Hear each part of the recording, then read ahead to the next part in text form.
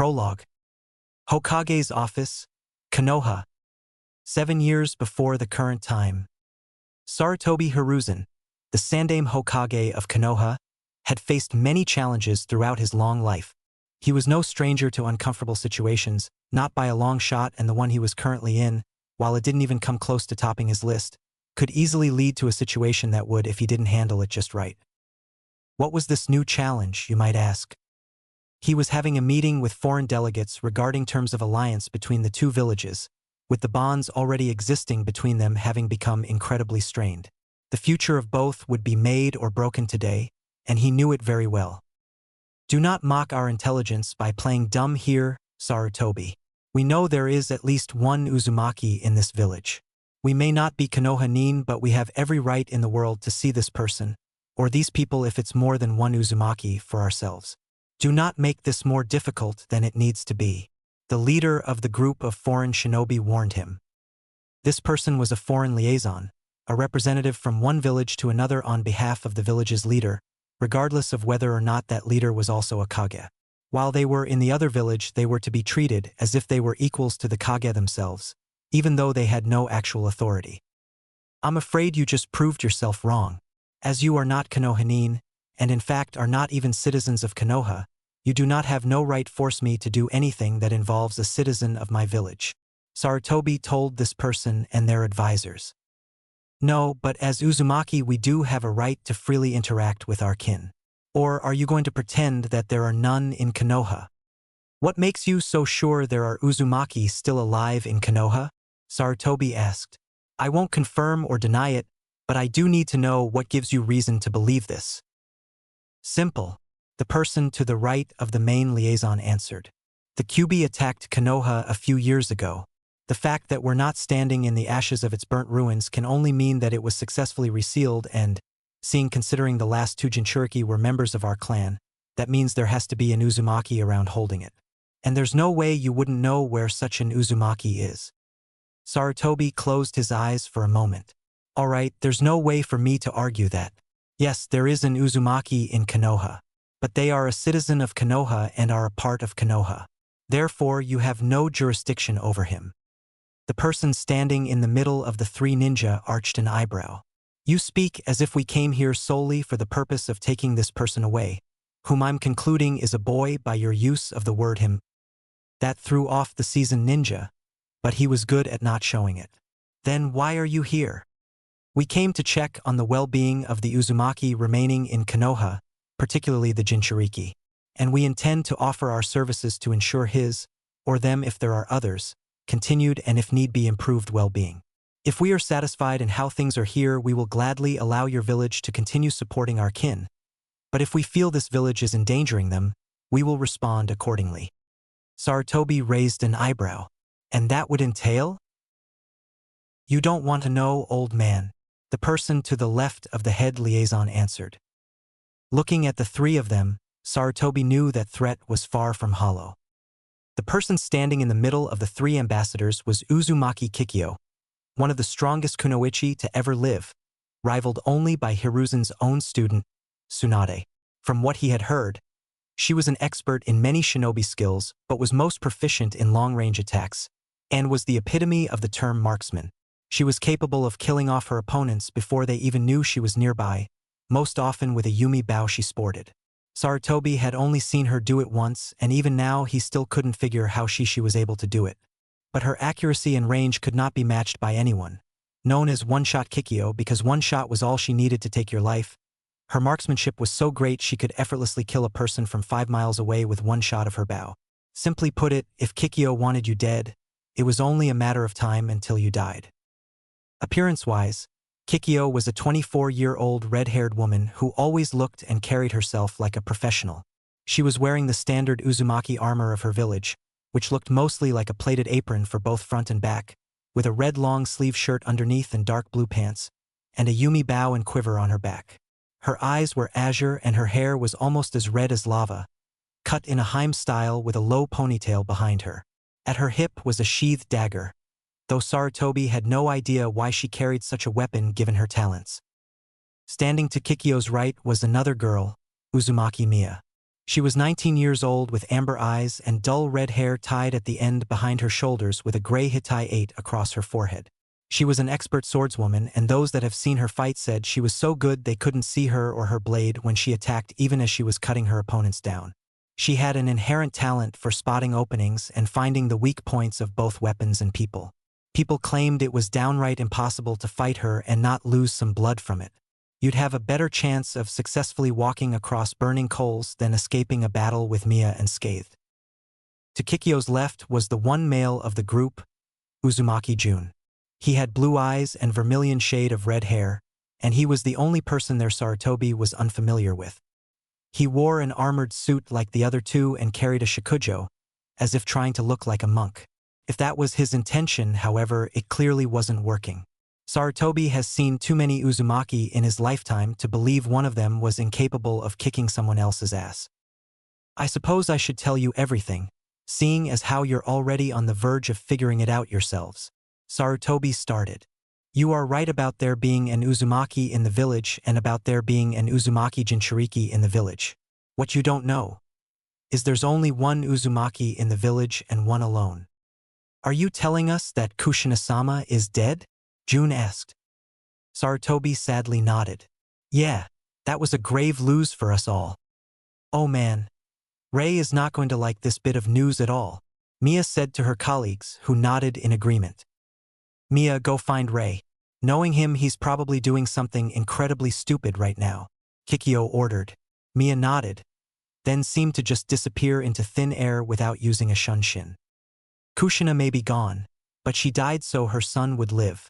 That is something to be respected, Sarutobi added. Her son? Kikyo asked, then smiled. Excellent. So appears there is a heir after all. Heir?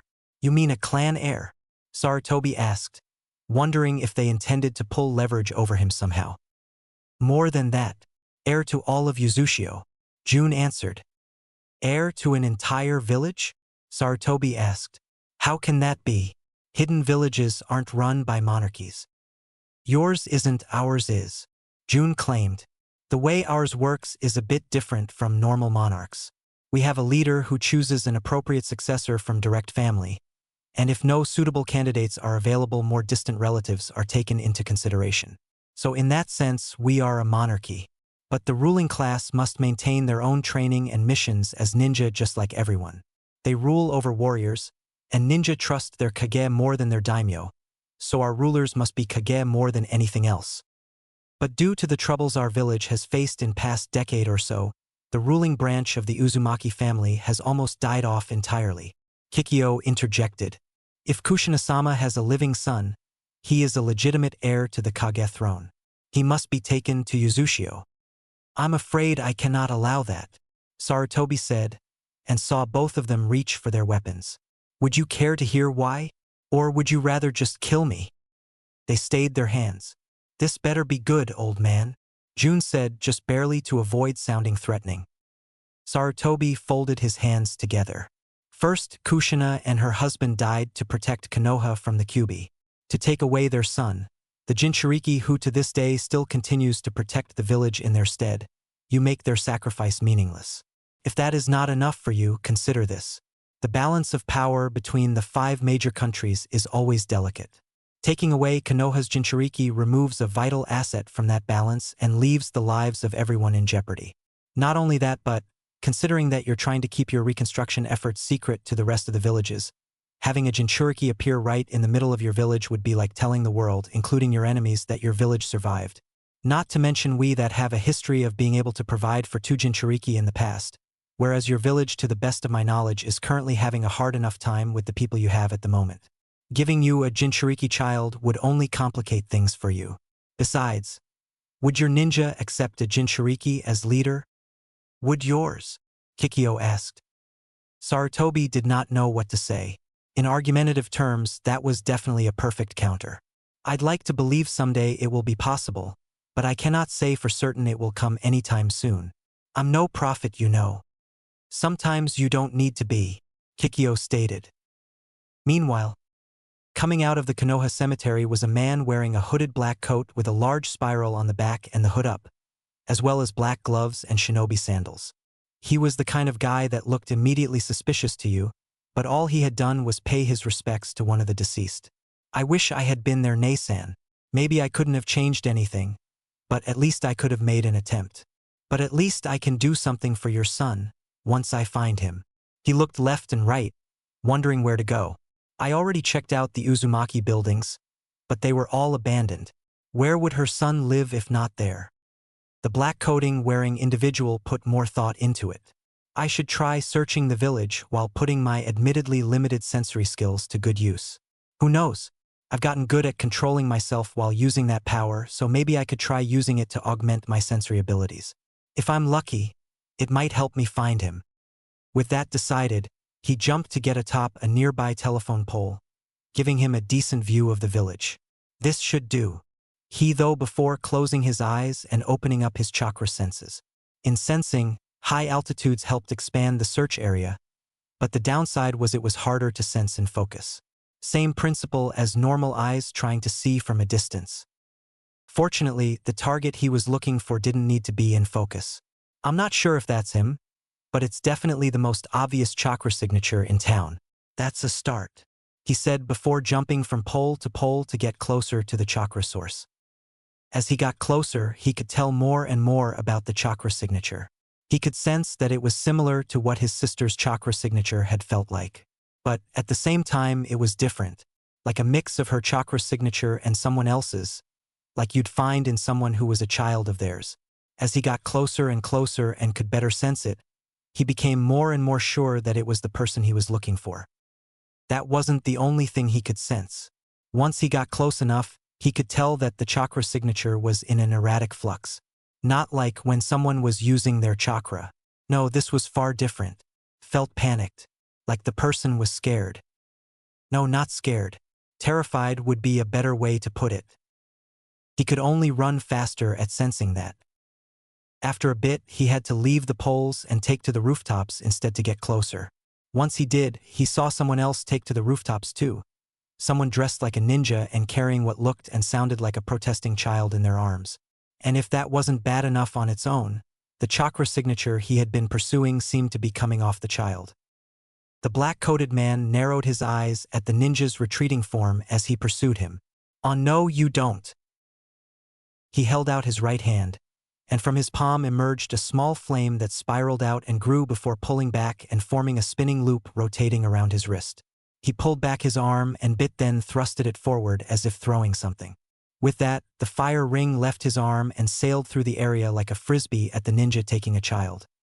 The fire ring smashed into the ninja's waist, burning him badly while seeming to even cut into him upon impact. Said impact forced the ninja to collapse on the roof of a building, allowed the hood-covered man a chance to catch up. When he got there, the kid was already on his feet and trying to get away, but not sure how to get away. "You okay, kid?" he asked, but the boy wouldn't respond. "Hey, you okay?" The boy turned to look at him, and his expression was frightened, like he expected this guy to do something to him. The black-coated man's eyes widened at the sight of the boy's face as he began to take in the appearance of the frightened boy he'd just saved. The child was no older than 6, 7 at the absolute oldest, and that was assuming he was short for his age. He had blonde spiked hair with blue eyes and a set of obvious whisker marks on his cheeks. His clothes were brightly colored but faded and dirty with some patches, like they were hand-me-downs or ones he had kept for a long time, unable to replace. But what got him most was the shape of the boy's face. It was the exact same shape that his sister's was when she was the boy's age. If he'd had any doubts that this was the kid he was looking for, they were erased when he saw this. The black-coated man decided that removing his hood might make him look less intimidating to the poor boy. So, with this in mind, he reached a hand up and began to pull down his hood. "It's all right, kid," he said when his face was visible. He had a normal facial shape with emerald eyes and spiked hair just as the boy did. Only his hair was a little longer and more of a rusted scarlet color with some orange streaks to it. "I'm not here to hurt you. Why was that guy taking you anyway?" The child was still shaking. "I don't know. One minute I was just out walking when this big smelly man started chasing me with glass in his hands. He kept tripping for some reason, so I thought I lost him in an alley. But he caught up. This masked guy showed up and saved me. But before I could even thank him, he grabbed me and said he was taking me away. Sounds rough, and not at all like something that should have happened. But you're safe now. The name's Uzumaki Ray. Got it memorized? What's yours? The boy's eyes widened. You? Uzumaki? Yeah. Does it mean anything to you? Ray asked. The blonde boy slowly nodded. Yes, my name is Uzumaki Naruto. Why do you have my name? I assume the same reason you have my name. You're part of my clan. Clan? What's a clan? Naruto asked. Okay, even kids half his age know what clans are when they're in clans. Clearly someone's withholding information from him, and if he doesn't know that, what does he know? Ray asked. Ray just sighed and looked down before mumbling something, then looked up at Naruto. Come on, kid. You and I have a lot to talk about. Why you? You are not taking that boy anywhere. Ray looked to the ninja he had taken down, and this guy was back on his feet, albeit shaking while he stood. He pressed a button on a black panel on his belt, which made Ray raise an eyebrow. Listen, buddy. There's nothing you can say to me to make me walk away from this boy, and if he is who I think he is, I won't have a problem killing you to make that happen. Got it? So do us both a favor and you be the one to walk away. The ninja, whom Ray noticed had an ANBU mask he did not recognize as being from the normal ANBU, shook his head. I cannot do that. My superior had ordered that this boy be brought to him, and failure is not an option. Ray signed and shook his head. Why do I always get stuck with the icky jobs? Ray raised his arms to his sides as a burst of flame appeared in each hand. The bursts of flame soon spiraled out and reformed themselves into large and oddly shaped chakrams with flames around the spiked edges. The ninja, caught off guard by this, could only bring himself to stare at the weapons that quite literally formed out of nothing but fire. Ray began spinning one of them as fast as he could before letting it fly toward the nin. Eat this, he said as he threw the first ring. The masked nin jumped and turned in the air to dodge the chakram that twisted itself in the air as well, like it was trying to reshape itself into another weapon. While the enemy was in the air and unable to react, Ray threw his second fire chakram. This one flew through the air vertically and hit the masked nin's abdomen, cutting right through it like a buzzsaw and cauterizing the wound perfectly. Both fire rings faded and the bisected nin collapsed, the top half on the roof and the bottom half over the edge. Someone from below screamed, not expecting a person's legs, and asked to fall down by them like that. Ray stepped up to the downed ninja and leaned down to whisper, "That's what you get for trying to hurt my nephew." He said it too quietly for Naruto to hear it. Suddenly, a large cluster of kunai bearing exploding tags appeared out of nowhere, impaling themselves in the roof around the fallen nin but not hitting either him or Ray, as if they were supposed to miss. Not having time to think it over, Ray pulled back quickly and grabbed Naruto without a word, although the boy was clearly not fond of being taken again, then jumped to the next building just before it exploded. On the other rooftop, he saw a group consisting of 6 ninja all wearing the same outfits and masks as the one he just killed, the only thing giving them any individuality appearance-wise being their own height and hair. And all of them looked ready to fight as soon as he made a move. Well, this might actually pose a challenge for me, Ray said, setting Naruto down to free his hands. The young boy scurried away, but couldn't get too far without getting close to the others. Stay behind me, kid, he told the younger Uzumaki as he raised his arms to his sides again, his hands open and his palms facing outward, before reforming his flame chakrams. Why should I trust you? Naruto asked. It's either me or them, feel free to choose. The masked nin moved as one to ambush the 2 Uzumaki, forcing Naruto to decide by hiding behind Ray. The orange-streaked redhead held out his hands forward, turning his chakrams into a type of shield rather than weapon. He added a spiral of fire to them to give them more cover, so it looked like he was defending himself with his own clan symbol. The masked nin were surprised to see this. This man, whoever he was using jutsu and abilities unlike anything they had ever seen. In some ways, it reminded them of a red-haired woman that their leader had briefed them on. One who was supposedly connected to the blonde they were attempting to bring to him. They couldn't think of that right now. They had to continue their attack on him and get to the boy. Each drew out a katana and 4 of them moved to hit the flames directly while 2 others would move around them. Ray saw this coming, however. He threw his 2 flame chakrams like boomerangs, bisecting the 2 attackers coming at them from the side before they could even blink, and stomped 1 foot to the ground. When he did, a large ring of fire sprung up around him and Naruto protectively before he caught his flame chakrams. The 4 other ninja were spared the attack, but one of them managed to cut his coat and draw some blood. They couldn't add more because of the firewall, so they pulled back. "This won't protect you," one of them said before taking out a scroll and unsealing some stored water. Suetun, water bullet volley. From the water on the roof sprang forth a lot of projectiles at high speed right at Ray. Ray just threw one of his flame chakrams at them and raised his hands as a wall of fire rose up from the ring of fire, blocking the water projectiles. The flames that the wall of fire was made of were so hot that the water projectiles turned to steam before they could get very far through it. Naruto looked at the older Uzumaki, in awe of the power the man was displaying. "Teach this guy. He's really strong." "You're good, but you can't keep this fire up forever," one of the ninja reprimanded, holding up a paper tag with a seal on it. Ray narrowed his eyes, able to recognize that seal.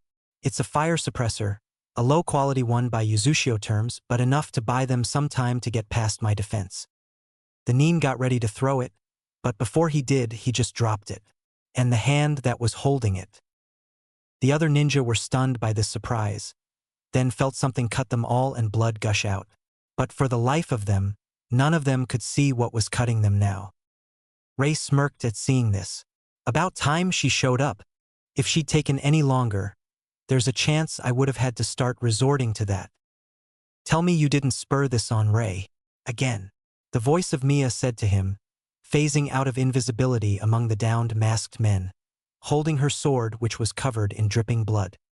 "Nope, not my fault this happened, Mia. Besides, their friend was trying to hurt a fellow Uzumaki. If I had started it, wouldn't you want me to instead?" Mia sighed.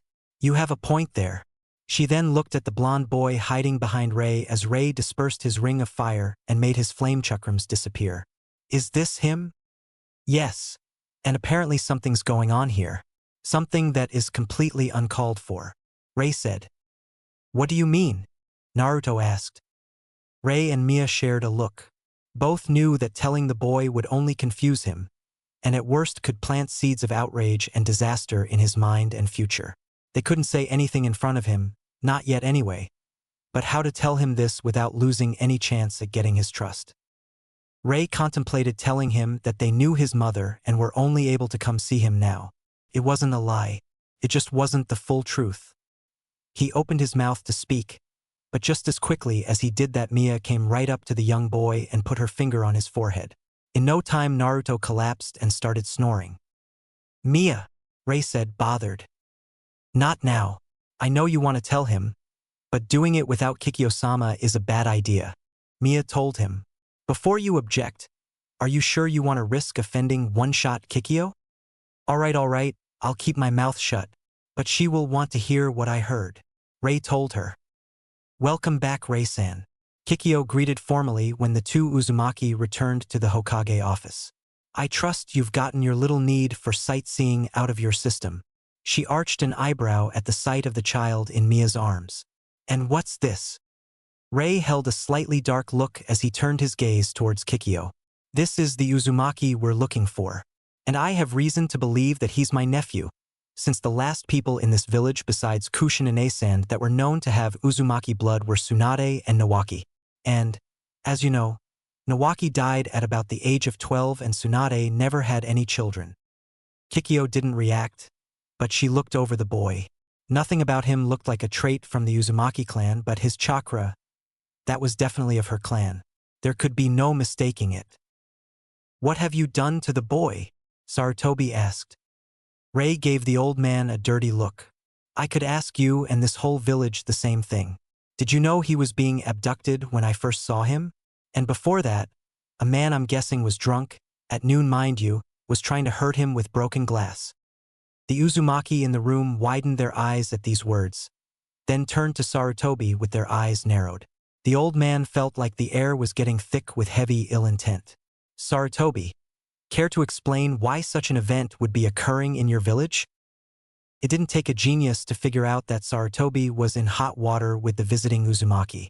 The people of Konoha don't take too kindly to the knowledge of this boy being the Jinchuriki for the Kyuubi.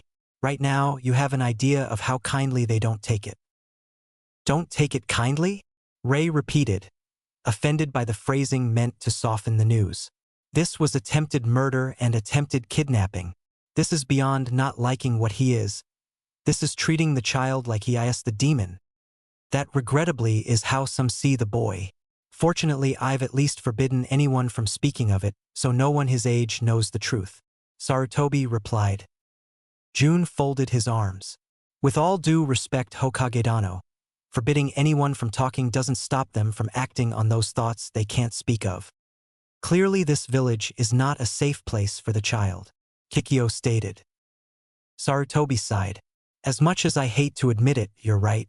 But there are a few who look past the hatred of others and see him for who he really is. Like the Hyuga heiress, for example. Mia tapped her foot on the floor. You expect us to leave him here, knowing this, just because a little girl has a crush on him? No, I'd be foolish and undeserving of my job if that was my one argument to the case. Look, the truth of the matter is when Kushina was giving birth the seal on her failed, and someone whose identity we've yet to learn took control of the escaping Kyuubi. Namikaze Minato, the Yandame Hokage, husband to Kushina and father to Naruto there, was able to reseal the fox inside his son. But both parents died in the process. They died believing that Naruto could protect the village better than they ever could. To take him away from Konoha before he even has a chance to be a ninja would be spitting on their sacrifice. Ray clenched his fist at this. I get that. But isn't letting him live in these conditions with people trying to kill him spitting on their sacrifice even more so than taking him away from here should be a place that one of his parents once called home. There is only so much I can do to keep him safe, Sarutobi explained. Obviously, you're not doing enough. Naruto revealed to me he doesn't even know what a clan is. Tell me, how can a clan heir and the one Uzumaki in this village not know something that basic if you were doing everything possible to honor my sister? You're the Hokage, so couldn't you just tell him about his heritage yourself? Ray asked. Sarutobi sighed. It's not as easy as you think. I can't teach him anything ninja-related myself without drawing more attention to us both. But I have told him to always listen in class once he starts the academy. Not only that, but while I was focusing on making sure we recovered from the Kyuubi attack, the civilian council got their hooks into the academy and changed the curriculum around a bit. One thing they've done was cut learning about the Uzumaki from the program in order to try and save face with the other nations by making us seem unassociated with your clan. I myself didn't find out until recently and intend to rectify this situation as soon as possible. You let the civilians decide what should and shouldn't be taught to ninja? Kikyo repeated, making a look of disappointment and bewilderment. It was an expression shared by the rest of her clansmen at the moment. Sarutobi shook his head. No, it's more like they forged my signature and put in an order for it to be changed to their liking. And you let them stay in power? Jun asked, starting to get angry. No, of course not. I had them sentenced to life without possibility for parole on grounds of usurping and defrauding the Hokage. I have the current council fixing the problem now. Like I said, the problem was only recently discovered. So to fix a problem created by civilians, you're entrusting new civilians to fix it simply because they're new? Ray asked. I'm awaiting the report of the new curriculum as we speak. And to make sure it's genuine and not a mere diversion, I will check it myself when the semester starts. I can understand that, but we still have reason to believe Naruto here is better off in our village. Especially if the people who wish harm on him will find ways to use their children to make it happen for them, Kikyo claimed. Sarutobi nodded sadly, knowing that they had a point. Is there any way we can find some sort of compromise that would allow us to fully honor Minato and Kushina's wishes, as well as do what's best for Naruto-kun? Ray thought it over for a second before a grin, not unlike one that would be seen on Naruto's face when he was planning something big, stretched across his face. I think I've got an idea. Hiruzen visibly cringed when Ray said those words. I'm going to regret this, aren't I? Chapter 1. Konoha Hospital, Konohagakure. Current time. A young boy tried to open his eyes but found that the light was too painful for him at the moment and was forced him to close them again. What happened? he asked himself before he managed to answer his own question. Oh right, the team tried to leave and I had to kick his ass to get him to come back. Did a good job of kicking my ass in return, I'll give him that. But then, how did I get back here? Wait, I am in Konoha, right? He asked himself as he struggled to open his eyes and tried to figure out what was going on. The boy was none other than Uzumaki Naruto, genin of Konohagakure and Hokage hopeful, who was recovering from his latest mission.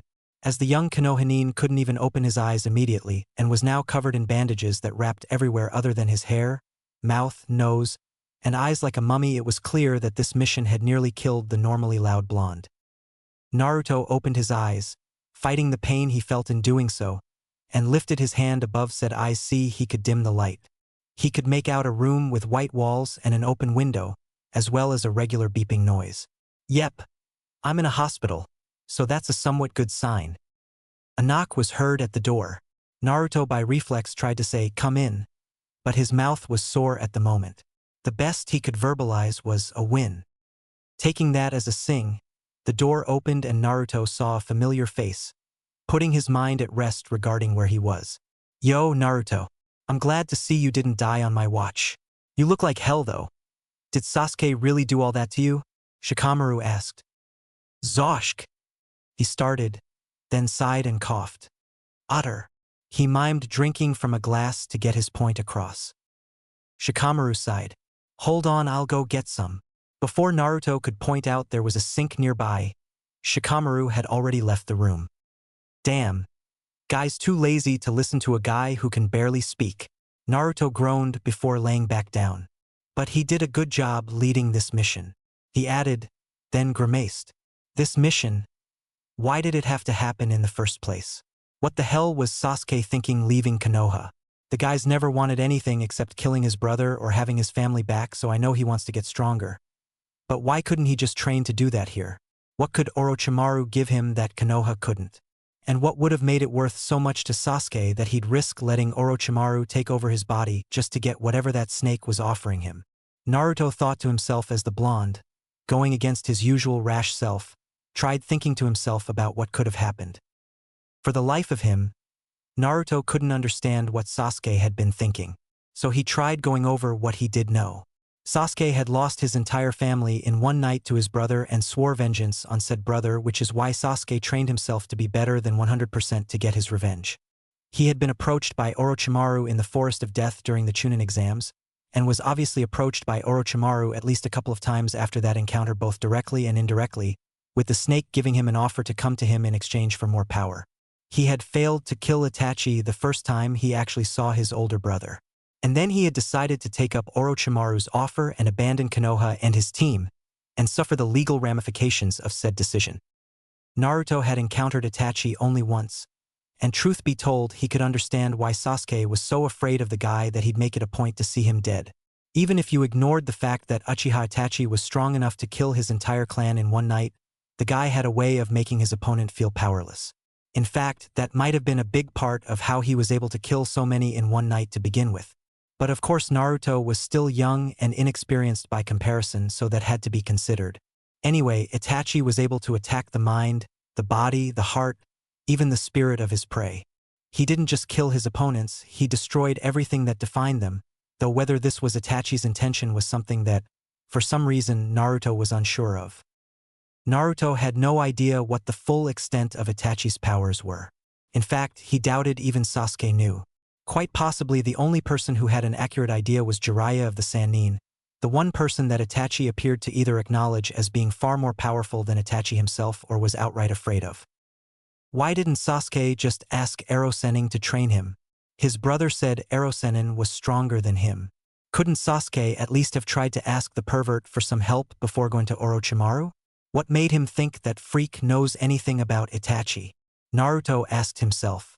Either Orochimaru knows something about Itachi that he told Sasuke when I wasn't around to hear it, or the freak is controlling him somehow. Those are the only explanations that makes any sense. The door opened and Shikamaru came back with a glass of water, but he had company this time. Next to him was Hinata, who looked nervous but not surprised by how bandaged Naruto was, much to the blonde genin's own surprise. Here you go, Shikamaru said, offering the glass. Naruto eagerly took it and guzzled it down. He coughed a bit when he stopped, but his throat felt better. Thanks, Shikamaru. Heh, looks like I can talk again. Naruto-kun, what happened to you? Hinata asked. Naruto sighed before he answered. I guess Sasuke didn't want to play nice, he said, then touched the spot where a Chidori had gone right through him. The fight got so out of control that he probably didn't even know what he was doing and tried to kill me. He nearly succeeded a couple of times, too. Shikamaru's eyes marginally widened to hear this, and Hinata looked like she was going to faint from the shock. But enough about me. What about the others in our team? What happened to Kiba, Choji, and Neji? And what of Sasuke? Did I manage to stop him, or did he dash? Naruto asked before stopping, not wanting to even think of the alternative to that last question. It's a long story, Naruto. Shikamaru started, clearly uncomfortable with the current line of questioning. I'm not going anywhere, Naruto reminded the lazy boy. Shikamaru sighed. Fine, if you're gonna make me say it. Choji and Neji are in critical care right now. Of all our fights, those two clearly got the worst of it. That said, there's no reason to believe that they're in danger of dying according to the medics. Tsunade-sama is a real drag to deal with sometimes, but I gotta hand it to her. She really pulled through with her medical expertise. If she hadn't, I'd be giving you the dates for Choji and Niji's funerals right now. As for the rest of us, Kiba and Akamaru are a little less injured than you are and are doing fine now. All I got out of this mission was a broken finger. He held up his hand to show this.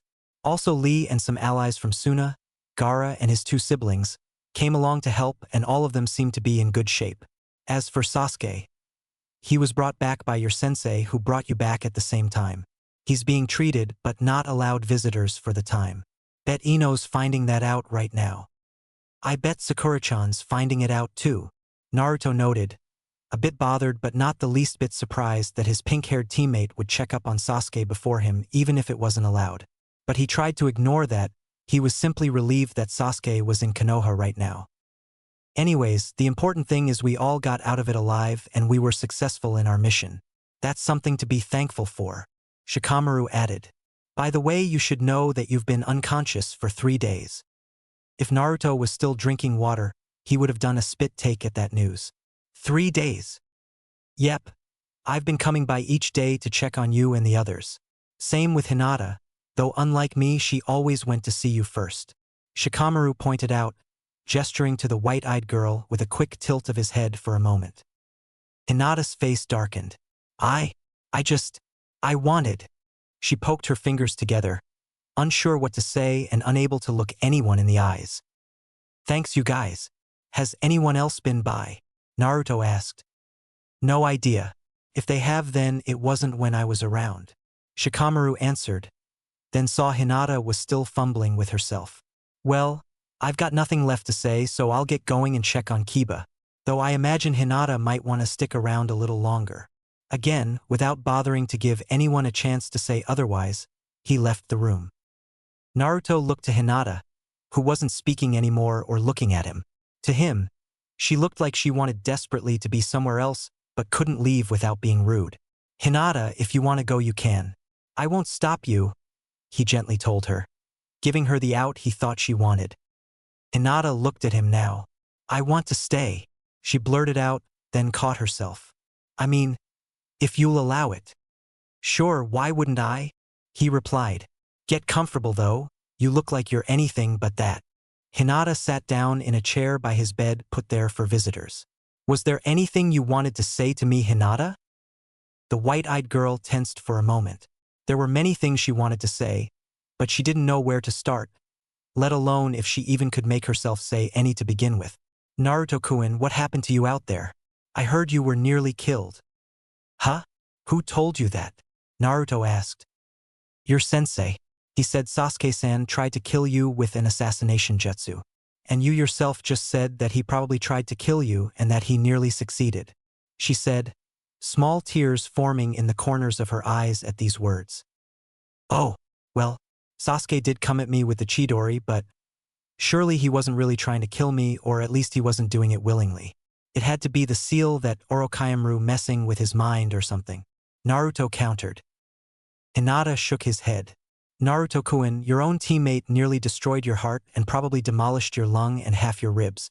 How can you possibly defend him? Because it had to be Orochimaru controlling him. It's not his fault. It can't be, Naruto said. Naruto-kun, I know about seals controlling people. Remember what Nijian-sen told you about my clan? Hinata asked. The caged bird seal doesn't control how the bearer thinks. It can be used to discourage certain lines of thought, but not automatically. For it to do anything, someone who knows how to use it has to enact it and be in proximity to it. So for a seal to affect Sasuke-san, Orochimaru would have to actually be nearby and use it. And if that was the case, why would he let Kakashi-sensei to bring you both back? Well, he wasn't thinking right. I mean, he did get hit by a genjutsu from someone recently. Naruto pointed out, making sure to not completely point out that it was Itachi, as that was another can of worms. That could have affected him. When was he hit? Hinata asked. Naruto thought it over. During the mission where Ero-sennin and I brought back Bachan. He noted the Hyuga heiress's confused expression at his choice of phrasing. Our new Hokage. Hinata arched an eyebrow. Naruto-kun, my sensei is a genjutsu expert and she went to see if that was the case. If it was, she would have said so, but she didn't. And believe me, there are few genjutsus, if any, that can affect a Sharingan user for that long.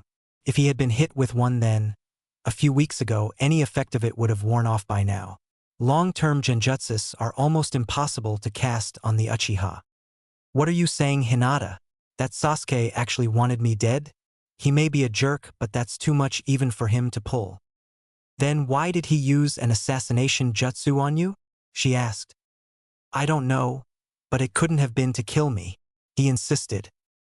Why do you believe that, Naruto-kun? What am I supposed to believe, Hinata? That Sasuke, my own teammate, was actually trying to kill me of his own free will? That he was actually choosing to end our friendship? I can't believe that, he said, then added to himself quietly. I don't want to believe that. Hinata caught that and leaned to him, taking a hold of his hand despite her blush from doing so. Naruto-kun, I know this is unpleasant, but something isn't true simply because you want it to be. I know this hurts you, but you should consider the possibility that Sasuke-san really did intend to kill you. Naruto withdrew his hand, hurting her a bit at his small rejection of her. Even if you're right, it doesn't matter. He's still here, so I can change him so that this doesn't happen again. Why does it matter to you, anyways? Why does it matter if Sasuke tried to kill me or not? Hinata tried to withdraw into herself, hesitating to answer, but Naruto wouldn't have any of that. If you have a reason to care, then at least be brave enough to tell me why you care. I don't want, she stuttered quickly. Can you please speak up, Hinata? He asked, a bit bothered by her quietness here. After a brief moment, Hinata, in a display that was completely unlike her, snapped. I don't want you to die, Naruto-kun. I care about you too much to see you get killed. If you were to die, I don't know what I would do with myself, she shouted, forcing herself to be louder but losing control over her own volume when she forced it. Naruto looked at her and was stunned silent. He wondered who was the girl standing before him and what had happened to the quiet girl that was the Hinata he knew. Hinata blushed even more after that outburst and looked out the window to avoid making a further fool of herself. Hinata?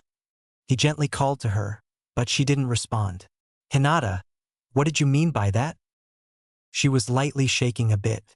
Naruto-kun, you almost died on that mission. Do you even understand what that even means? Yeah. That kinda comes with the job, Hinata, he remarked. This was different.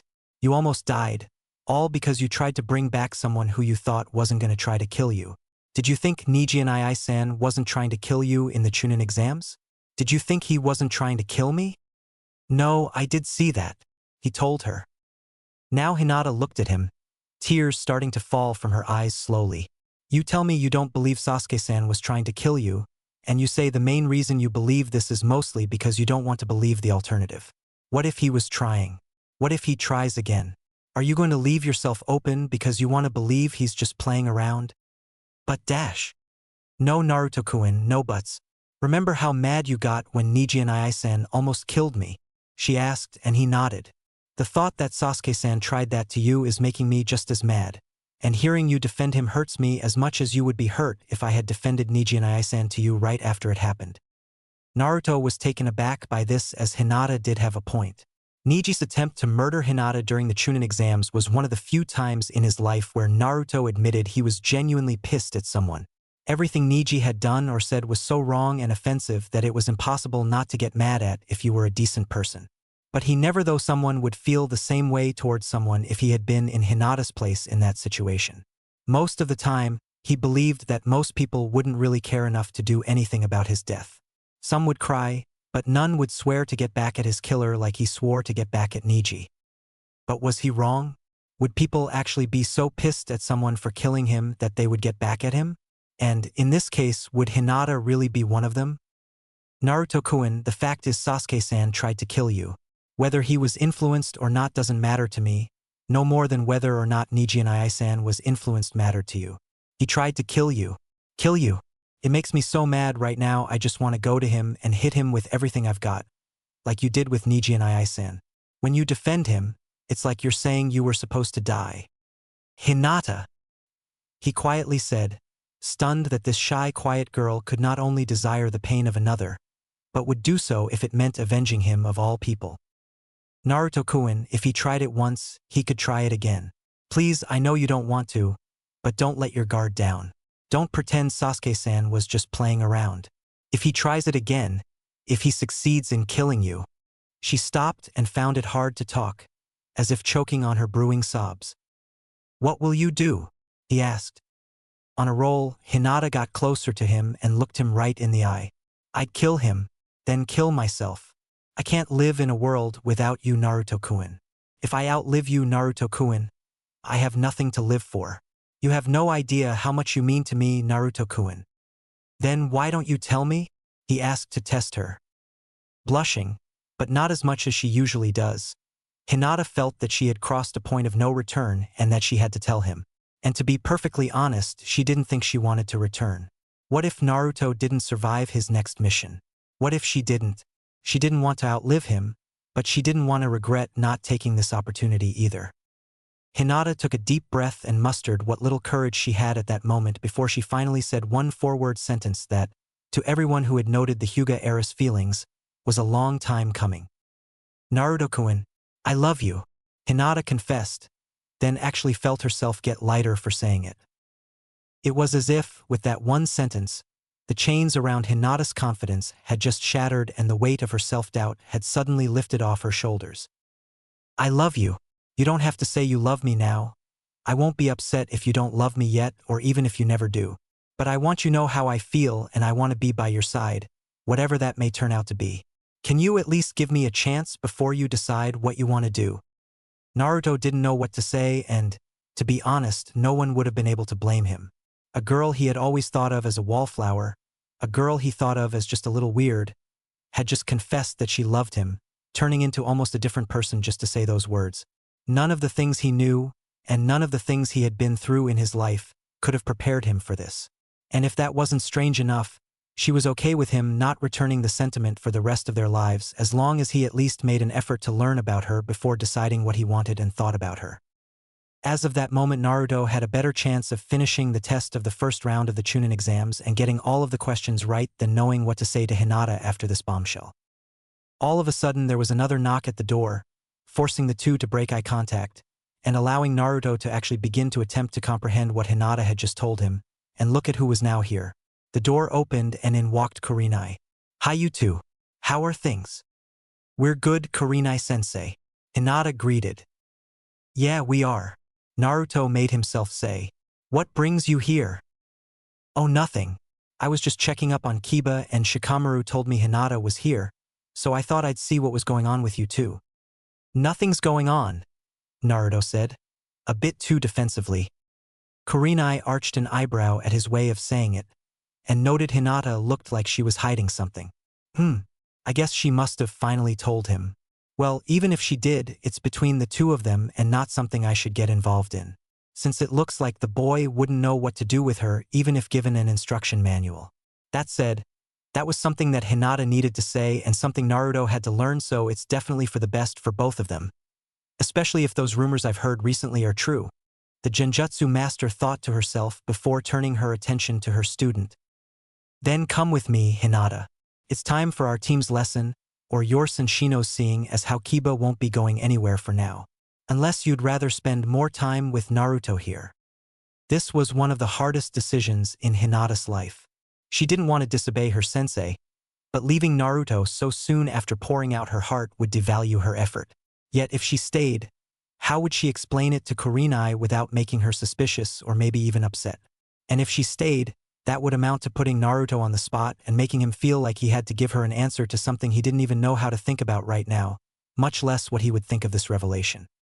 Sensing her internal conflict, Naruto decided he needed to help her in some way. It's okay, Hinata. You told me you want to get stronger too, and this is part of it. Besides, it's not like you won't have any time to come back if you want to write. Hinata wasn't sure what to say, but she nodded. She knew he needed time to process the big revelation she had just given him, and she didn't want to come across as needy or fangirlish by making him feel like he had to respond on her terms. All right, I'll be back later today, Naruto-kun. Hinata was led out of the room, giving the whiskered blonde one last hopeful glance before departing. However, Kurenai didn't leave when her student did. Naruto, I know that we've never really talked before, but there's something I wanted to tell you. She sighed for a brief moment. I know that it must have been hard having to treat your own teammate like a dangerous criminal, especially one who tried to kill you, but you still did the right thing, given what would have happened to your teammates if you had done nothing. Most bad things happen not because people are bad, but because good people don't know what the right thing to do is and make mistakes or do nothing at all. But here you did do the right thing, even if you may think you didn't. Kurenai-sensei, how do you know what the right thing is? He asked, and secretly he wasn't just asking about the mission. He was asking in terms of knowing what to do about Hinata. While she didn't say it explicitly, Kurenai clearly understood the other, more hidden, meaning behind that question. Most of the time you don't. The problem with doing the right thing is that it's easier to know what that is when you're not the one that has to do it. When you do have to do it, people tend to overthink it or can't choose between morals or personal gain. I believe that the best way to know what the right thing to do is to ask yourself what would you think is right if you weren't involved. If it had been someone else who had to bring back the Uchiha, what would you have told them to do that would have been any different than what you did do? Naruto didn't know what to say, but her point did make sense to him. I don't think it would have been different. That's the idea. Anytime you feel you don't know what the right thing to do is, just ask yourself what would you say if it was someone else's choice, then take your own advice. With that, the older Kunoichi left the room, and Naruto was still as confused as he was when this had started. But he felt like knowing what to do would come easier to him now. Council Chambers, Konoha. Meanwhile, as Naruto was dealing with the possible reality regarding Sasuke and the bombshell of Hinata's confession, another conversation was about to begin. This conversation, unbeknownst to the young Jinchuriki, was to be the first in a quickly succession of events would drastically change his life forever and was being held in the chambers of the ruling body of Konoha. Gathered in these chambers, which was one of the most secure rooms in all of Konoha, was the collective governing body of the village. This collective body consisted of 4 major components. First, there was the Hokage, the true ruler of Konoha and everyone in it. The Hokage had more power than anyone and was the only actual authority over things that affected the overall village. In essence, the other 3 bodies existed to ensure that the Hokage either did not abuse this power, use it uninformed, or was left in a position where they couldn't use it. Currently, this position was held by the Godame Hokage, a woman named Tsunade, a descendant of both the Senju and Uzumaki clans who, alongside both Jeriah and Orochimaru, was part of a legendary trio of shinobi known as the Sannin. Then there were the Elder Advisors, the smallest and probably least important body there was. The position was given mainly as a way to honor the few shinobi that were able to reach old age, who were respected for their achievement, and because their experience was invaluable in many situations. In other situations, however, the advice of the elders was dated and obsolete. In the mostly youth-oriented ninja world, the times were always changing, as well as the people and things within said times, so they were rarely the first group approached for viewpoints. Currently, this position was held by Mitokata Hamura and Udatane Koharu, the teammates of the late Sarutobi Hiruzen.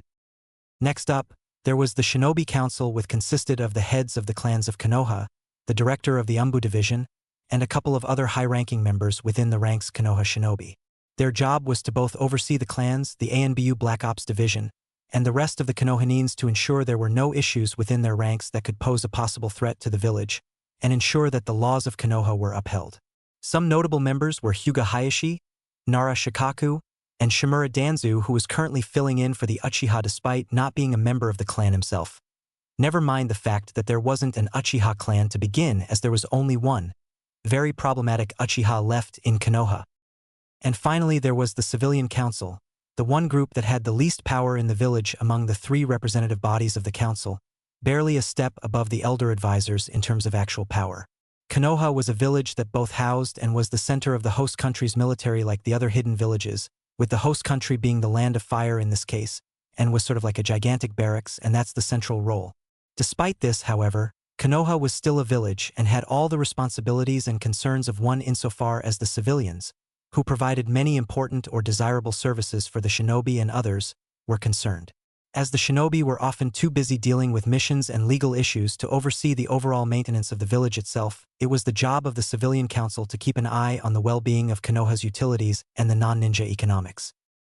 Tsunade, seated in the Hokage chair of the room, looked around the room before calling the meeting to order.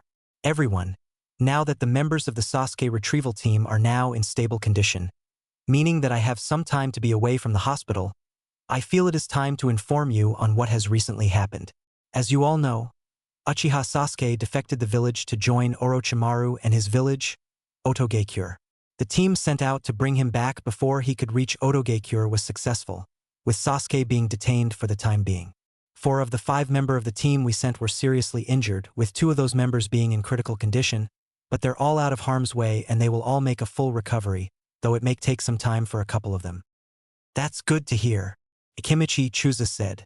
The Akimichi clan head was one of the first to hear about his son Choji's predicament, the young member of Team 10 being one of the 2 team members that was in critical condition after the mission.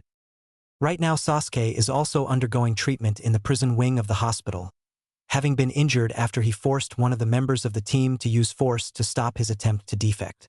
I have granted visitation right to the members of his team, but only if they follow proper channels first. The others involved in the mission have not been placed under any restrictions beyond that the hospital itself places on its patients. For the time being, however, I must insist that you avoid making unauthorized visits to Uzumaki Naruto until he's released. May we ask why? Hayashi asked. I mean, it's not I'm saying that any of us here were planning to visit the boy, but that's a bit uncalled for. This is mostly a safety precaution, and something for you to tell those under your care on my behalf.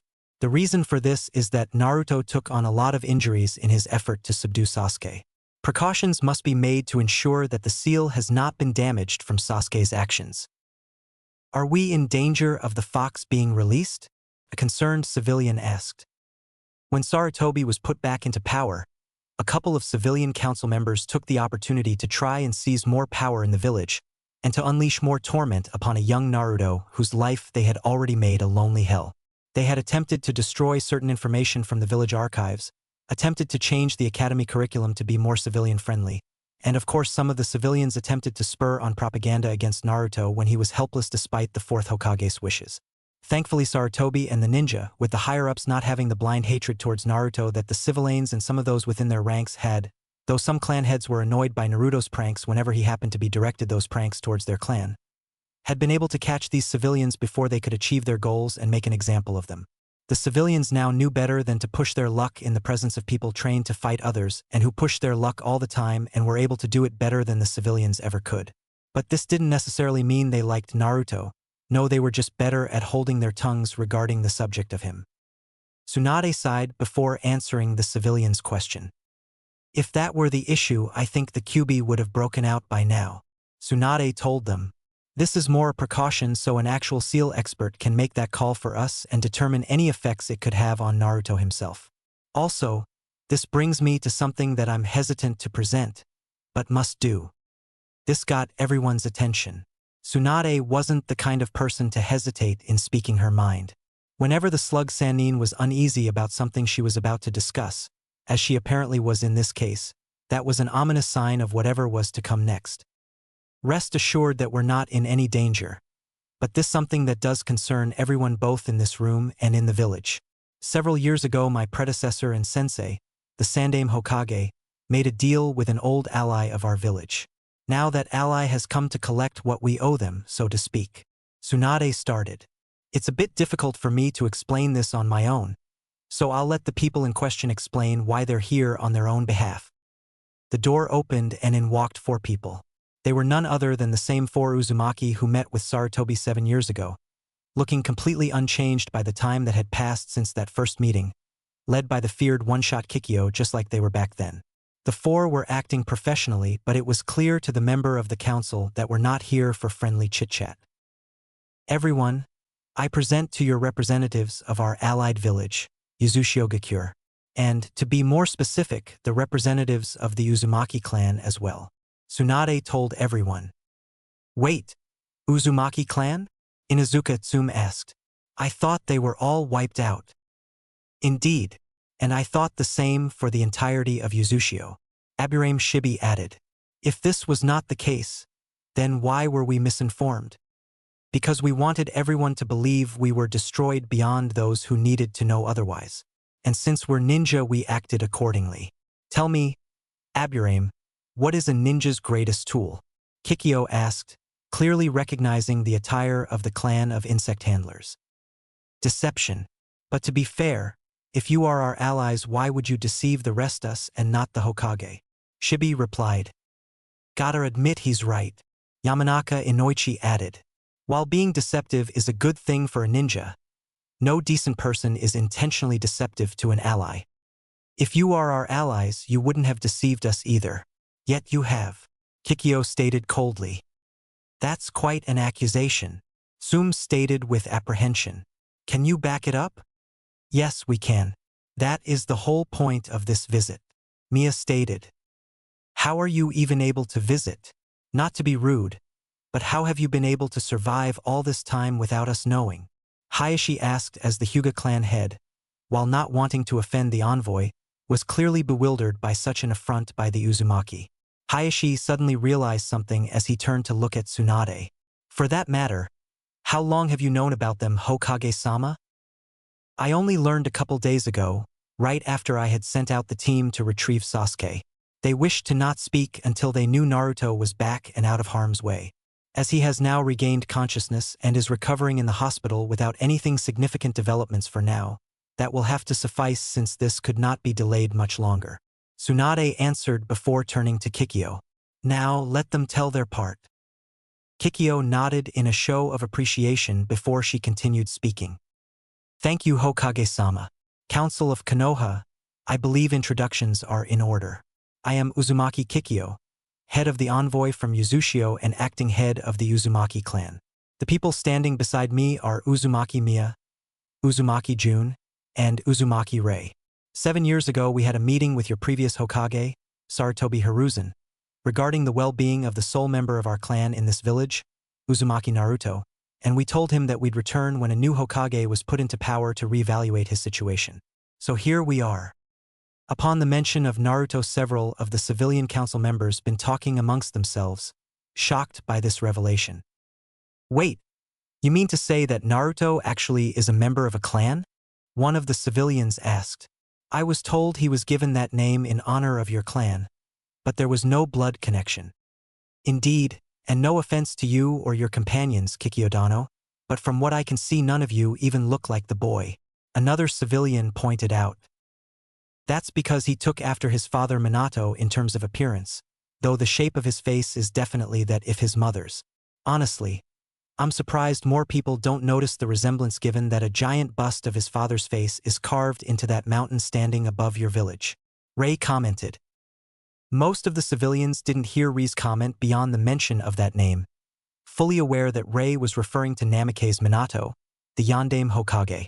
It didn't take long for them to put 2 and 2 together and realize that Rei was saying that Naruto, rather than being the human form of the Kyuubi, as some of the civilians had once believed up until Naruto's successful defense against over a rampaging Ichibi during the Otosuna invasion, was the only child of the revered Hokage. Most of the civilians, too stunned to even respond, turned to look questioningly at Tsunade, who nodded in confirmation to Rei's claim. As the realization sunk in, for most of the civilians, that they had been making the life of Minato's own son a living hell for over a decade. The shinobi, who were already aware of the truth, and those civilians who were able to snap out of their shock continued questioning the Uzumaki/Uzushio envoy. While I will confirm Reidano's claim, how is it that you know the identities of his parents? Nara Shikaku asked. Are we not entitled to know the parents of our own kin? Kikyo asked in a challenging manner. How did you find out? Shibi asked. His mother is my sister, Rei pointed out. Did you really think she wouldn't tell us that she was with child? To be frank, we didn't think she had any family outside of Konoha back then, much less now. Inoichi responded. So where were you all this time if not here? If Naruto is of your clan, I would have imagined that you would want to see him more frequently.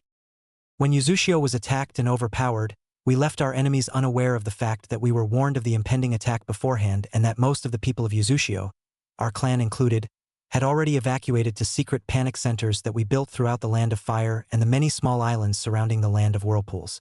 We stayed in those bunkers until the heat had died down, then went back to Uzushio or what was left of it by then.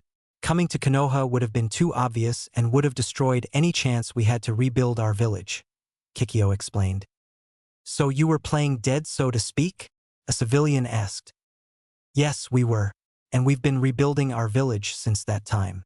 We had to do it in secret, however, so that the people who attacked us would not know of it lest they try to finish what they had started. June added. Kikyo cleared her throat. Anyway, that is not the issue. The issue is we did entrust some of the members of our clan, of whom only Naruto is left alive, to this village, and now that we've evaluated his current conditions, we are no longer satisfied with letting Konoha have Naruto, who is also the last living member of our clan's ruling family, under its jurisdiction. We now intend to bring him to Uzushio, as we should have done years ago. You can't do that, several voices said all at once. Why not? Why should Konoha be allowed to keep him? Why should we not have Naruto come to his rightful home? Kikyo challenged. She's right. Besides, from what I've seen from the people in this village, especially among you civilians, it looks and sounds like you guys want him to go away. Now you have that opportunity to get him out of your sight and you're refusing to let him go, Rei proclaimed. You do realize that Naruto is the Jinchuriki of the Kyuubi, correct? That alone is all the reason we need to keep him here, Danzu stated. All four Uzumaki gave him dark looks. If him being a Jinchuriki meant anything to this village, he would be stronger. Not what he is now. What do you mean? Rei handed Kikyo some papers. For starters, it says here that Naruto failed the academy graduation test 3 times, which is in this village the legal maximum. But if this was truly normal, then Naruto would be no less than 2 years older than the genin he is partnered with. Yet it's confirmed he's younger than them both. Same with others dubbed the Rookie 12 by those that know the genin. How is this a sign of ill treatment? Sum asked. Simple, the mere fact that Naruto took the graduation exam more than once yet is still the same general age as those that were in the same class he did graduate in proves one thing. Someone allowed Naruto to take the graduation test early, and more than once. This wouldn't be a problem if Naruto was an exceptional student, but that was not the case. And I doubt any teacher would let him take it if he just asked without allowing others in the class the same offer, which I have reports saying did not happen. Logically, the only explanation is that someone in the academy was trying to get him expelled from the system permanently and make it be Naruto's own fault. No one could argue that point.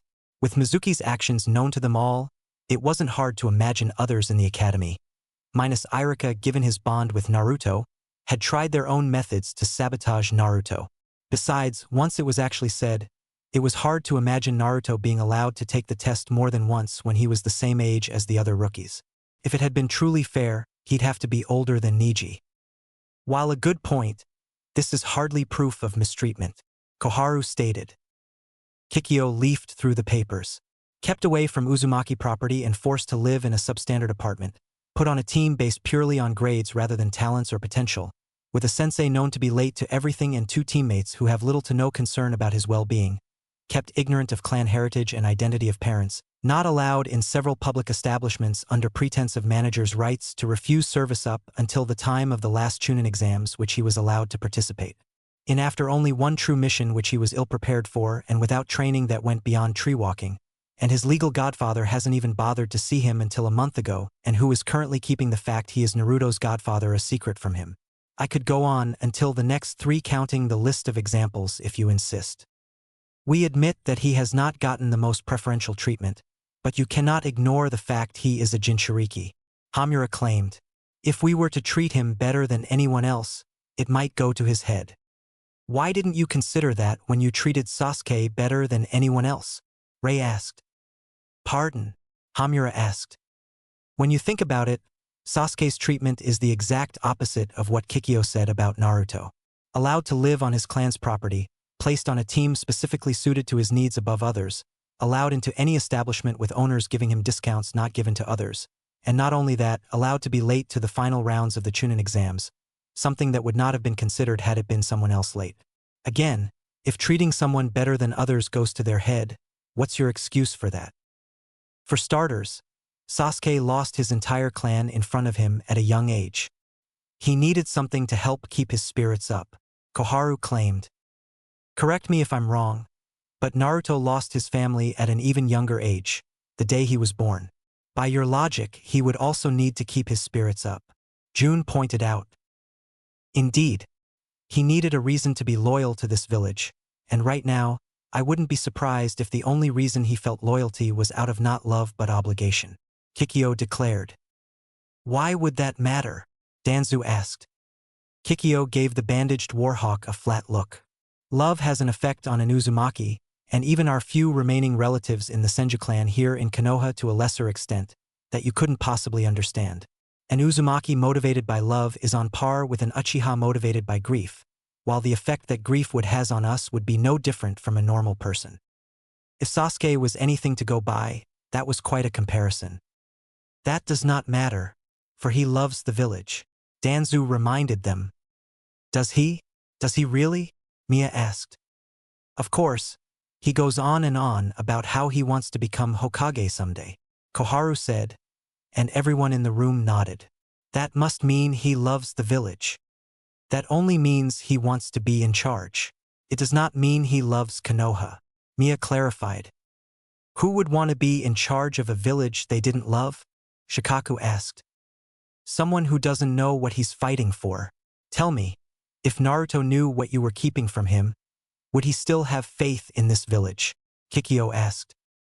He will learn when he is ready, Danzu told them. And when is that? Excuse me? When will he be ready? Kikyo repeated. What standard must he meet before no more secrets will be kept from him? With all due respect, and while I don't want to sound like I agree with Danzo, that is Konoha business, Tsunade told the redhead woman, with her open attack on Danzo going relatively unnoticed by the council, as she would say something along similar lines at every meeting. Very well, but we are still adamant in our claim. We have decided that it is time for Uzumaki Naruto to come to Uzushio and be placed under our care. And we are here to take him to Uzushio as per the first condition of our agreement with the Sandaime Hokage. You can make this much easier on yourselves by not interfering with this.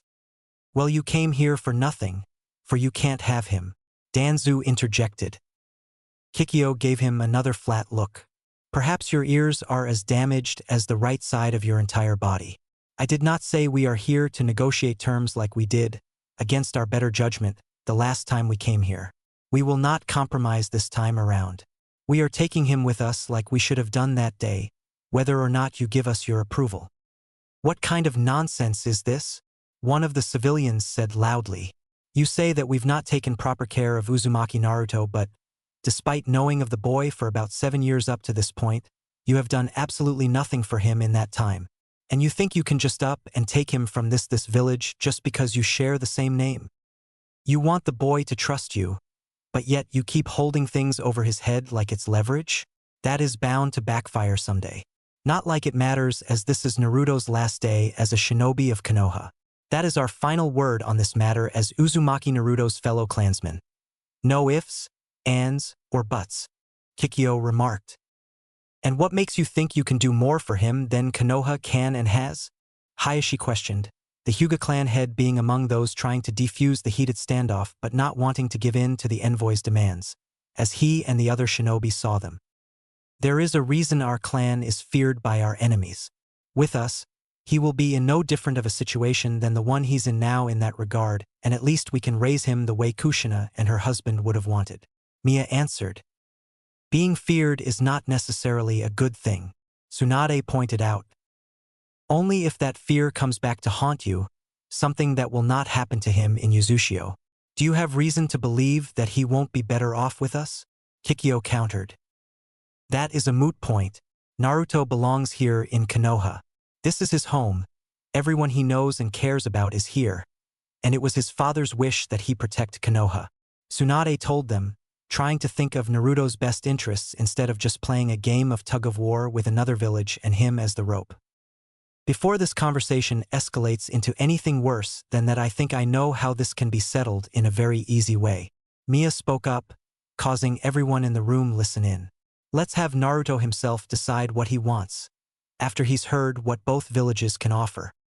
The council discussed this suggestion amongst themselves while Shizune, Tsunade's assistant who was watching the proceedings by her master's side, approached her longtime master. I think maybe we should follow Miyadano's advice. If anything, he should be the one to decide what he's going to do, and it's unlikely he'll choose to leave anyway. Shizune suggested, to which Tsunade sighed. Very well then, we'll let Naruto be the one who makes the final decision. Tsunade declared even as she got the sinking feeling that this was not going to end well. Chapter 2, How Little We Know. Konoha Hospital, Konoha. Current time. While people had been talking about Naruto, when evening came he got another visitor. His teammate Sakura walked in, making him smile. Hi Sakura-chan. The pinkette failed to return the expression. Instead, her face was contorted into one of shock and fear. She looked at Naruto as if he was somehow Gaara instead. Naruto, what happened to you? Who did this to you? Oh, this is nothing to worry about. Sakura frowned. Then why are you in a hospital? No idea, I woke up here. But I'm fine, he insisted. Naturally, Sakura was not convinced. Naruto, who hurt you? Sakura pressed. A little bit of this came from Orochimaru's goons, but it was mainly Sasuke when I had to fight him. He carefully admitted, knowing that saying stuff about Sasuke around her was like walking into a minefield. Sakura gasped and covered her mouth. He did this to you?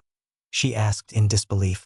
When she asked Naruto to bring Sasuke back, she knew a fight was inevitable and it might go badly, but thinking about it and actually hearing it that happened are two different things, especially when the results were even worse than she had imagined. But why would he do that? I'm not sure, but if you ask Hinata, she would say that he was really trying to kill me, Naruto told her. She said that? Sakura asked. Naruto nodded. Yeah. Look, I don't want to believe that Sasuke would really go that far just as much as you, Sakura-chan. But after what Hinata said to me, what if she's right? What if Sasuke really was trying to kill me? I don't know. But I'm going to ask him myself later, Sakura said firmly, with a look that said for once she wasn't going to listen with her fangirl filter on. After a moment her face softened, and she looked at Naruto with what he could only assume was regret. I'm sorry I made you go through all that, Naruto. Hey, don't blame yourself for this, he said. It wasn't like the mission came from you, it was Bachan's orders. Besides, I would have brought him back even if you didn't ask me to do it. Remember what Kakashi-sensei said about abandoning friends? Sakura nodded. Yeah, but I think Sasuke-kun might need a reminder. Anyway, irregardless of what Sasuke was trying to do, when I'm out of here I'll make sure it never happens again. Believe it. Sakura smiled and chuckled, for once comforted by his irritating catchphrase. Thank you, Naruto. She then turned away. Where you going? He asked. Sakura turned only halfway back to him, allowing him to only see half of her face. To give a reminder. Hospital hallway, Konoha. Moments later, her training done, Hinata was on her way back to her favorite blonde. He's bound to still be confused on what to think regarding me. I need to help him, and I can do that by spending time with him and letting him get to know the real me more. Then maybe he will like me more than Sakura. Even if he still likes her, though, I won't leave his side no matter what. And speaking of the devil, Hinata actually saw Sakura walking down the hall towards her, making both girls stop and look at each other for a brief moment before walking up to each other. Hi Hinata. Let me guess. You're here for Naruto? Yes. And you're here for Sasuke-san? Hinata asked with a noticeable frown. Sakura raised an eyebrow, since this was rather strange for the Hyuga heiress. Yes. She answered awkwardly, as if not sure she should have said that, as she realized something was definitely different about Hinata. Figures as much. Bet you haven't even thought of seeing Naruto-kun yet. Hinata accused. Sakura frowned. I have so. In fact, I was just there talking to him. Ask him yourself if you don't believe me. Believe me, I will. Hinata said, only to see Sakura grin. What's so funny? Nothing really, but hearing you say, believe me, really reminded me of Naruto right then. And I'm impressed you're finally showing a little backbone regarding fighting for your man. Good for you, Hinata. Apparently Sakura was very quick to accept and adapt to Hinata's change in personality. Well, someone should let Naruto-kun know how important he is, Hinata added, trying to sound modest. Important in general or important to you? Sakura asked curiously. Hinata fidgeted a bit. Even after her confession, there are some things about Hinata that remained unchanged. More the last one if I had to answer it. I take that means you finally confessed to him? Well, I'm happy for you. Did he say yes? Are you two a couple now? Sakura asked, a bit excited by the idea that a new couple might be forming here. Hinata frowned. Why? Excited to think he won't get in the way of you and Sasuke-san now. Sakura jerked back while frantically waving her hands nervously. What? No. Honestly, that didn't even cross my mind. Seriously, Hinata, can't I honestly be happy for you? You never cared about it before. Why now? Sakura, having stopped her frantic waving, put her hands on her hips. You might find this hard to believe, Hyanta, but personally, I always hoped you would find the courage in you to stand up for Naruto and make your claim. Seriously, I'm happy for you that now you can, and if he said yes, then I'm even happier for you. This has nothing to do with me, so I'm not making it about me. Good. So, don't keep me in suspense. Did you really tell him? What did he say? Sakura repeated. I told him everything.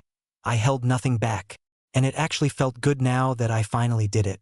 As for Naruto-kun, he's confused, but I expected him to be. So I didn't tell him he had to give me an answer right away. That was probably the smartest thing you could have done there, Sakura mused. In hindsight, maybe I should have done the same with Sasuke-kun. It's a shame everyone was so competitive with him that it was kind of hard not trying to grab him first and right away. She then shrugged.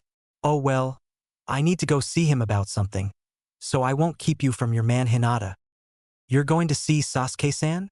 Hinata asked, an almost imperceptible frown on her face. I think I'd like to go with you. Sakura sure did not see that coming. Huh? You do?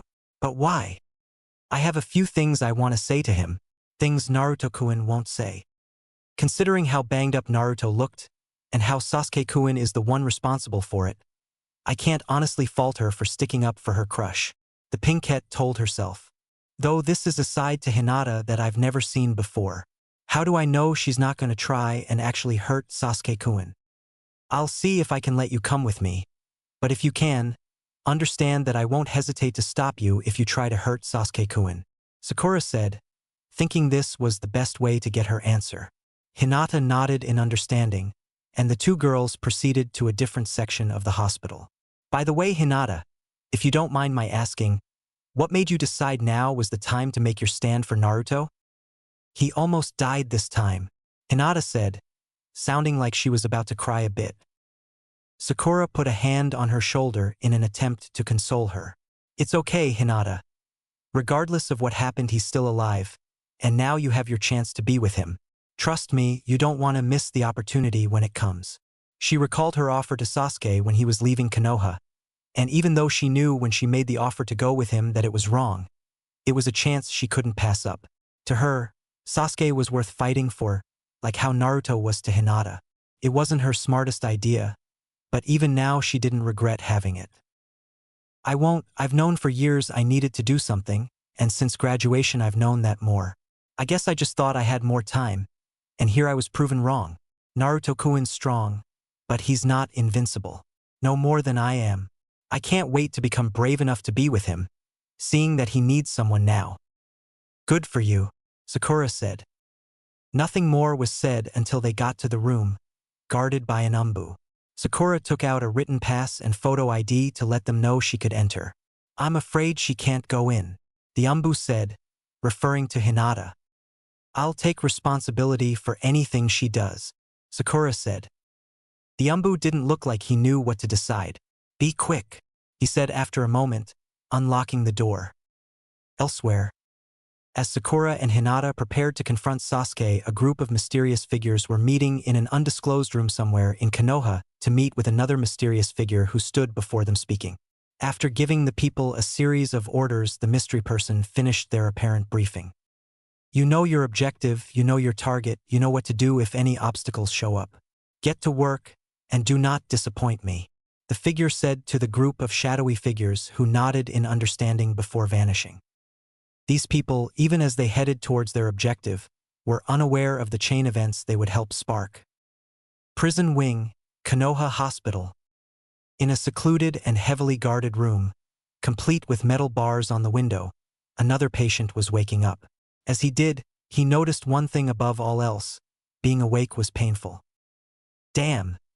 It still hurts to stay awake even after 3 days. Maybe Shikamaru is onto something after all with his desire to always sleep. I'll give the dope credit, he's a worthy rival for me, somehow.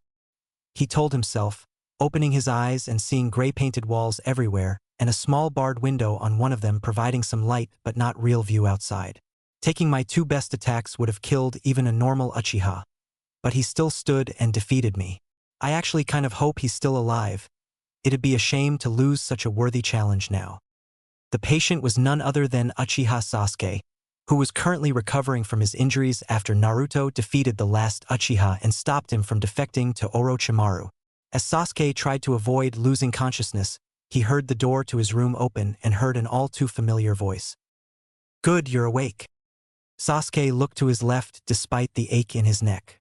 Standing by the door was Haruno Sakura, arms folded, and Hyuga Hinata, hands on her hips, elbows pointing out.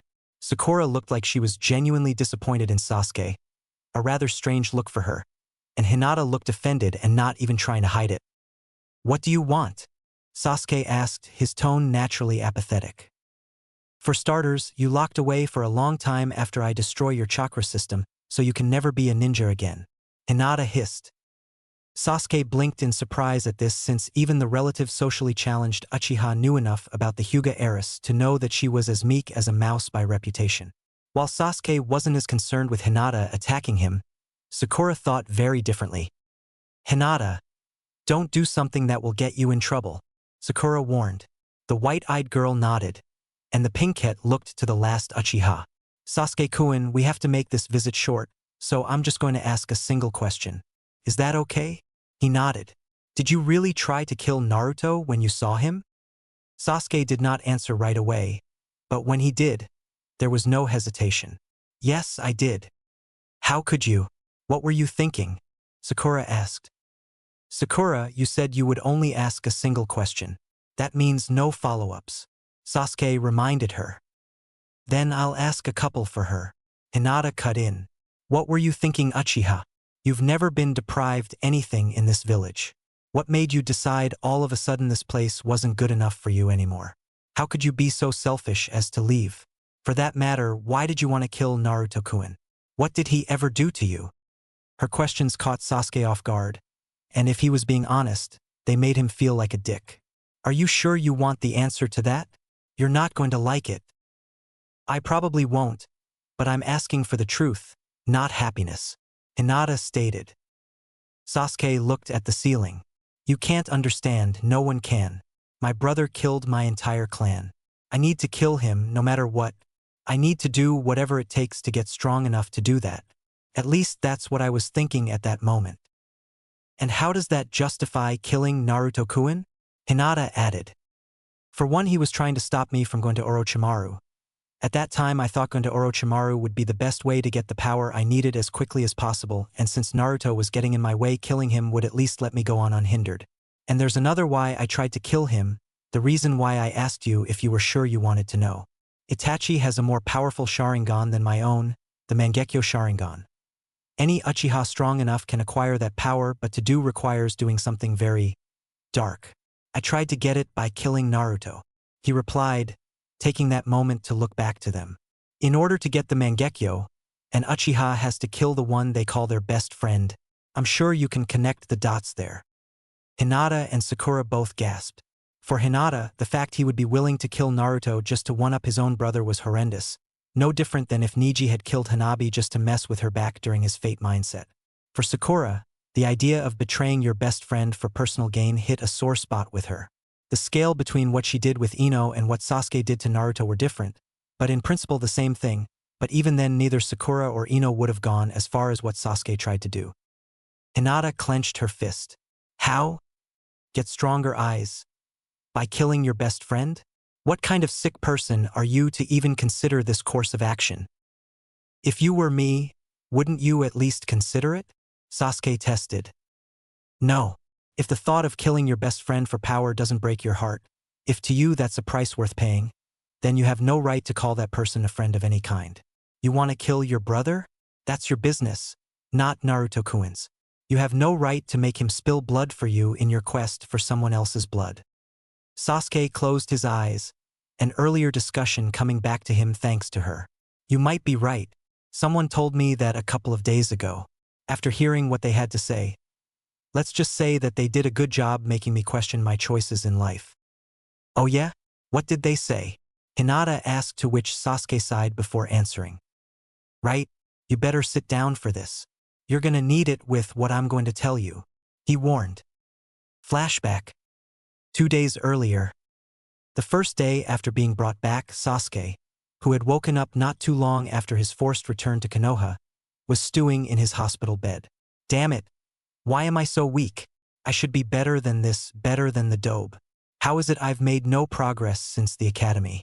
Even Orochimaru's curse mark wasn't enough for me to even beat that dobe. You comfy, kid? An unknown voice asked. Confused, Sasuke looked to the window, where he saw a man he had never seen before seated on the rail, as if he came in from outside. You better be, since you're not going anywhere for a while. Who the hell are you? I'm Jeriah, the only Sannin you're probably unfamiliar with. Orochimaru and Tsunade weren't the only ones you know.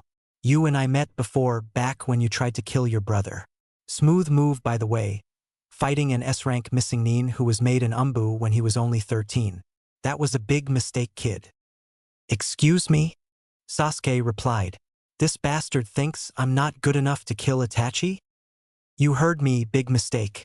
For one thing, your brother was barely even paying attention to you. He was giving you a perfect opportunity to catch him off guard. And what did you do? You announced yourself to the world and charged in right in his face.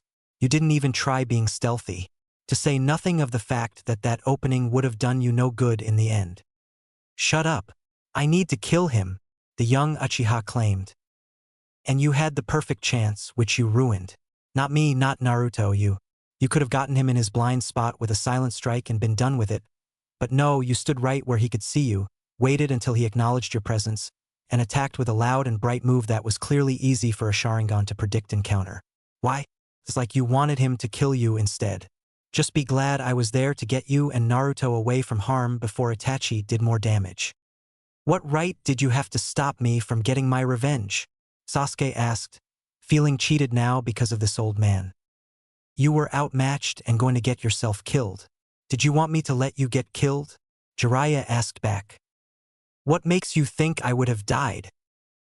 Jeriah rolled his eyes. Gee, I don't know. Maybe it had something to do with the fact that Itachi has the power to kill people and he's not afraid to use it.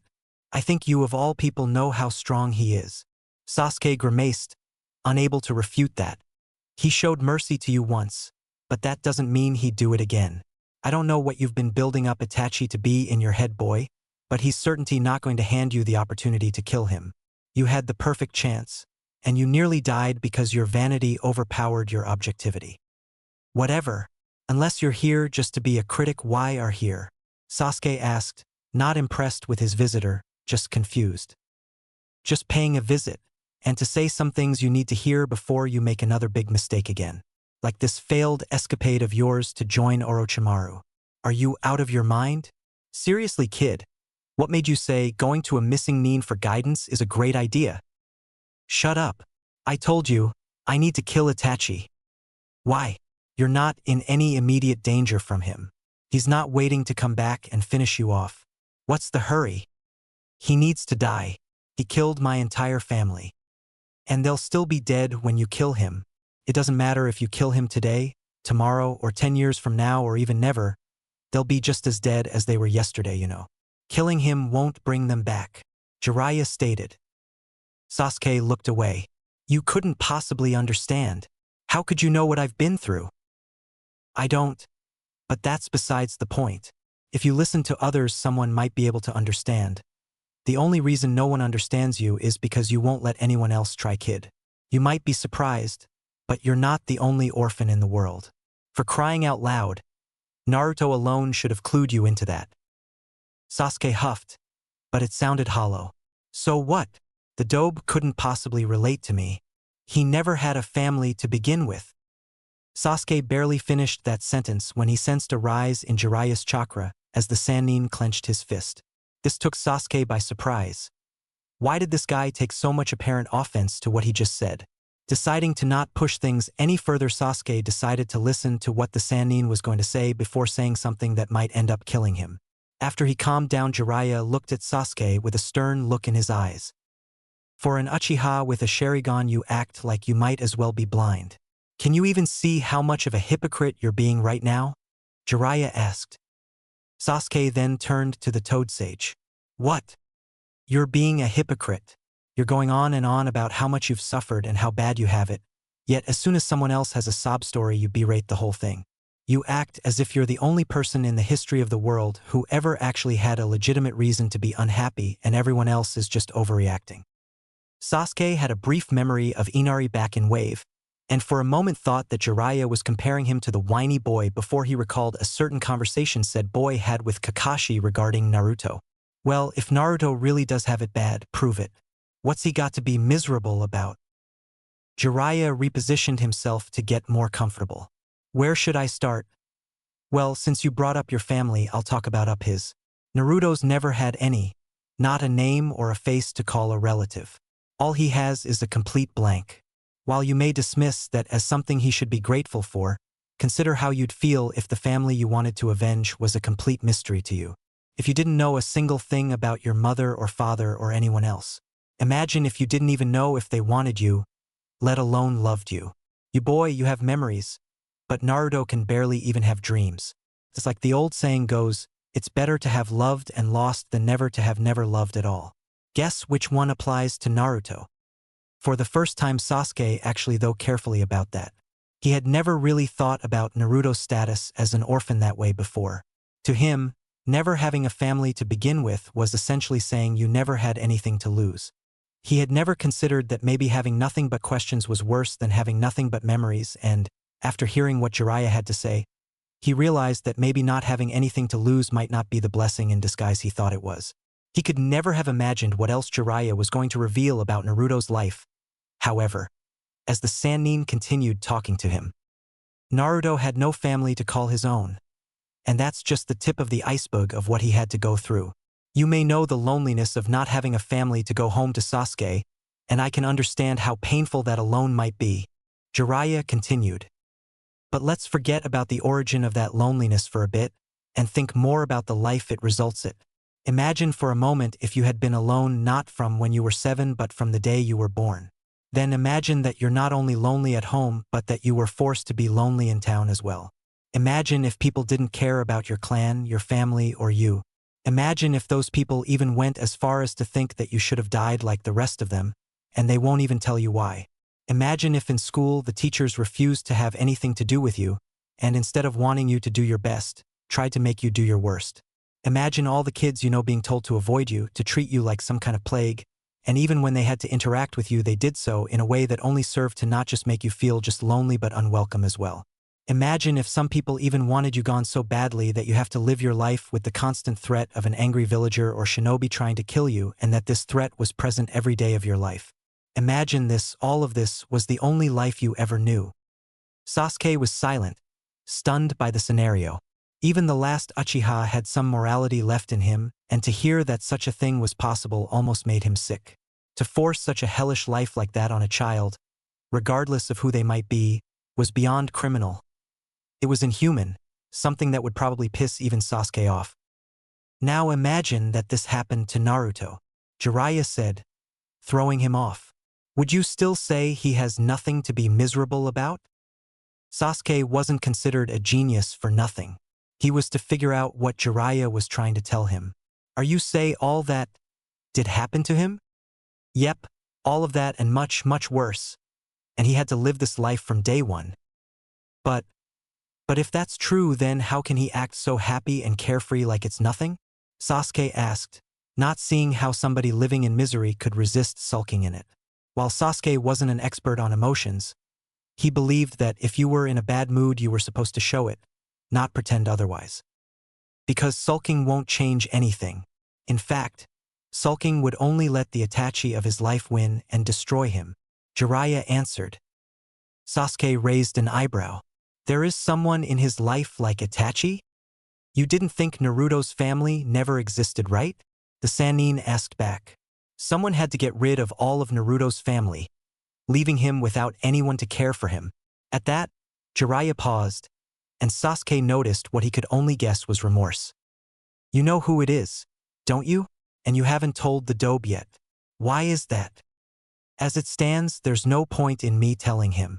Naruto already knows and already knows that I know who it is as well. Jeriah told him. He does? He knows who is responsible for his loneliness, and he's not fixated on getting revenge, Sasuke asked. No, because revenge won't solve the problem. Hurting the cause of his loneliness won't make that feeling of loneliness go away. No more than killing your brother will make your family come back. Naruto doesn't want revenge. All he wants friends, acceptance, bonds with other people so that he doesn't have to be lonely anymore. Love is the only thing he wants. Revenge is the last thing on Naruto's mind. And even if he did want revenge, the target in question is in a place where Naruto can't ever hurt it, so it would be a pointless desire. Sasuke didn't like the way the Toad Sage phrased that. To him, it was clear Jeriah was trying to avoid giving any specific details. And why is that? Jeriah continued looking at him firmly. You really want to know? I asked you, didn't I? Alright, the reason why is because the great cause of Naruto's misery and loneliness is inside him. He can't hurt it any more than you could hurt a tapeworm inside yourself. Inside him, Sasuke repeated. Like what? A multiple personality thing? No, it's nothing like that, the Sannin said with a sigh.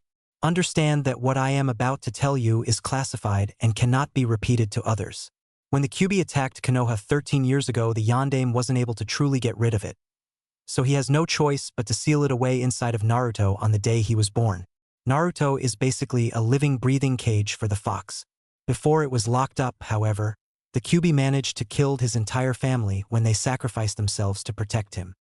Sasuke temporarily forgot how to breathe. He has that monster in him? That would explain what that chakra cloak thing he used in out battle. It was a manifestation of the fox's power. Remembering the story of the Yondaime defeating the Kyuubi, Sasuke realized that Naruto had this burden forced onto him. Naruto was a couple months younger than him after all, and Sasuke had been told he wasn't even weaned when that night happened. Naruto could very well have been holding the fox since the very hour he was born, which meant some important things Sasuke was now starting to understand. There was definitely some validity to Jiraiya's claim of Naruto's life, but it still made little sense. Why would people do that to Naruto and Naruto alone? Did the village know about his connection to the fox? If not, what other reason would they have to mistreat Naruto? And if so, then why would they mistreat him for that in the first place? Sasuke admitted Naruto had never been his favorite person, but that was simply because Naruto annoyed him. He couldn't speak for others, but he was certain the entire village couldn't use that as an excuse. How could one child annoy the entire town to the point that they would make his life a living hell? Didn't the adults have anything better to do than make him feel unwanted? No, the only conclusion that made sense to the Uchiha was that the older generation knew about Naruto, didn't like his connection to the fox, and tried to keep the uninformed younger generation uninformed but make them follow their example. Despicable. How can people treat someone like crap for something that's not even their own fault? To think that the Dobe has had almost the entire village as an enemy since the day he was born. And he had to fight to ensure his spirit remained unbroken after 13 years of social neglect and the obvious occasion act of violence. He's definitely stronger than I gave him credit for. I thought I had it rough, but compared to the Dobe, I actually got off lucky by comparison. I called Naruto naive when I left Konoha, but I guess I was the one who was blind to the truth. It changes a lot knowing this, doesn't it, kid? Jeriah asked. Sasuke looked back to him. I have to ask, if everything you said is true, then why are people doing it and getting away with it? I mean, is the fox really their only motive? Don't they trust the Hokage? People tend to overreact when they're scared. Overreact? Overreact. Sasuke repeated, finding himself offended by that word usage in this context. That is not overreacting. What Naruto had to go though, I can't even think of a word to describe what I think of it. No one should live like that, and I cannot believe the words that are coming out of my mouth. But that's a fate I wouldn't even wish on my own brother. Jeriah showed some surprise. Considering what I hear you say about him, I'm genuinely surprised. I'm not defending the people, but you asked why they did what they did. The only way to get your answer is to try and understand how they think. It doesn't mean you have to agree with it or anything. You're getting off topic, old man, Sasuke warned. What exactly are people afraid of regarding Naruto? Even if the fox was as bad as everyone says it was, it doesn't make any sense. Any idiot with at least one brain cell could see he's not being controlled by the fox. You're right. Any idiot can see that, unless they think he is the fox in human form. Jeriah pointed out. In human form? So they believe the Yondaime wasn't strong enough to kill the fox but strong enough to transform it into a human? That doesn't even begin to explain why the fox wouldn't have just tried to destroy Konoha in human form, Sasuke asked. And after all this time and after everything Naruto has done, they still don't want to give him the benefit of the doubt? I'm afraid not. The Hokage wanted people to treat Naruto like a hero and sealed the fox into Naruto with that hope. Unfortunately, the general population wanted a scapegoat instead and found it in him. But despite all of that, Naruto didn't give in to his despair and decided to do something about it. So yeah, call him a dobe or whatever you want to call him. But don't you ever say that Naruto doesn't know what it means to suffer. Look, kid, before we get off topic more than we already have, I should probably just wrap this up and get to my main point. The fact of the matter here is that you made a big mistake by trying to go to Orochimaru, and not just in legal terms. Believe me, kid, killing your brother won't mean anything if you get yourself or others like Naruto killed too. What makes you say that? Simple, hurting the innocent in order to kill Itachi would be no different than hurting Naruto in order to kill the Kyuubi. Sasuke saw the reasoning there, but was confused on another matter. What does that have to do with Orochimaru? Orochimaru went after your brother first. He wanted his eyes more than yours. The reason he settled for you is because he couldn't defeat Itachi. If you can, it's basically telling the snake you're an even bigger threat than Itachi was. By going to Orochimaru, you're basically putting yourself in his hands to kill you when it's clear you're stronger than he is. And if he teaches you how to kill Itachi, he can also teach you in a way that guarantees you have a weakness he can exploit. Trust me, kid. There is simply no way going to Orochimaru would have turned out in your favor. He went after Itachi already?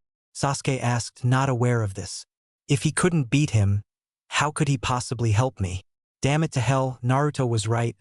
I really was making a mistake trusting Orochimaru to give me what I wanted. Just on my reasoning for going to Orochimaru, it was a bad idea from the start. That doesn't even include why Naruto wanted to stop me. At this point, however, there was one question that was ringing loudly in Sasuke's mind. Why are you telling me all this? Sasuke asked. Why? Well, remember how you faulted the villagers for making an uninformed decision about Naruto. Here I was trying to get the facts straight for you. I'm not going to tell you what to decide, but at least you'll make a smarter choice now. While this does help, the reason I'm telling you this is for Naruto's sake more than anything. I know what Naruto was going through when he went to stop you because I tried but wasn't able to stop Orochimaru from leaving.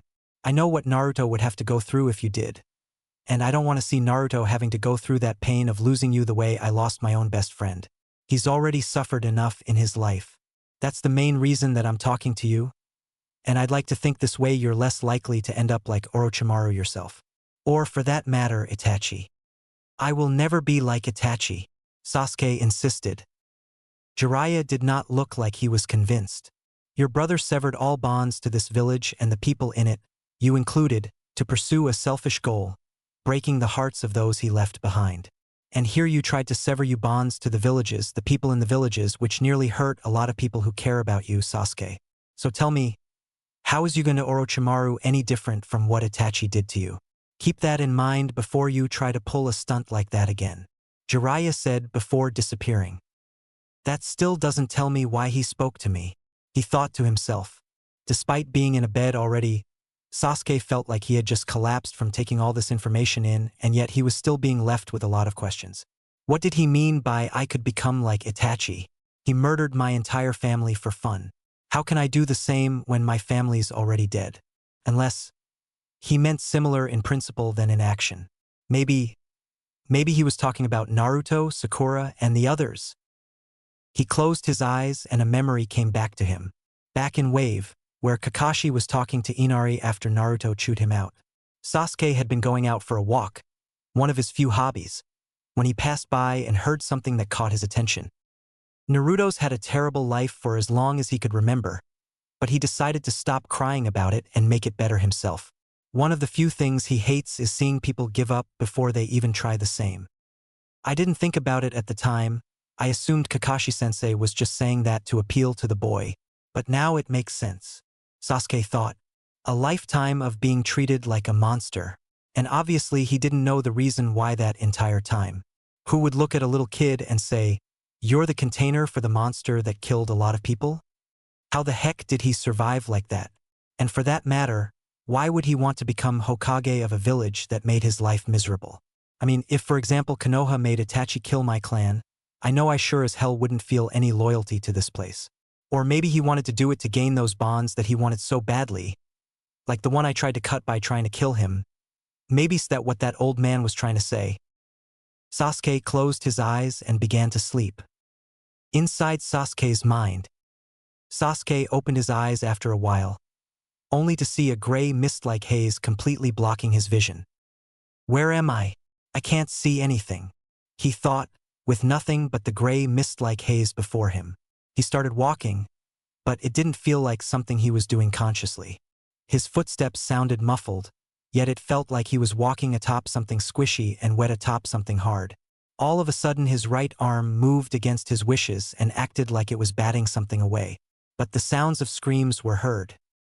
"What's going on?" he asked. At that, the haze began to lift. He saw he was in his childhood home, back when his family was alive. And in front of him were two dead bodies, looking just like the corpses of Uchiha Fugaku and Mikoto. What? No, not again, he thought, kneeling down on the blood-covered floor. When he got a closer look, he gasped. It wasn't his parents that were dead, it was Naruto and Sakura, killed by an obvious and fatal sword wound. In shock, Sasuke jerked up and saw a mirror that hadn't been there before. But his reflection, it wasn't him. Nope, it was Itachi's face, covered by a blood splatter, looking back at him as he smiled back. Something that Sasuke couldn't remember Itachi doing anymore. No, this can't be real, he thought, looking away from the mirror and discovering a blood-covered sword in his right hand. The sword was angled to give off his reflection too, and it was still the face of Itachi looking back at him. No, he told himself, dropping the sword and rushing out of the house. I am not like Itachi, he yelled as he got out of the house, only to see the horrifying sight of numerous bodies in the street, all looking like Naruto and Sakura. New. End flashback. When finally I woke up and realized that it was bad dream, and after thinking about what the meaning behind that dream, I finally understood what Naruto and that old man Jeriah were trying to tell me. Sasuke took a drink of water, tired for speaking so much. Told you you'd want to sit down. Sakura and Hinata were indeed sitting down, since Sasuke spared no details, especially the one about Naruto being a Jinchuriki. Hinata looked upset, but not as much as she had before, and Sakura looked downright mortified. That can't be true. I mean, it's got to be a lie. Why would he lie about that, Sakura? Sasuke asked. Hinata closed her eyes. It's not a lie. So you knew? Sasuke asked. I can see chakra. I've always been able to see Naruto-kun had a type not normal for a human. It was easy to figure out the cause when I learned more about him. But if you knew, what about Neji? Sakura asked. I don't know, I never asked, and for the majority of my life I never had a reason to ask. There was a time he wanted to kill me, remember? I wasn't about to give him a reason to hate Naruto-kun too. Sakura looked at the floor for a moment. Mom, Dad, is this why you told me to avoid him? You think Naruto is some kind of monster? What made her stomach churn was the fact that she had never asked for a reason to their claim.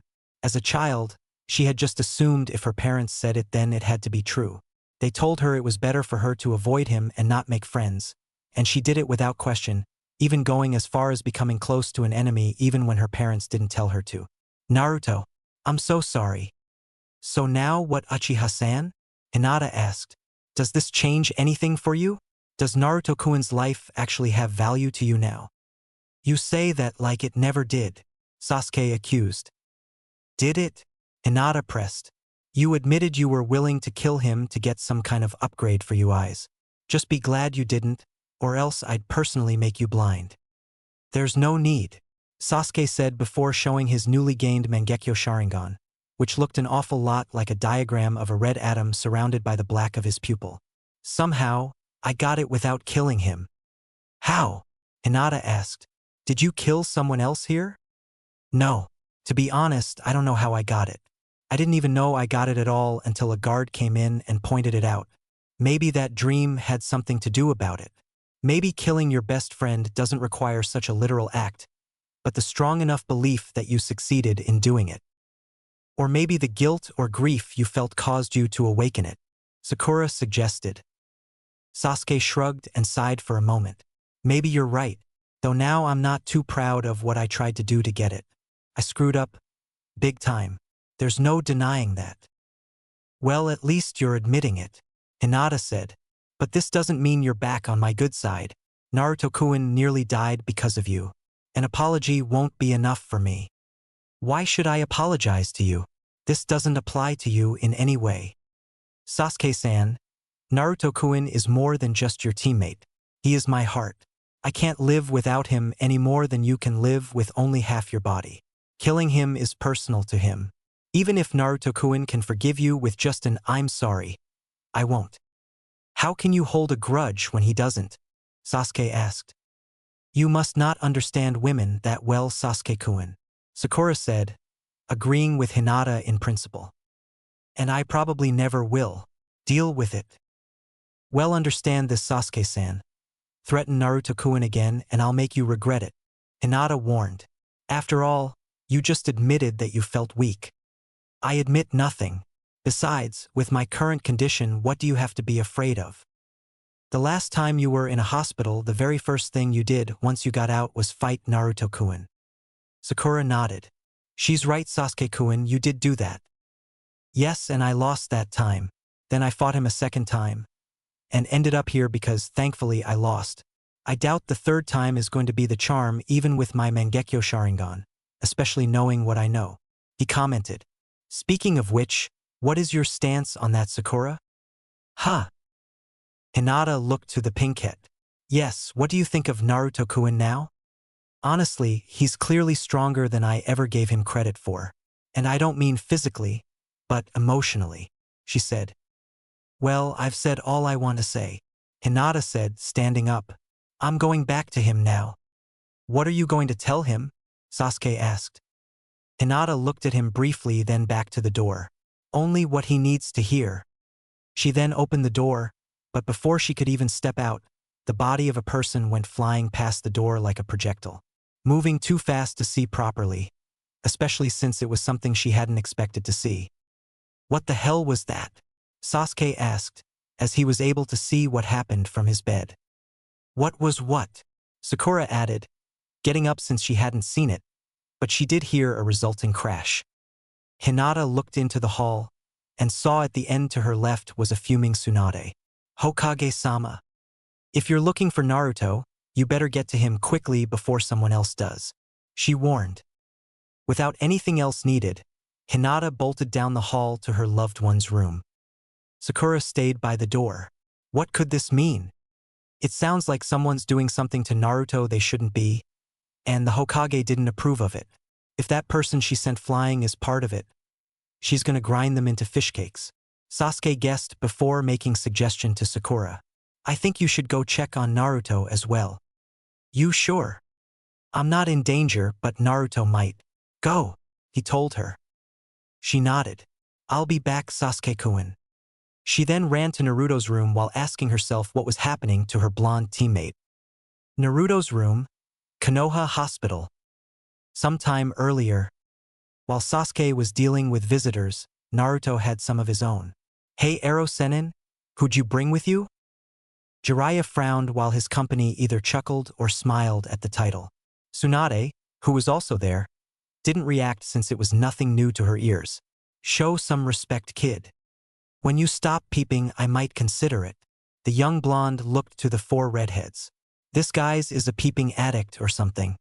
He goes to peep into the women's part of the hot springs here all the time. At hearing this, Ray turned to look at Jeriah with a scowl on his face. Hey old man, if I ever find out that you ever peeped on my sister, you're a dead man walking. You got it. Hey, if I wanted to kill myself, I'd find a less painful way than doing that, Jeriah claimed. One guy tried it and got caught, and ended in a coma for several months because of it. That woman's temper would have been more lethal than Tsunade's was that one time she caught me. I never even considered doing research if she was around. Wait, the one time I caught you? Tsunade asked with a hiss. You mean there were times you peeped and I didn't catch you? To be fair, Hokage Dano, if you didn't catch him, that's your own fault, Kikyo stated. As Tsunade glared at Kikyo because of that jab, Ray noticed that Naruto kept staring at him. Hey kid, something wrong? Ray asked. You look familiar. Have I seen you before? Naruto asked to the man closest to Jeriah. Yeah, you have. You've forgotten me already, kid? You know what, never mind. The name's Ray. Memorize it this time. Naruto, we're here to tell you something critical. But rest assured no decision will be made for you, Tsunade told the young blonde reassuringly. These four people here, this is going to be hard to explain, but they're distant relatives of yours. Needless to say, Naruto was surprised. Relatives? Naruto asked. But how is that possible? The way everyone describes me, you'd swear I just popped out of the ground like a plant instead of having parents. You're not a mushroom, kid, you're a human being. And that means someone has to be related to you, Jun said. Then where have you been all this time? Naruto asked. Let us introduce ourselves first, Naruto. To properly answer your question, we will have to explain some things first. Kikyo started. My name is Uzumaki Kikyo. If you've ever heard of me, it was probably by my moniker One-Shot Kikyo. Sorry, never heard of you. Kikyo looked to Tsunade. The depths this village has gone to keep Naruto in the dark continues to infuriate me. I'd be careful with what you say to the boy in this conversation. In all fairness, if you had gotten what you wanted when you wanted it, wouldn't your village have kept him ignorant of things from this one? Tsunade countered. Not for the sake of loyalty, Hokage Dano, Kikyo insisted. Excuse me? Tsunade asked. Konoha has kept Naruto ignorant of his clan and of our village, and from what we understand, he has little to no understanding of other villages even if he is aware of them. To me, it is a strong case against Konoha, signs that this village tried to keep him ignorant to ensure he never got the idea to leave. How could he if he was unaware of where to go? You talk big, but face it, if Naruto had been in your village, you would have kept him ignorant of Konoha to make him stay with you, Tsunade accused. We would have told him his parents, but beyond that, what else would he be required to know? Mia asked. What was he required to know about Uzushio? Oh, I don't know. Maybe the fact that he had a family there? Jun answered on Kikyo's behalf. albeit sarcastically. Knowing about you guys wouldn't have changed a damn thing. Did you ever stop to think that maybe not everything can work out in one person's favor? Tsunade asked. You're one to talk. After all, it wasn't Naruto who spent decades trying to find the answers to their problems at the bottom of a bottle. Excuse me, but why is everyone here in my room if all you're going to do is talk about me instead of to me? Naruto asked. Sorry about that. Let's continue with the introductions. I'm Uzumaki Mia. I'm Uzumaki Jun. And like I told you, I'm Uzumaki Rei. We come from the village of Uzushiogakure. Now that the introductions are out of the way, I'll cut to the chase and explain why we're here. Despite what you may be led to believe, Naruto, you do have family. In fact, you come from a shinobi clan. Just not a clan native to Konoha, Kikyo told him. Then, he started. Why are you in Konoha? Kikyo finished for him. Simple, your mother moved here when she was a child and fell in love with your father. Before you ask, yes, we do know who your parents are and we'd be happy to tell you. Naruto, to make this easier for all of us, it would be best if you withheld any questions until we're done. Okay? Mia asked politely and Naruto nodded. Thank you. Naruto, let me tell you the story from the beginning, Kikyo said, then cleared her throat. There's a hidden village you're unaware of, which is Uzushiogakure, the village hidden in the whirlpool.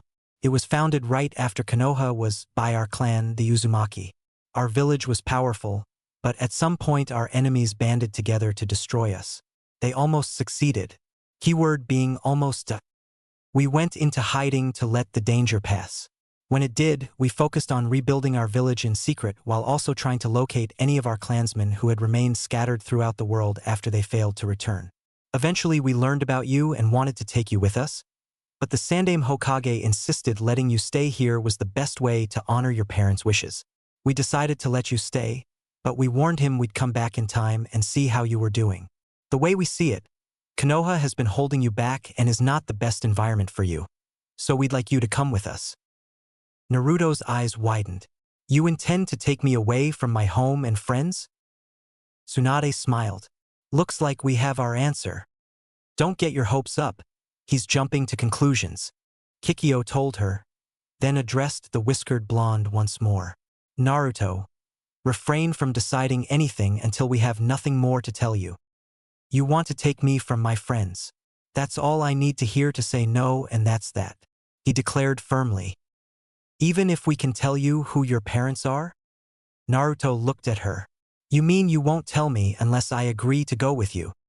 Now that's just low, Tsunade complained. Again, you are jumping to conclusions.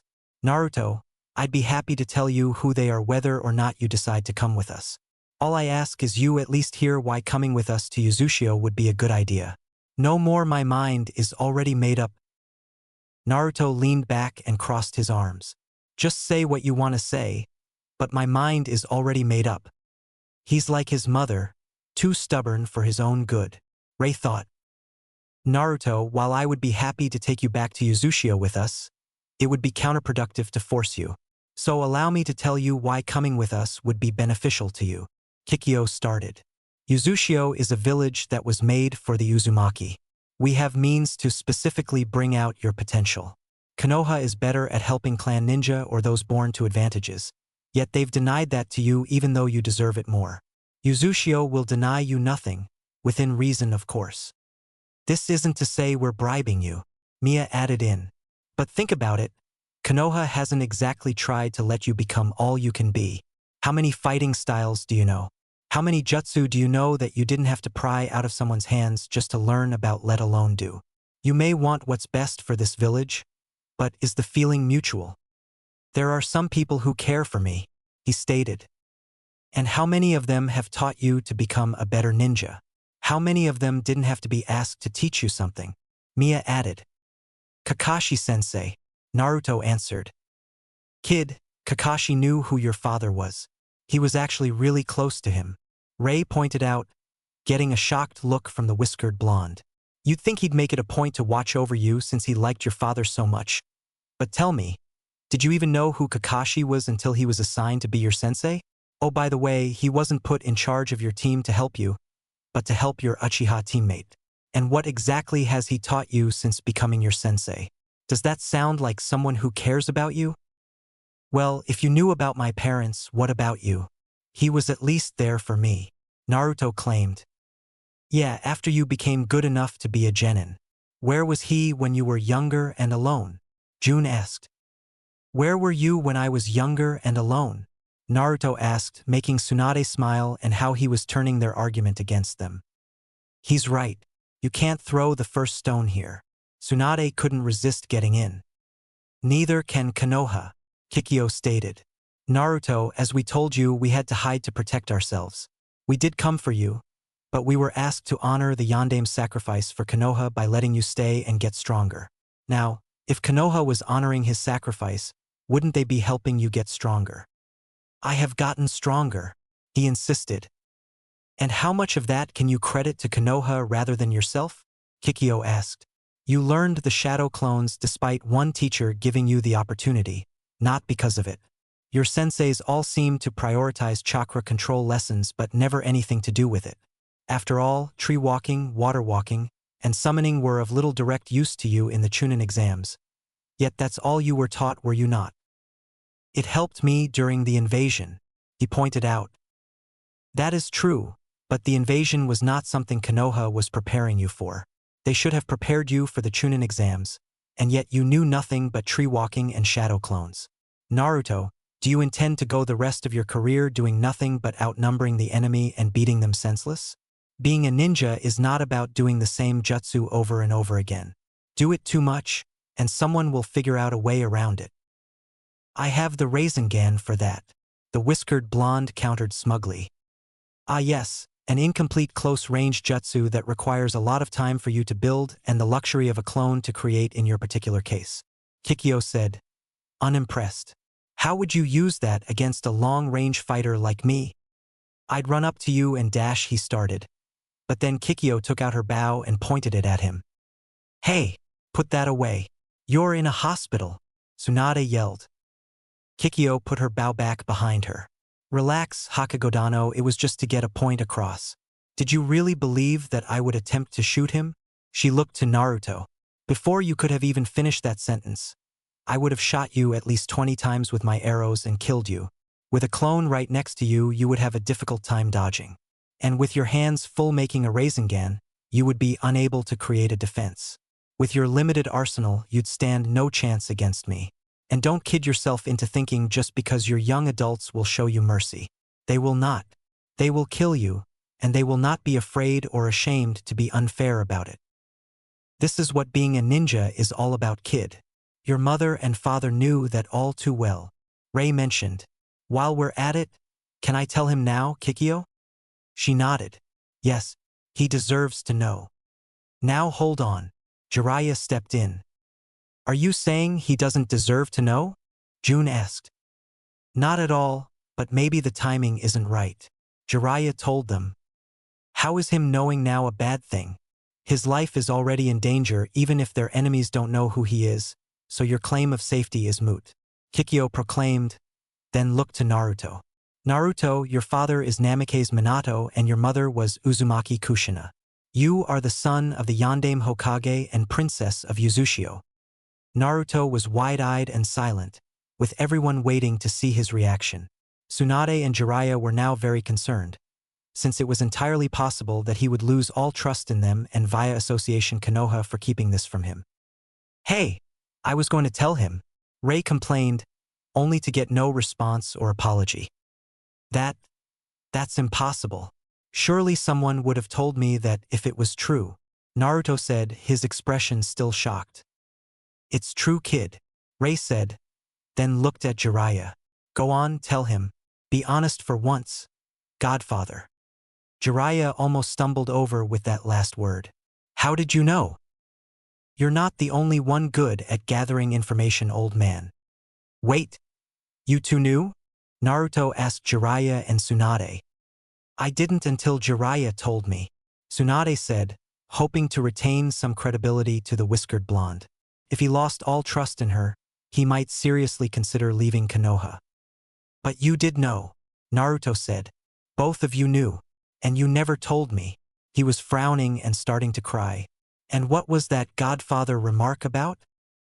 Oh, you don't know? Ray asked rhetorically. Ero-sennin here is your godfather, meaning your parents asked him to raise you if for some reason they couldn't. Naruto looked at Jeriah and Jeriah looked back, the older male looking like he didn't know if he should be remorseful or make an explanation, while the younger male looked like he didn't know whether to demand an explanation or curse him. It was probably the tensest moment of Jeriah's life. Naruto, Jeriah started. Naruto just looked away. Everyone, please get out. I need some time to myself. He sounded more crushed than anything, but there was a hint of suppressed anger to his tone. Kikyo nodded. Perhaps that is best. It is unreasonable to present you with so much knowledge and expect you to make an appropriate decision right away. I will only add that Uzushio has much to offer you, and we do not intend to withhold anything without at least telling you why first, rather than simply not tell you that it's happening in the first place. You are a part of our clan, after all. Naruto, I need to run a checkup on you, so I'll say. Tsunade told him. We don't have to talk, but I will answer what I can. In that case, June, stay and do not leave until she does. Kikyo ordered and June nodded. Hold on there. Tsunade started. My apologies, Hokage-dano, but I'm afraid that you have no authority over us on the matter, and you cannot make us leave except by force, and you and I both know how that would end. I realize that you do at least have Naruto's best interests in mind, but I simply can't take the chance of you potentially poisoning his mind with lies about our offer. June will only be sure you don't lie to him. If you do wish to argue your case, however, we won't stop you as long as you're honest to Naruto, Kikyo said, then ushered all but one of her group to leave. Jeriah didn't want to, but a harsh look from Tsunade made him comply and exit as well. Tsunade went to Blonde, who was making an effort to avoid eye contact. Naruto, I know Konoha hasn't been the best home for you. She started as she ran a diagnostic jutsu over him, checking the progress of his healing. She was relieved that the wound from the Chidoris was particularly well, like his body had prioritized healing that area first. But it is your home. You can't want to just leave your home, right? Didn't you? He said, the words feeling like a kunai to the heart. Before the conversation could continue, June tensed and gripped his shikujo. Both of you get ready. For what? Both Tsunade and Naruto asked. Their question was answered when the window broke and 4 masked ninja in jounin outfits came through. We will not allow him to leave Konoha. Hand him over now. One of the ninja ordered. Tsunade bolted up and stood before Naruto protectively. I am dealing the issue here. Stand down and leave this room, or you'll be considered traitors to Konoha. The intruders were in no mood to talk. 3 of them drew out ninjados while the 4th took out shackles with Juinjutsu inscribed on them. Their intention was clear, and both the Uzumaki and the 2 Sannin didn't need an explanation as to what those intentions were. They planned to make Naruto's choice for him and take him somewhere to ensure that he stayed whether he wanted to or not. And they were willing to kill anyone who dared to try and stop them, even the Hokage. Someone is going to pay for this act of treason, Tsunade mentally hissed as she entered her fighting stance. After I kill these backstabbers, of course. June held his shikujo like a bow staff, hitting the wall behind him once with it. All of a sudden the door burst open and in came Mia holding a sword, Kikyo sporting a bow, Ray with a metal chakram, and Jeriah while unarmed was more than ready for trouble. The 2 sides stood off like a classic Mexican standoff, with Naruto in the middle. Your orders, Kikyo-sama? Mia asked. Kill them all and let Konoha sort them out. I second that. That said, I'm the one in charge of this village, Kikyo-dano. If anyone should be giving out orders, it's going to be me, Tsunade said before she made the first move by hitting the ninja with the shackles hard enough to send them crashing through the wall. There's more of them in the hallways. Jeriah, help the envoy and protect Naruto. I'll deal with these damned traitors myself, she said before going through the hole she just made to finish the job. As Jeriah readied himself for a fight, a part of him almost felt sorry for the traitors coming down the hallways. Almost. The Uzumaki, they didn't even feel an almost in that regard. Chapter 3 Battle in the Hospital. Hospital ICU Wing, Konoha. Current time. Nice to be out of here, isn't it? Chuji asked as he got into the hall along with the others who had been on the retrieval mission. Thanks to Tsuanda's help and very well-detailed medical records from the Akimichi clan, he and the others were back to normal now. Except for Shikamaru, mainly because his broken finger wasn't as much a priority as the wounds of the rest of the team, but he'd be fine in a couple of days. Niji did some stretches, his body feeling stiff. We should be grateful we have the best medic in the known world here in our village. Without her, we might be in critical condition for the next week or so. Yeah, we should be sure to thank Naruto again for bringing the Hokage here. Kiba commented, remembering Hinata telling him the only reason Tsunade came back to Konoha was because Naruto got through to her, even though she wasn't entirely sure of the details. You know, did we ever thank him for that when he actually did it? I can't speak for the rest of you, but I don't recall ever thanking him, Niji admitted, feeling a bit bothered now. The others thought about it and realized they too had failed to express gratitude to the blonde. It saddened them. Their comrade had delivered Tothem the very thing that had saved their lives, and yet they, along with possibly the rest of the village, hadn't even thanked him for it. And if it weren't for a single idle comment, they likely never would have thought about it. Where is he anyway? Isn't he being released too? Chuji asked, looking around and not seeing the whiskered blonde. He should. He heals better than the rest of us, Shikamaru noted. He was probably released first. No, because then he'd be checking up on us now, Kiba theorized. Unless he's getting ramen, Chuji suggested. Kiba nodded. Yeah. Dude loves ramen more than life itself. We should check his room first, Niji suggested. Shikamaru sighed. It's on the next floor up. Niji frowned. Your foot isn't broken, is it? Then you can't complain. Watch me, Shikamaru remarked, but nonetheless followed the Hyuga branch member to the stairs up. As soon as they got to the next floor, but before any of the boys got off the steps themselves, they saw Hinata dart past them, followed by Sakura. The pinkette, however, saw them, whereas Hinata didn't, thus she stopped. Can you fight? She asked. What? Kiba asked. Can you fight? Sakura pressed, getting impatient. We're not supposed to, but I suppose if we have to dash, Chuji started. Then be ready for it, Sakura warned, then went back after Hinata. Shikamaru groaned, then frowned at Niji. This is your fault, you know. Hey, you want to leave?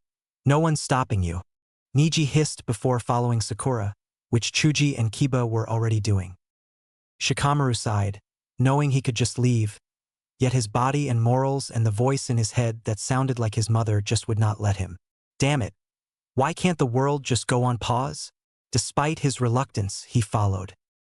There was some fighting in the halls, mostly between masked Umbu and medical Nin, so the younger ninja were being overlooked and allowed to follow Hinata, who ran like she was the only one who knew where to go.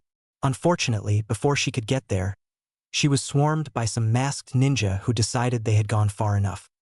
Get out of my way! Hinata practically screamed as she began hitting the hell out of them. But she could only hit them one at a time and not fully effectively, since had to stop each attack before changing target, so the enemy Nin were able to get around her and hit back and hard.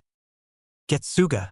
Kiba yelled, doing his clan's spinning attack without his more injured companion to defend his teammate. Luckily, the attack was designed to work when the user was outnumbered, so he didn't have to put in extra effort to make it have the intended effect. But it hurt him to use nonetheless. Now the group decided Hinata wasn't their only target, and took out Ninjato and Kanai to show they meant business. Fortunately, the younger Nin weren't intimidated by opponents that carried weapons. It kind of came with the job. Human boulder, Chuji said, getting in front of the rest and blimping up into a giant meatball, making him hard to hurt with most weapons. He rolled forward, and since they were in a hospital, the enemy ninja had only one direction to go. Unfortunately, Hinata was in his way as well. She had to run down the hall too, since Chuji was incapable of seeing where he was going or rolling over. Up ahead, on the right side of the wall, there were two doors, one belonging to a door and one belonging to an elevator. The masked ninja had pasted them both, hoping to take advantage of an Akimichi's weakness in handling sharp turns by going down some stairs. Hinata, however, close to hide in the available room and just let him pass her. She got to it, and when it Thankful it was an unlocked medical supply closet. She got in safely, but Chuji broke off the door before she could close it. "Hinata-sama," Niji asked once he came by the closet. "I know what you're going to ask. We think someone's attacking Naruto-kun," she told him as she went back into the hall. Looking down it, she saw Chuji had to come to a stop. "Why?" Shikamaru asked. "Does it matter?" Hinata asked back, frowning at the shirker. Chuji returned to normal size. Ahead of him was a wall that split the hall to either left or right but not forward, and he couldn't see the masked ninja anywhere. He did see some stairs going down and concluded that's where they escaped to. "Everyone, follow me." Right away the group tried to dart to him, except Hinata, who stopped them by getting in front of them. "They're not the priority. Getting to Naruto-kun's room is." Sakura nodded. "Right. We need to get to the next floor up. Before they do." Not bothering with the elevator, which would have taken too long even in a ninja hospital, the group, Chuji included, went to the stairs leading up to the floor Naruto was on. On this floor, it was even more of a battlefield. Apparently, the entire hospital from the 4th floor up was in a fight consisting of masked ninja, umbu, and combat-trained medical ninja. Doors were closed, and all the non-combat medical ninja were trying their best to keep the patients out of harm's way. None of the young ninja knew what to immediately do. They had not expected a battle of this magnitude.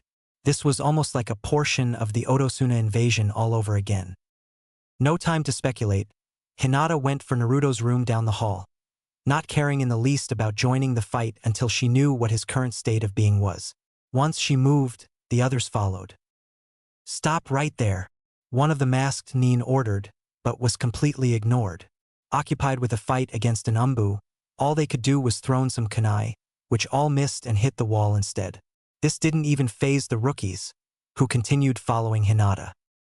Outside Naruto's room, the hospital seemed to have taken the worst damage, implying that this is where the fight started and it escalated to encompass a lot more of it.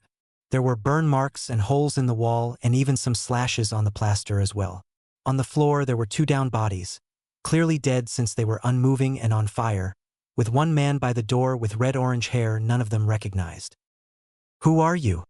Hinata asked in a threatening tone that could become more than just a threat depending on his answer. "Someone who's on your side, kid. My name's Ray. Memorize it." "Why should I believe you?" she hissed.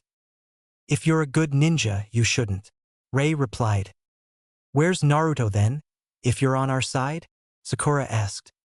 Ray pointed behind himself with his thumb. "He's right in there," he said as he turned around to see Naruto for himself before he paused mid-sentence. To the Genin's surprise, Ri's hands were suddenly enveloped by small fiery tornadoes. Since they couldn't see, Hinata and Niji activated their Byakugans and saw what he saw. Someone in a mask came in through the window. Naruto was already out of his bed, but it looked like the wires on him had only recently been disconnected, and judging by his chakra network, he wasn't at his normal health standards just quite. Close, but maybe about 90% there. But regardless, he was clearly ready to fight. Without a word, both young Hyuga rushed into the room, almost pushing past Ray to do so. "Hinata? Niji? What are you guys still doing here?" Naruto told them. "The hospital is a war zone, Naruto. Did you expect us to leave in the middle of this fight and leave you alone?" Niji asked. "No, and I'm glad you didn't. I was just surprised that you guys were still here. That's all," the blonde replied. The masked nin had to pause for a moment. He looked like he was armed with some kind of fuinjutsu since he held a scroll in his hand but nothing else. He opened it quickly and placed it on the floor, a seal drawn across the paper.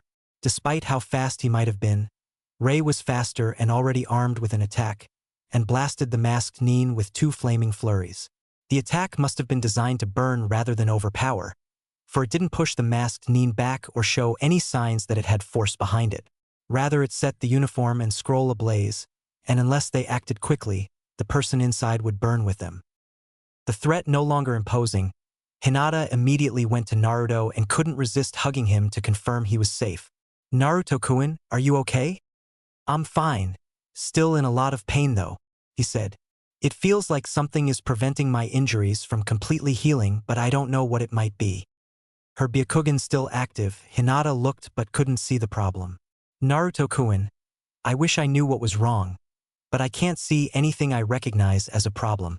For now, I would try to avoid pushing yourself if you can help it.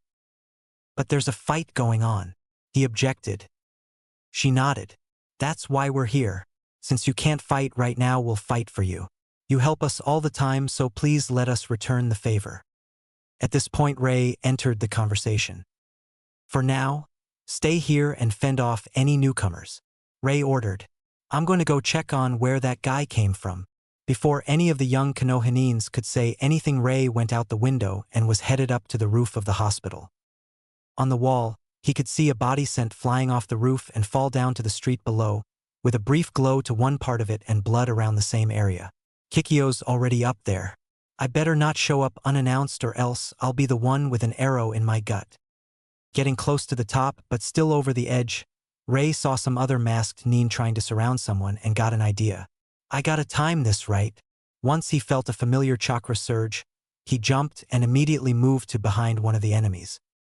This was a good idea since almost right away the enemy became his human shield, taking roughly 20 chakra arrows for him, then fell over. I'm glad Kikyo values accuracy over raw power, or else those would have skewered me too, he thought, then made his fire chakrams, hoping Kikyo wasn't shooting her targets before determining who they were first. In the heat of battle, Uzumaki did sometimes have an attack first, ask questions later mentality. Kikyo shot another enemy, then turned to Ray, the familiar sight of his fire jutsu staying her hand, but she kept her bow ready. I come in peace, he said, just to ensure she didn't shoot him. She then fired an arrow that passed his head but pierced the skull of the masked nin behind him. I'd prefer it if you came to fight, she stated. Ray nodded, then spun in place for a moment. Then suddenly his fire chakrams were released. Once freed, the rings of fire spun around him like a horizontal vortex, the circumference expanding quickly with him as the epicenter. The chakrams themselves were mowing down all the enemies that were left on the rooftop and didn't flee, while Ray canceled the jutsu before Kikyo was at risk from it. Where is Naruto?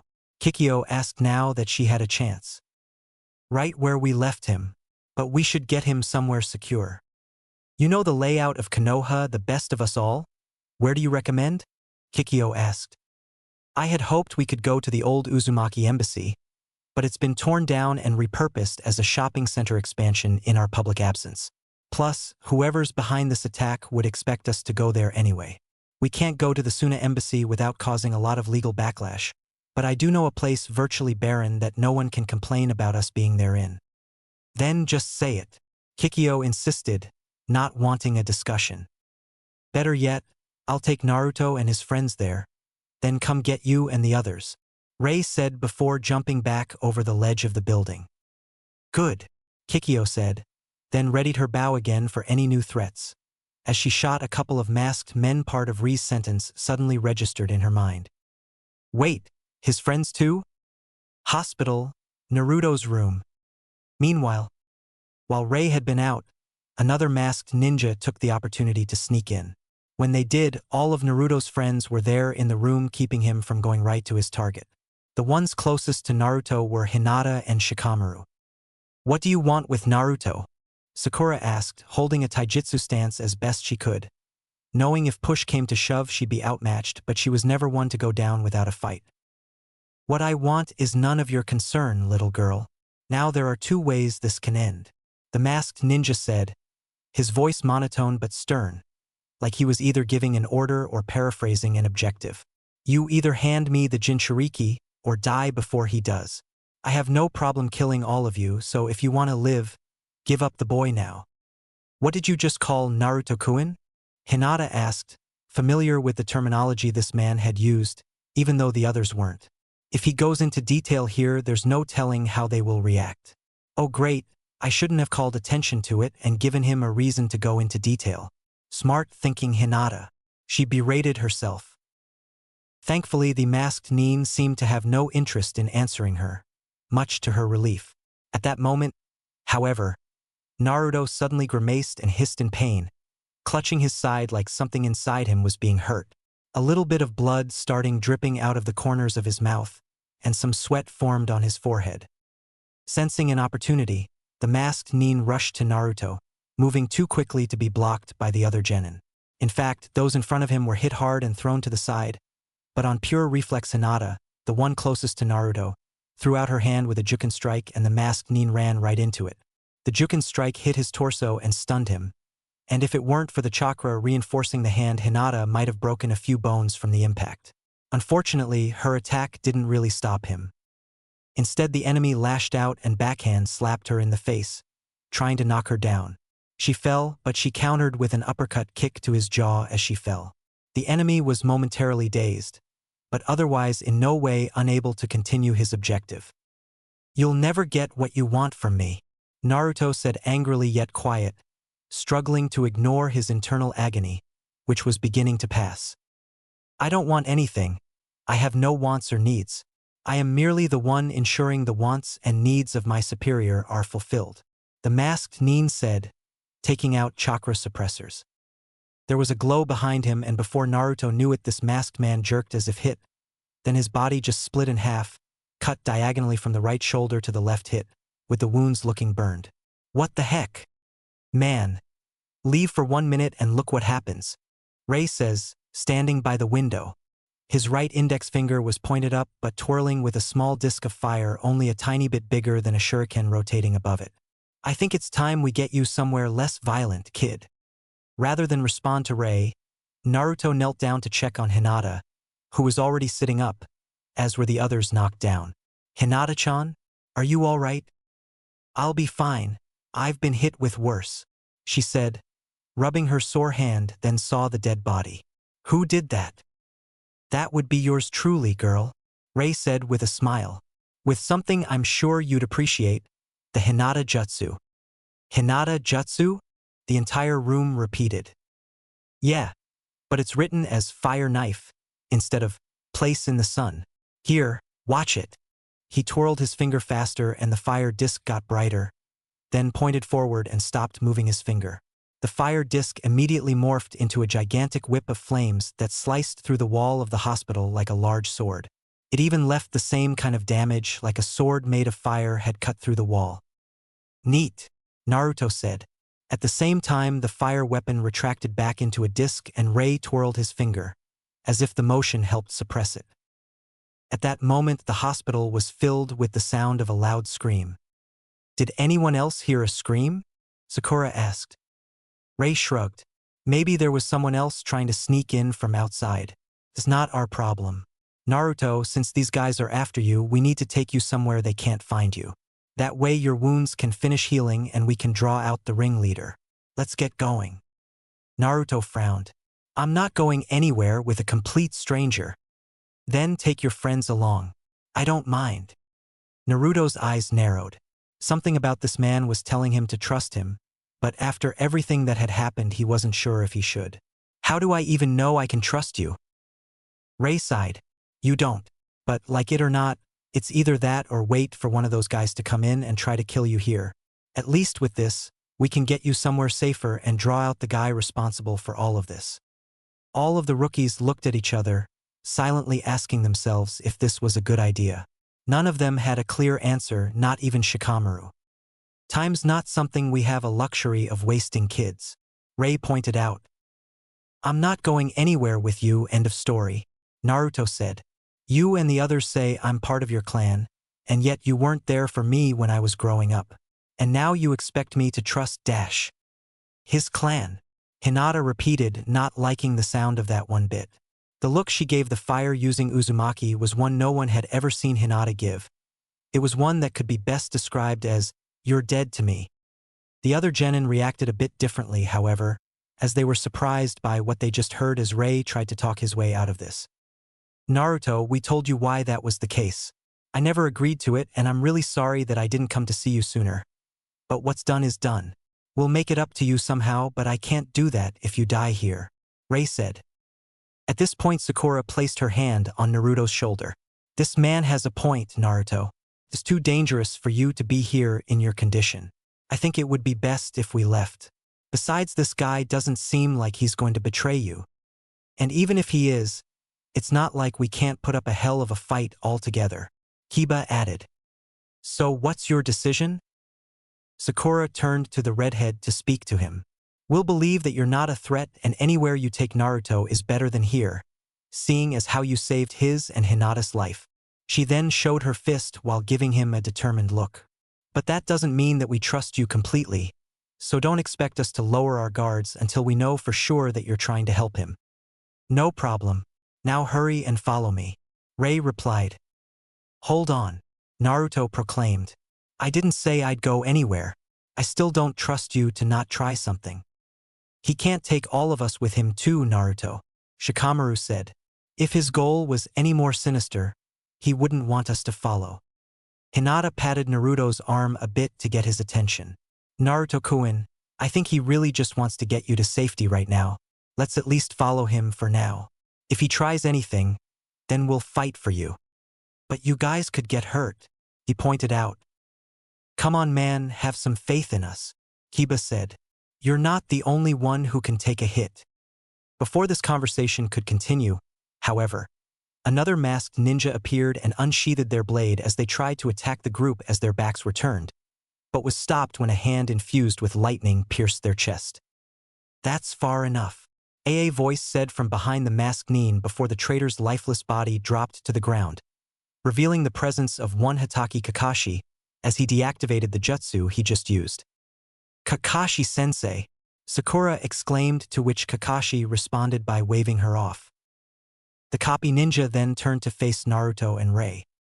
Sorry I'm late, Naruto. I was planning to visit you earlier today, but I was busy tailing a group of these ninja to see what they were up to. If I'd known that they were attacking this place, I would have come much sooner. Before anyone could respond to Kakashi's explanation, everyone noticed that things had suddenly quieted down. Ray looked outside and saw that the remaining masked nins retreating. The Uzumaki then turned to Kakashi. What's going on? No idea, but I'm afraid we don't have time to think about that for now. I got an order from the Hokage to take you guys to the main lobby of the hospital via my wireless radio just a few moments after I saw this guy heading for this room. We've just captured one of these attackers and are about to interrogate him, Kakashi explained as he motioned for the group to head to the door. At hearing this, Ray, realizing that finding out what was going on might prove helpful in the long run, decided to go there first before getting Naruto to a more secure place.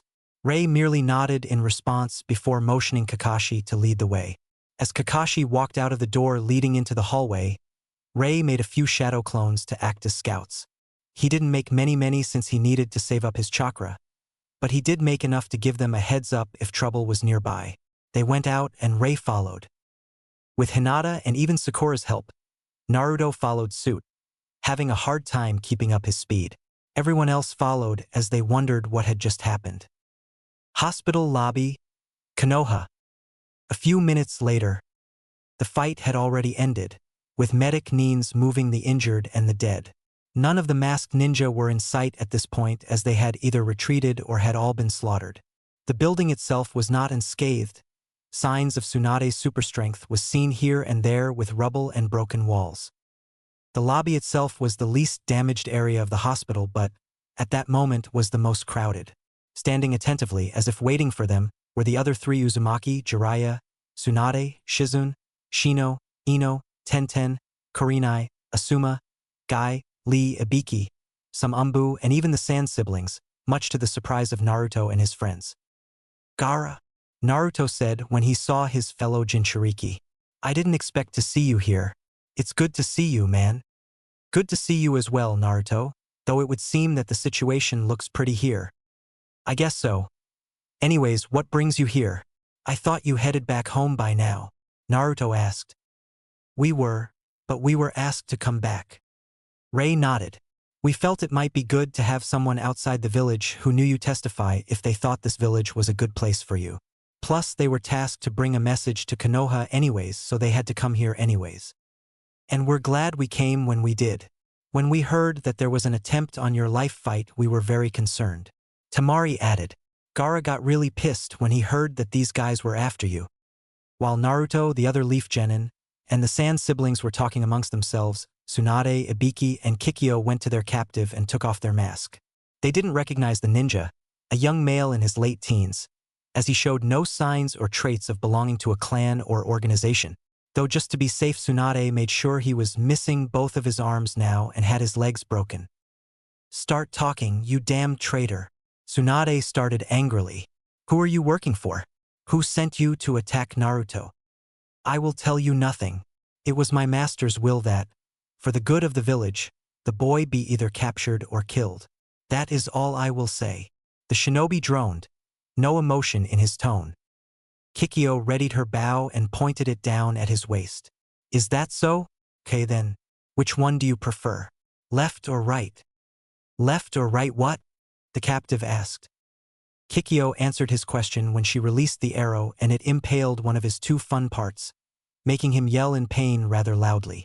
Then she formed another arrow and then slightly shifted her bow's position. I'm in no mood for your silence. Now start squealing. You can try all you want, but even if I wanted to, I cannot tell you a thing. The captive replied, and even though he didn't sound afraid, there was some sweat starting to drop. You can't talk, Jeriah repeated, like something there stood out to him. Open your mouth, he commanded. As if to refuse, the captive shook his head, tightening his lips. All right then, Jeriah said before he grabbed the teen's cheeks, then forcing the mouth open, looking in. You better have a good reason for this, Jeriah, Tsunade warned. Jeriah looked closely and found what he was looking for. Then, using one hand to keep the teen's mouth open, Jeriah reached into the teen's mouth and brought his tongue out for all to see. See for yourself. Kikyo narrowed her eyes when she saw what Jeriah was showing them. A few injutsu on his tongue, clearly the work of someone who doesn't want his subordinates to speak against him. And unfortunately, it likely has a failsafe to ensure removing it kills him, to guarantee any information dies with him. Most likely, but suppressing it should be safe. Jeriah suggested, readying such a seal. The captive tried to resist, so applying it was difficult, but this wasn't Jeriah's first time putting a seal on the unwilling, so it wasn't much of a challenge.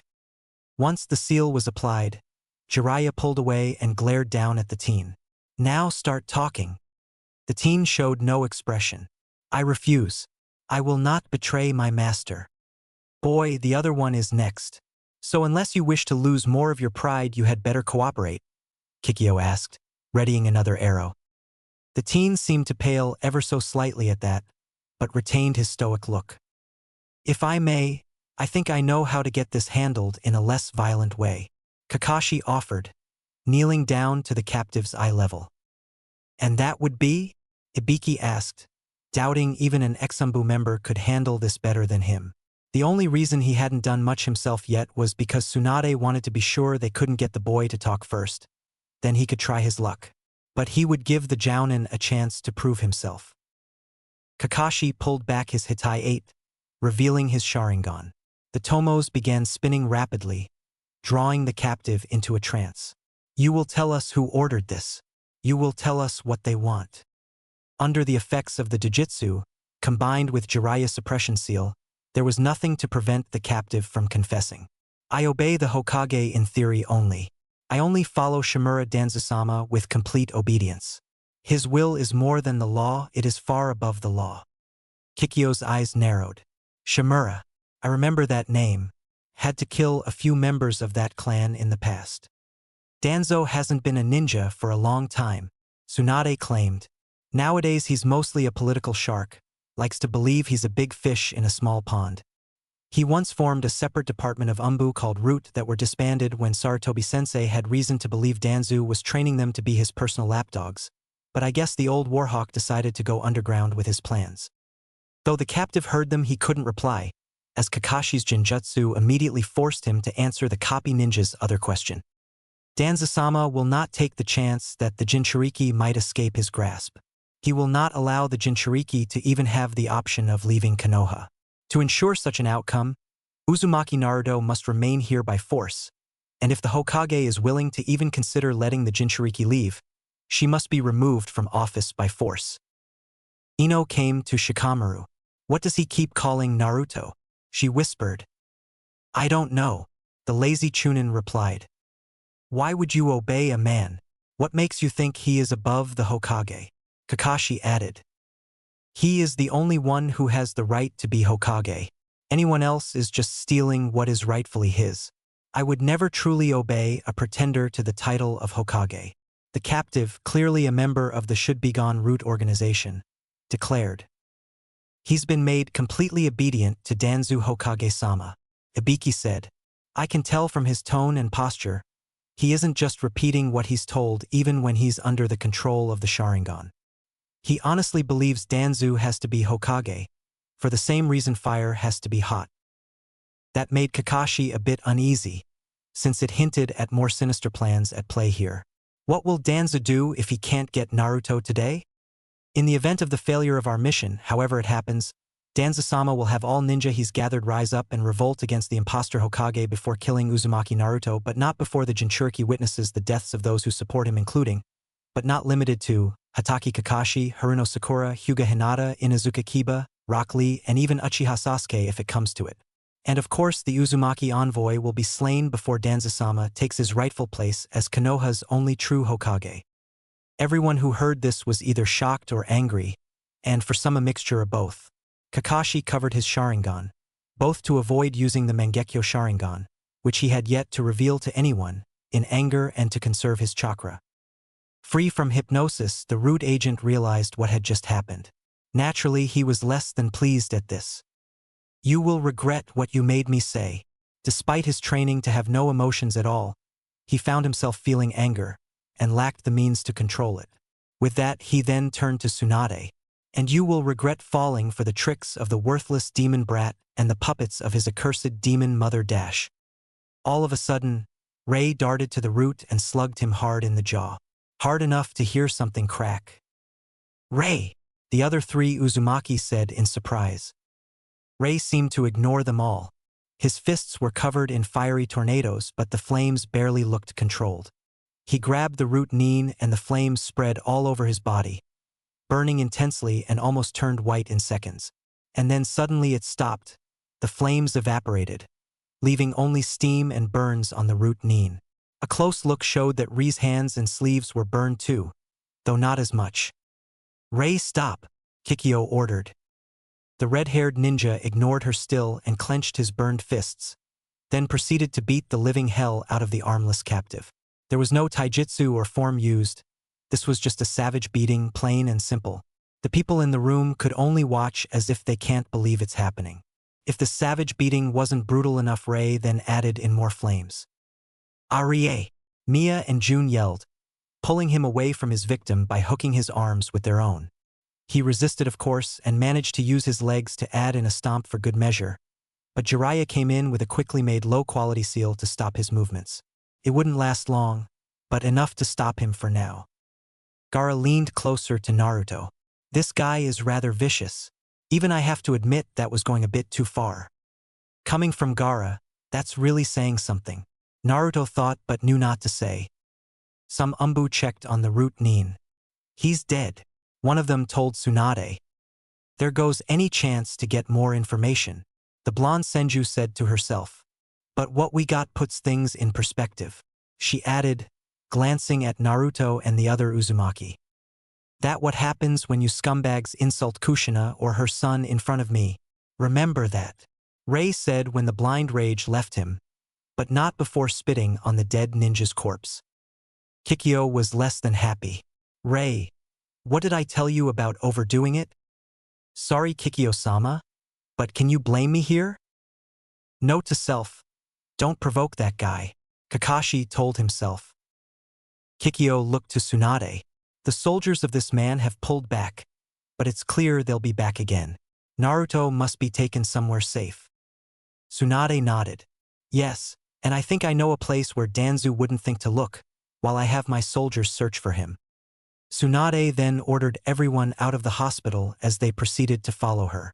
Before leaving, however, Ray pulled out a small bag filled with Ryo before turning to the person standing in the lobby. Sorry about the mess, Ray said before tossing the bag at the medic nin who caught the bag. Ray then left, being the last to see the charred, bloodied, and now crumbling corpse of the man he killed. He didn't even feel a shred of remorse. Chapter 4: Naruto's Decision. Undisclosed location. Konoha. Here we are. Now we can talk as we need to. Kikyo said when everyone had gotten to where she and Tsunade wanted to go to get Naruto off the radar. Did we really have to come here? Jeriah asked, not feeling comfortable where they currently were. This is one of the most private places in Konoha even without seals involved. The only way anyone would find us here is if we give ourselves away, Kikyo told him. There was indeed truth to her words. Their current location was not some hidden bunker or cellar or panic room of any kind. It was much simpler than that, simple enough to easily be overlooked by someone trying to find someone trying to hide. It was the Uchiha compound, a vastly deserted portion of Konoha that no one ever went to. The perfect place to hide because aside from Uchiha Sasuke, no one was supposed to be there. Right now the group was in a completely random building that was picked solely because it was large enough to hold them all. The group consisted of the Rookie 12, their senseis, Tsunade, Jeriah, and the Sand siblings. Naruto, however, was separate from the group, placed in an interior room that was once a bedroom, with no way to get outside and away from the others. This was so he would have a chance to think for himself in private. What needs to be talked about? Sakura asked. We need to discuss moving Naruto to Uzushio-Kikyo started. We never decided that, Tsunade pointed out. Because we never got a chance to, Rei reminded her. Hinata stood up, looking infuriating. You're not taking Naruto-kun. Kikyo and the Uzumaki were incredibly unintimidated. Girl, he's not your property. Why do you want to take Naruto away? Ino asked. Mia rolled her eyes. If you people would stop interrupting us every single time we try explaining it, you might finally learn why. No one said anything, well aware that the Uzumaki woman was impatient and would have answered their questions happily had they bothered to stop asking them long enough to let them speak. Allow me to explain on my kin's behalf, Kikyo started. For those of you unaware, we are of the Uzumaki clan, and yes, Naruto is in fact a member of us. We live in the village Uzushio-Gakure, an old village that was strongly allied with Konoha in the past, but these days that alliance is strained to say the least. Naruto is the last of the branch of our clan that resided in Konoha, and Konoha, I think you can see for yourself how much your village values our clan. What do you mean? Chuji asked. Tell us one thing you know about the Uzumaki clan? Jun asked back. Any tiny thing that you learned about the Uzumaki? Not surprisingly, none of the younger generation in the room could say a thing. They couldn't even use Naruto as an example since it was clear even he didn't know about the clan. In fact, this was the first time they even heard of the Uzumaki clan and, given the circumstances, that was something that was very suspicious. It's okay if you can't, we don't blame you for not knowing, Mia said. Naruto himself didn't know either. The governing body of Konoha has over the years tried to make our clan completely unknown, for reasons we can guess at but not prove. Why would they hide that information? Tenten asked. As Mia just explained, we don't know for sure, and it's not worth speculating about right now. The only thing that matters right now is that Konoha, for whatever reason, hid the truth from Naruto and he has suffered for it. Naruto has gotten no knowledge of his clan up until now. No history to be proud of, no figures to be inspired by other than the Hokage, no training specifically tailored to his biological needs.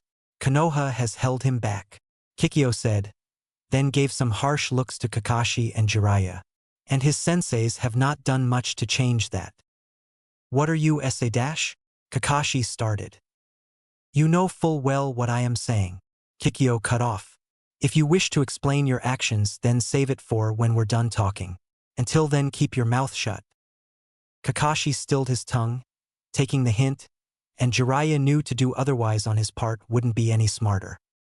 What makes it especially insulting is the fact that they denied this information to such an important member of our clan. Mia added. What do you mean an important member of your clan? What is Naruto-kun to you? Hinata asked.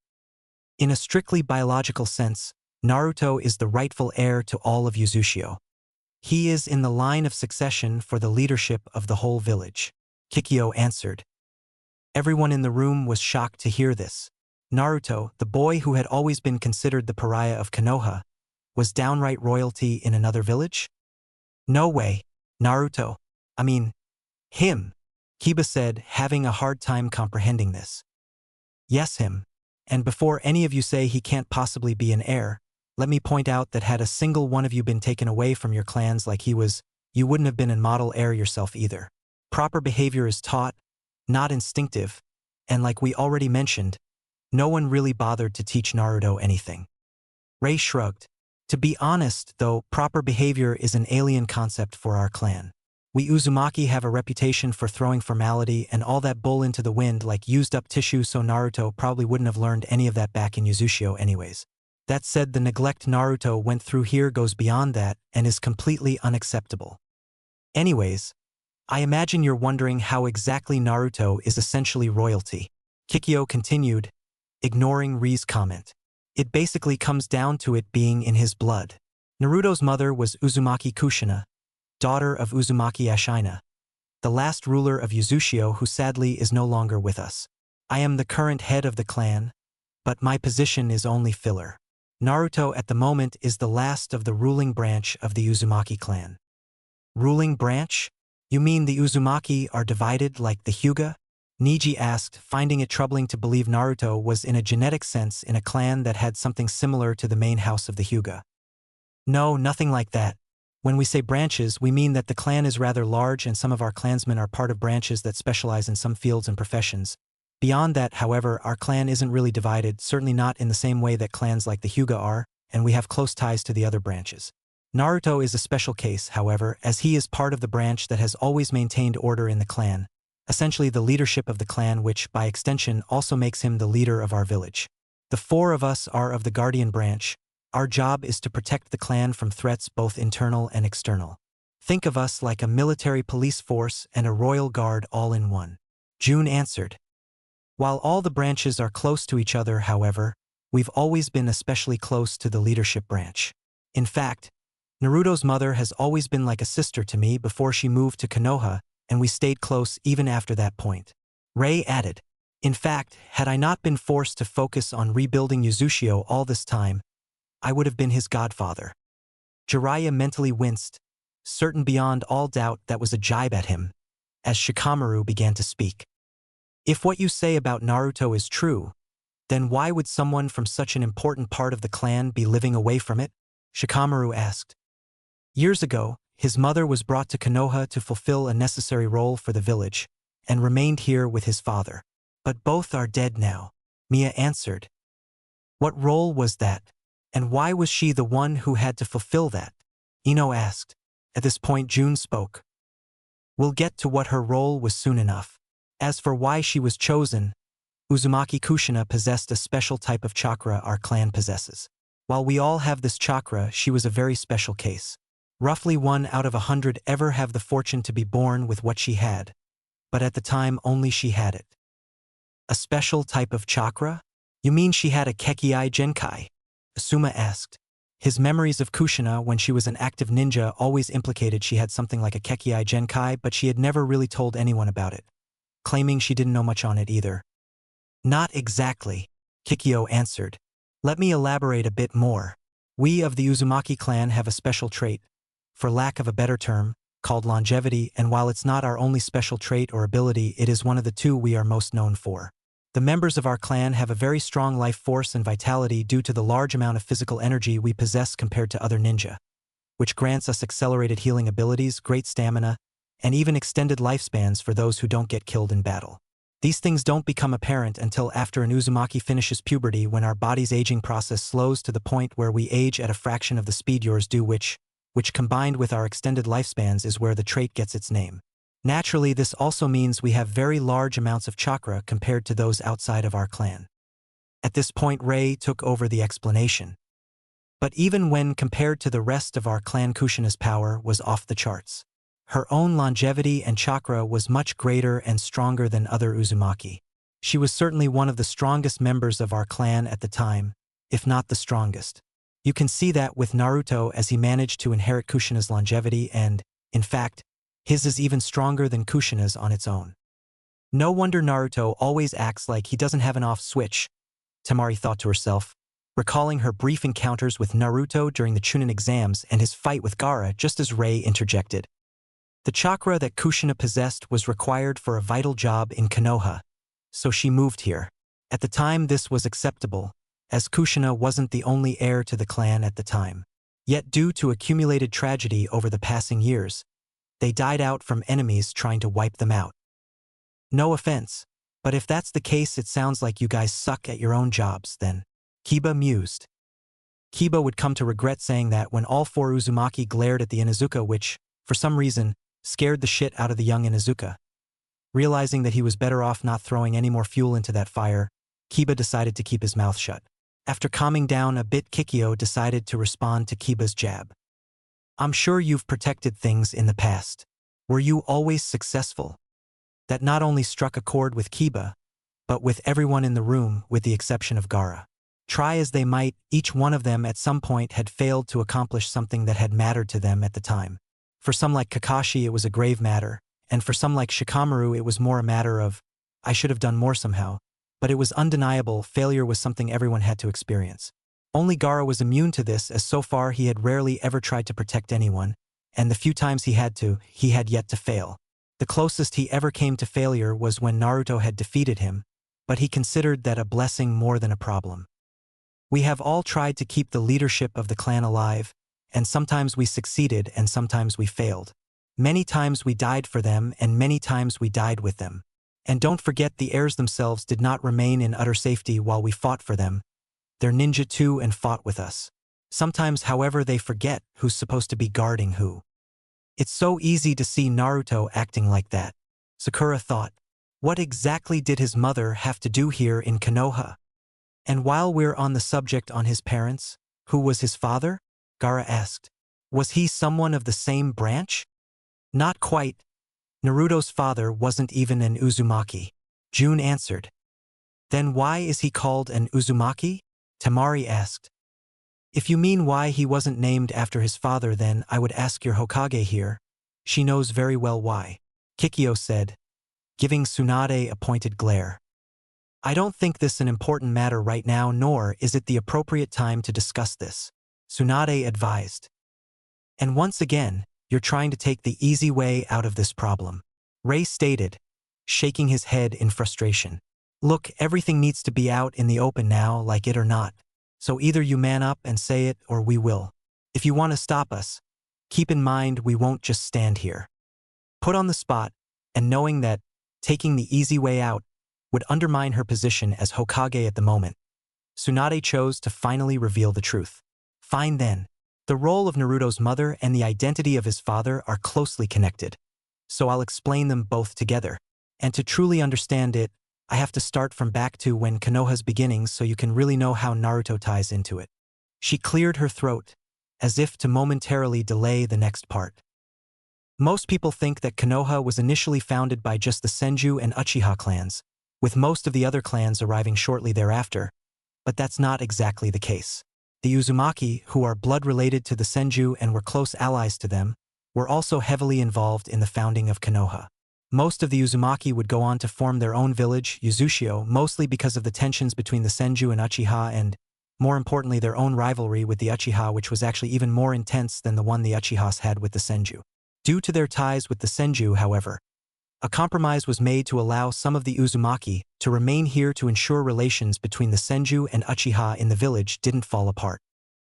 Ultimately, the leader of the Uchiha at the time, Uchiha Madara, gave in to his paranoia about the Senju and Uzumaki trying to oppress him and sought to ensure he put them down before they could put him down.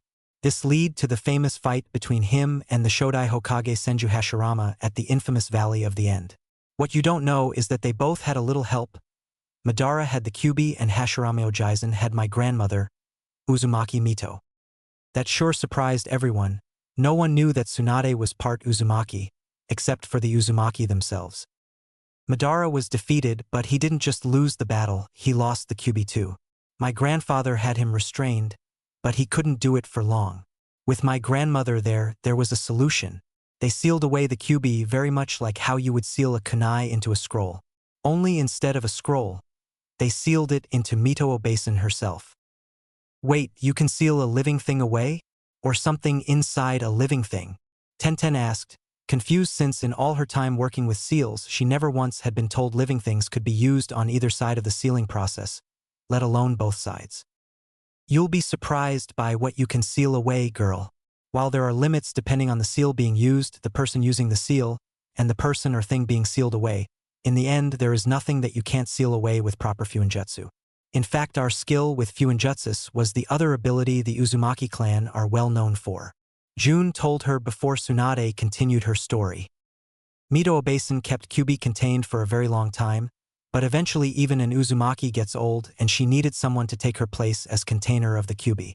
At the time there was only one other person available who was a viable option, Uzumaki Kushina, who was a young girl and brought to Konoha from Uzushio. The young Genin and Shikamaru were understandably shocked by this. Why her?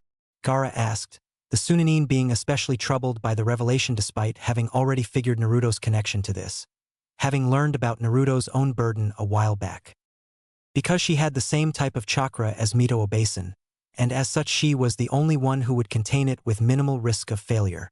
Tsunade answered, Kushina came here, and the Kyuubi was transferred from my grandmother into her in complete secrecy. No one knew about it or told anyone. At that, Hinata frowned and Sakura looked bothered. Yet clearly such a thing wasn't done for Naruto-kun. The condition for Kushina coming here was that she obviously couldn't go back to Uzushio or claim her place within the clan. But nowhere did it say her kids couldn't. Ray pointed out. Okay. But where does Naruto's father fall into all of this? And, more importantly, what does this have to do with Naruto in the first place? Niji asked. At this point Ray stepped in to explain. We were just about to get to that part. Naruto's father, Kushina's husband, was also the one who was primarily responsible for keeping the seal, keeping the Kyuubi inside Kushina. You may not have been aware of it, but you've actually seen his face up on that giant stone monument Konoha's so proud of. You know him as Minato Namikaze, the Yondaime Hokage. At that moment the younger ninja, including Sakura and Hinata, were left in complete shock by this, not even knowing what to say. Not only was Naruto a clan heir, but, to top it all off, he was the son of the Yondaime Hokage, the greatest hero of Konoha who gave his life to stop the Kyuubi. Those who weren't trying to wrap their minds around this idea suddenly realized that, given how Naruto was treated in Konoha, the Uzumaki had a good reason to want him back. Even as the younger shinobi tried to register that last bit of information, however, Ray continued with his revelation. As for Naruto's role in all of this, it began on the day he was born, though he didn't learn about his role or even about his heritage until very recently. When Kushina gave birth to Naruto, the seal on her weakened as the strength of the seal had waned due to the need for Kushina to divert her strength to him during her pregnancy. Minato and Konoha did prepare for this beforehand, but something went horribly wrong and the Kyuubi broke free as a result. Ultimately Kushina and Minato had no choice but to seal the Kyuubi away, at the cost of their own lives, inside of their own son. He explained. If the revelation of Naruto's relation to the Yondaime was a shock, then this revelation was a paradigm shifter for the young teens. At that moment there was a pause to let this sink in for the group, particularly those unaware of this fact. Even Hinata and Sakura were speechless, though only because of the fact that Naruto's own parents were the ones to force the burden of the Kyuubi into their own son. As the young Genin and Shikamaru tried to digest all that they had just learned, some of them looked over to the room Naruto was in, wondering what he was thinking about at that moment. At the moment, Naruto was leaning against the door, listening in on the conversation as best he could, certain the Uzumaki might say something that he needed to hear, but they didn't want him to. While normally trusting despite his ninja training, Naruto couldn't bring himself to trust these people, not in spite of their claiming to be his family, but because they claimed to be his family. Despite their reasoning, and the revelations that proved that Kakashi, Jiraiya, Tsunade, and even the third Hokage, among others, had lied to him for all of his young life, Naruto could not bring himself to trust people who weren't around for his entire life. Even though they had lied to him and were not around as much as they should have been in the case of Kakashi and Jiraiya, those four people were at least there for him, even if it wasn't by much, while the same could not be said for the Uzumaki. Also, no matter what the arguments they used against Tsunade and the higher-ups, the Uzumaki didn't have anything they could use to make Naruto doubt his friends, and both he and the Uzumaki, if that's who they really were, knew it. His friends genuinely care for him, to the point that they had risked life and limb to protect him when the masked Nin attacked. It was that very devotion, however, that really made Naruto question what he should do ever since the interrogation of the Root Nin at the hospital. Like a nightmare that someone is unable to wake up from, The young genin was unable to get the man's last words from that interrogation out of his head. In the event of the failure of our mission, however it happens, Danzasama will have all ninja he's gathered rise up and revolt against the imposter Hokage before killing Uzumaki Naruto, but not before the Jinchuriki witnesses the deaths of those who support him, including, but not limited to, Hatake Kakashi, Haruno Sakura, Hyuga Hinata, Inazuka Kiba, Rock Lee, and even Uchiha Sasuke if it comes to it. Those words, more than any of the arguments that either Uzumaki have made or the things he had learned today, were what was putting Naruto at a crossroads in his life. Naruto was his own person, with his own hopes and dreams, and he never once doubted himself. For Naruto, however, the thing he valued the most were the lives of those he cares about. While he felt his life had some value, the lives of those he cared for, in his mind, were of greater value to him, to the point that if he was forced to choose between giving his life to save a friend or let them die, he would choose the first option every time without hesitation, regardless of any regrets he would have of not achieving his dreams. This situation was different, however. Not only was Naruto himself the reason for this threat to his friends, but there was not much he could do. His friends would try to protect him, and, due to his current condition, he wasn't going to be able to protect them. There was a very real chance his friends might die as a result of this battle. His only other option was to actually go with the Uzumaki, whom he didn't trust, which would take him out of the equation and, Naruto hoped, would end the battle before it began.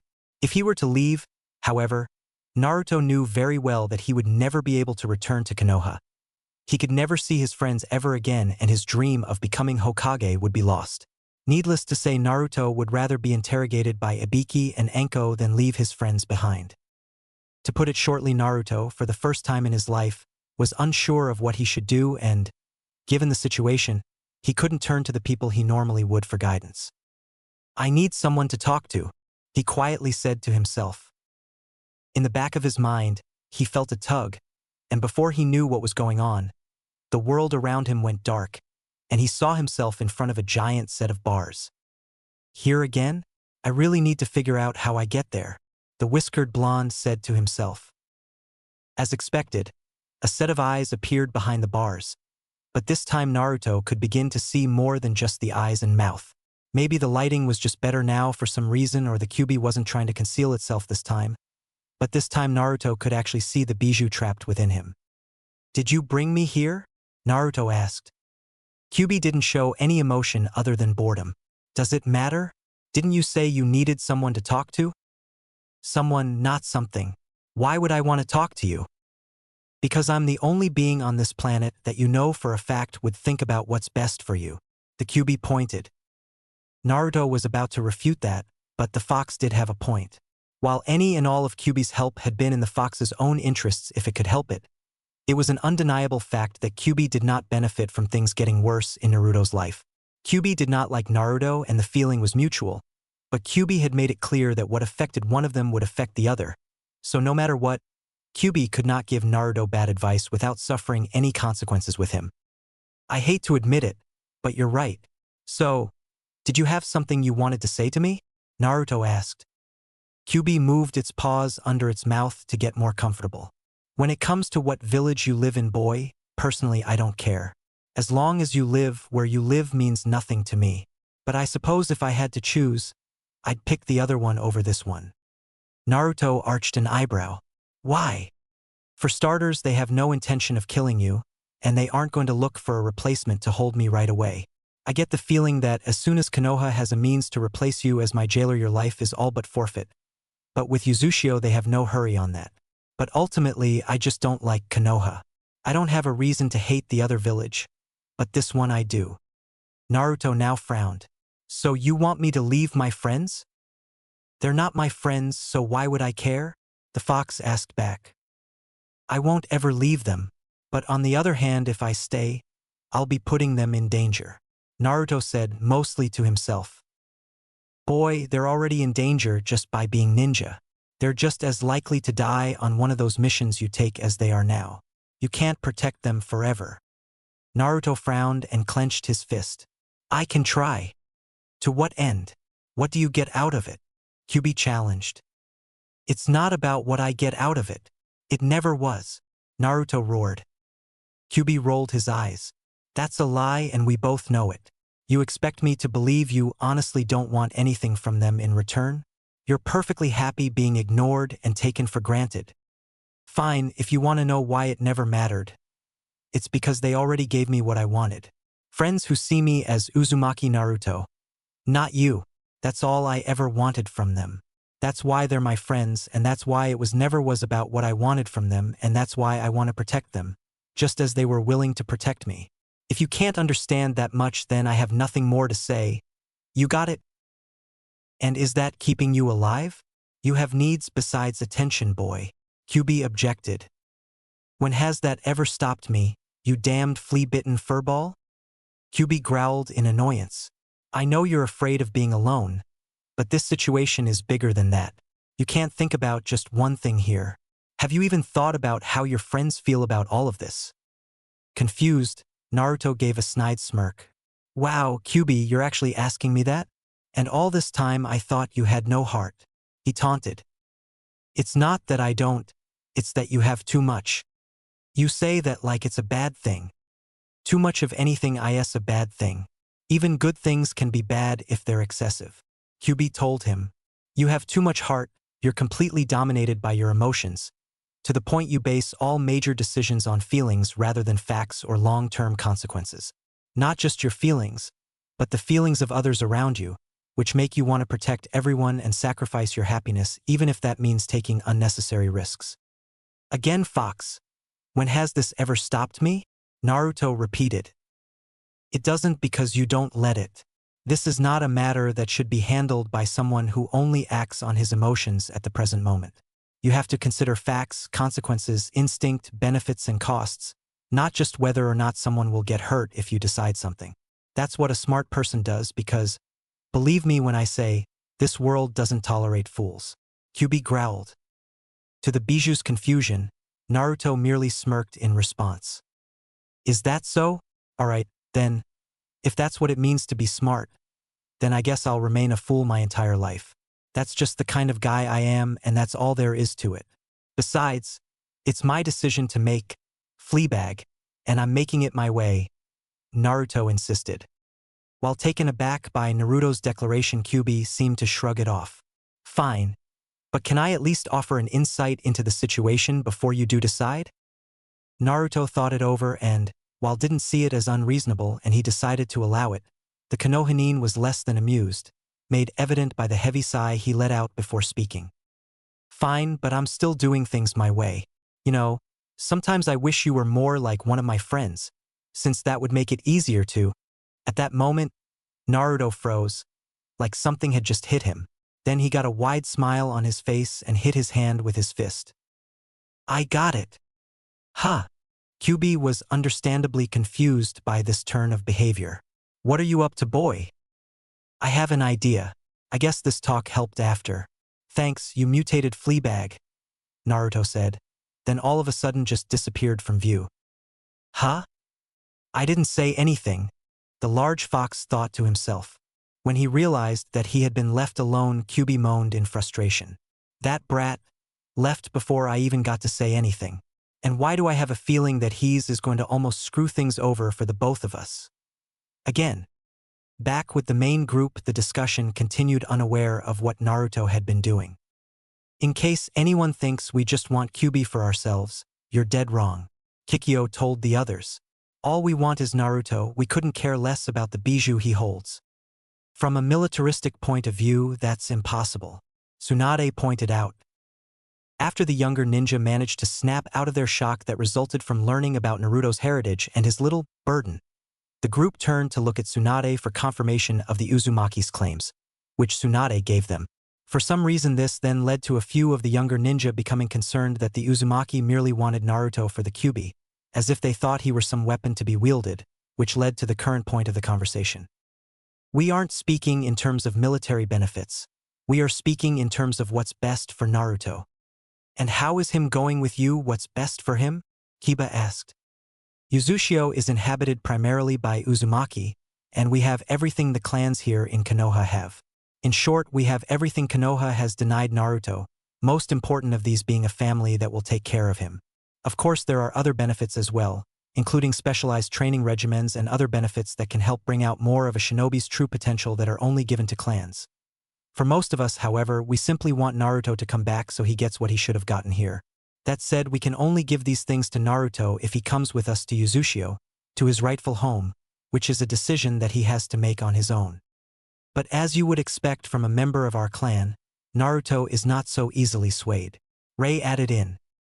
Unlike some people, it's naturally not enough to offer to make him stronger. We need to show him the reason for us helping him is one he approves of. The problem is he doesn't want to hear us out, and, to be fair, I really don't blame him. We were absent for years, so it's perfectly normal he's not so keen on jumping at the chance to be a part of us. Especially when this village is the only life he's ever known, for better or worse. Why were you absent? How long have you known of him? Hinata asked, still not happy with the Uzumaki's blatant admission of wanting to take Naruto away. About 30 years ago, a coalition of nations tried to destroy our clan and our village as well. To survive, we had to make it appear as though they had succeeded. When that whole episode came and went, we had to focus on rebuilding our village and find everyone that somehow went missing after the attack, so we were content with letting the Uzumaki that were in Konoha at the time, Kushina included, stay in Konoha. As for Naruto, we've known about him ever since we confronted the Sandaime about him 7 years ago. He insisted that Konoha would help Naruto, and we decided to give your village a chance to prove it. But once the Godame was put into office, we decided to see what exactly they had done for Naruto, and frankly we're not satisfied. June answered. When the Yondaime died, he had one wish for Naruto, for him to be seen and treated as a hero. Tell me, before he became a ninja, if someone asked you to think of Naruto as a hero, who here wouldn't have laughed at the idea? Ray asked. With the exception of Hinata, all the genin and Shikamaru lowered their heads in shame. Most of them had already laughed at him for far less, and those that hadn't laughed knew deep down they wouldn't have agreed he was a hero. Even Lee, who thought the best of everyone who wasn't his enemy, would at best say Naruto had a lot of determination but much work to do to get where he wanted to go, which right now only sounded like a nice way to say he's weak to the green-clad taijutsu user. I always thought of him as a role model, Hinata admitted. Not the way the Yondaime intended, but that only means my perspective is the most genuine. I didn't see him as good simply because I was told to, nor was told why to. I did for my own reasons, even when surrounded by people who tried to give me reasons not to like him. I don't think there's a single person in this village who has a more honest opinion of Naruto-kun, for good or bad, than myself. She's right, Sakura said. Most of us, myself included, gave in to peer pressure regarding how to see him. She's the only one whose opinion is truly her own. She turned to her sensei. Kakashi-sensei, were you against Naruto too? No, Sakura, I wasn't. I'd be happy to say what I thought of him, if someone would actually let me. He told her, giving the Uzumaki a brief pointed glance. I suppose now would be the appropriate time, Kikyo said. Kakashi cleared his throat, knowing this was going to be tough to say, as people were going to look for holes in his story. I know what you think about me, that I don't care about Naruto and blame him for my sensei's death, that I was put in charge of Team 7 to train Sasuke but not Naruto, and that I never intended to use Naruto as anything other than a way to make Sasuke look better by comparison. Close Kakashi, we did say all of that about you, except the part about Minato's death. We never said you blame him for your sensei's death. Kikyo corrected. Since you brought that up, do you hold Naruto responsible? The cycloptic Jounin did not expect that, and his lack of an immediate answer was cause for alarm for everyone else. But the shock of this blindsiding question wore off as quickly as it came and was replaced by something else as the now very insulted copy ninja glared at the Uzumaki representative as if to silently say, "Ask me that again, I dare you." Sakura cringed to see such a look in her sensei's one good eye, and the Jounin were amazed Kakashi would look so infuriated. It was quite different than his usual expression of aloofness. To Kikyo's credit, however, she was completely unaffected. If you want to glare at someone, it helps if more than one eye is actually visible on your face. Otherwise, it just makes you look ridiculous, the expert archer told him. Now, continue your story while we're still willing to allow it. Pompous bitch, Kakashi thought to himself before continuing. To make it perfectly clear to you, I do not hate Naruto and I do not blame him for my sensei's death. As much as I wish he was still alive, I at least respect how he went, and I know that what he did, more than anything, had to be for Naruto's sake, even if I don't know how that was the case. He explained. You say that, and yet you avoided him until you were forced to take charge of his squad. Why is that? Ray asked. To the surprise of everyone who knew Kakashi, the normally aloof Jounins had a very saddened, almost guilty, look in his eye. When she saw it, Sakura was reminded of a similar look Kakashi had when he explained the purpose of the Hero's Memorial Stone on Team 7's first day. Kakashi then let out a heavy sigh before he answered Ri's question. He didn't like to talk about what he was about to tell everyone, but he decided he had no choice but to come clean about his failures. The reason why I was never around for him before I became the leader of Team 7 was simple. I just couldn't bring myself to do so. I wanted to be there for him, but I thought that would only be the death of him like it was for everyone else I was close to. My father, my teammates, and finally my sensei and his wife had all died one right another. I was apparently so mentally unstable for a time I was considered unfit to raise Naruto, and for a long time I was too afraid even to try. I felt like a Shinigami. Death came to whoever I was around. Hell, I was about to flat out refuse to become the leader of his squad until the Sandaime himself intervened, and even then I was afraid to get too close to Naruto, and the rest of my squad to a lesser extent. It was only after Naruto and Sasuke managed to save my life during our mission to the Land of Waves that I realized that maybe I made a mistake. That may not be nearly enough to excuse my mistake, but at least I'm now trying to make up for it. That's all I can do right now, Kakashi explained. This explanation was a sobering moment for Sakura and the other young ninja. They figured a life of a shinobi would be difficult, but what Kakashi went through. Let's just say they realized why Kakashi preferred to keep his cards close to his chest, so to speak. The Uzumaki, meanwhile, were surprisingly quiet. Even Kikyo, who tended to overthink and overanalyze anything that was going on whenever she wasn't in the middle of a battle, realized that there really wasn't anything to what Kakashi said that she could truly question. More importantly, she and the other Uzumaki, who were good at detecting lies when they had to be, could tell Kakashi was being as truthful as he would probably ever be, and, given what he said, they realized that Kakashi's reasoning for not being there for Naruto actually made sense. Kakashi, knowing he had yet to finish explaining himself, continued on. While I'm on the subject of Team 7, I'm afraid your accusations are grossly inaccurate. I was chosen to be in charge of Team 7 for the betterment of Sasuke and Naruto, not just one of them. Sakura winced. Does that mean from the very beginning I was just in the way?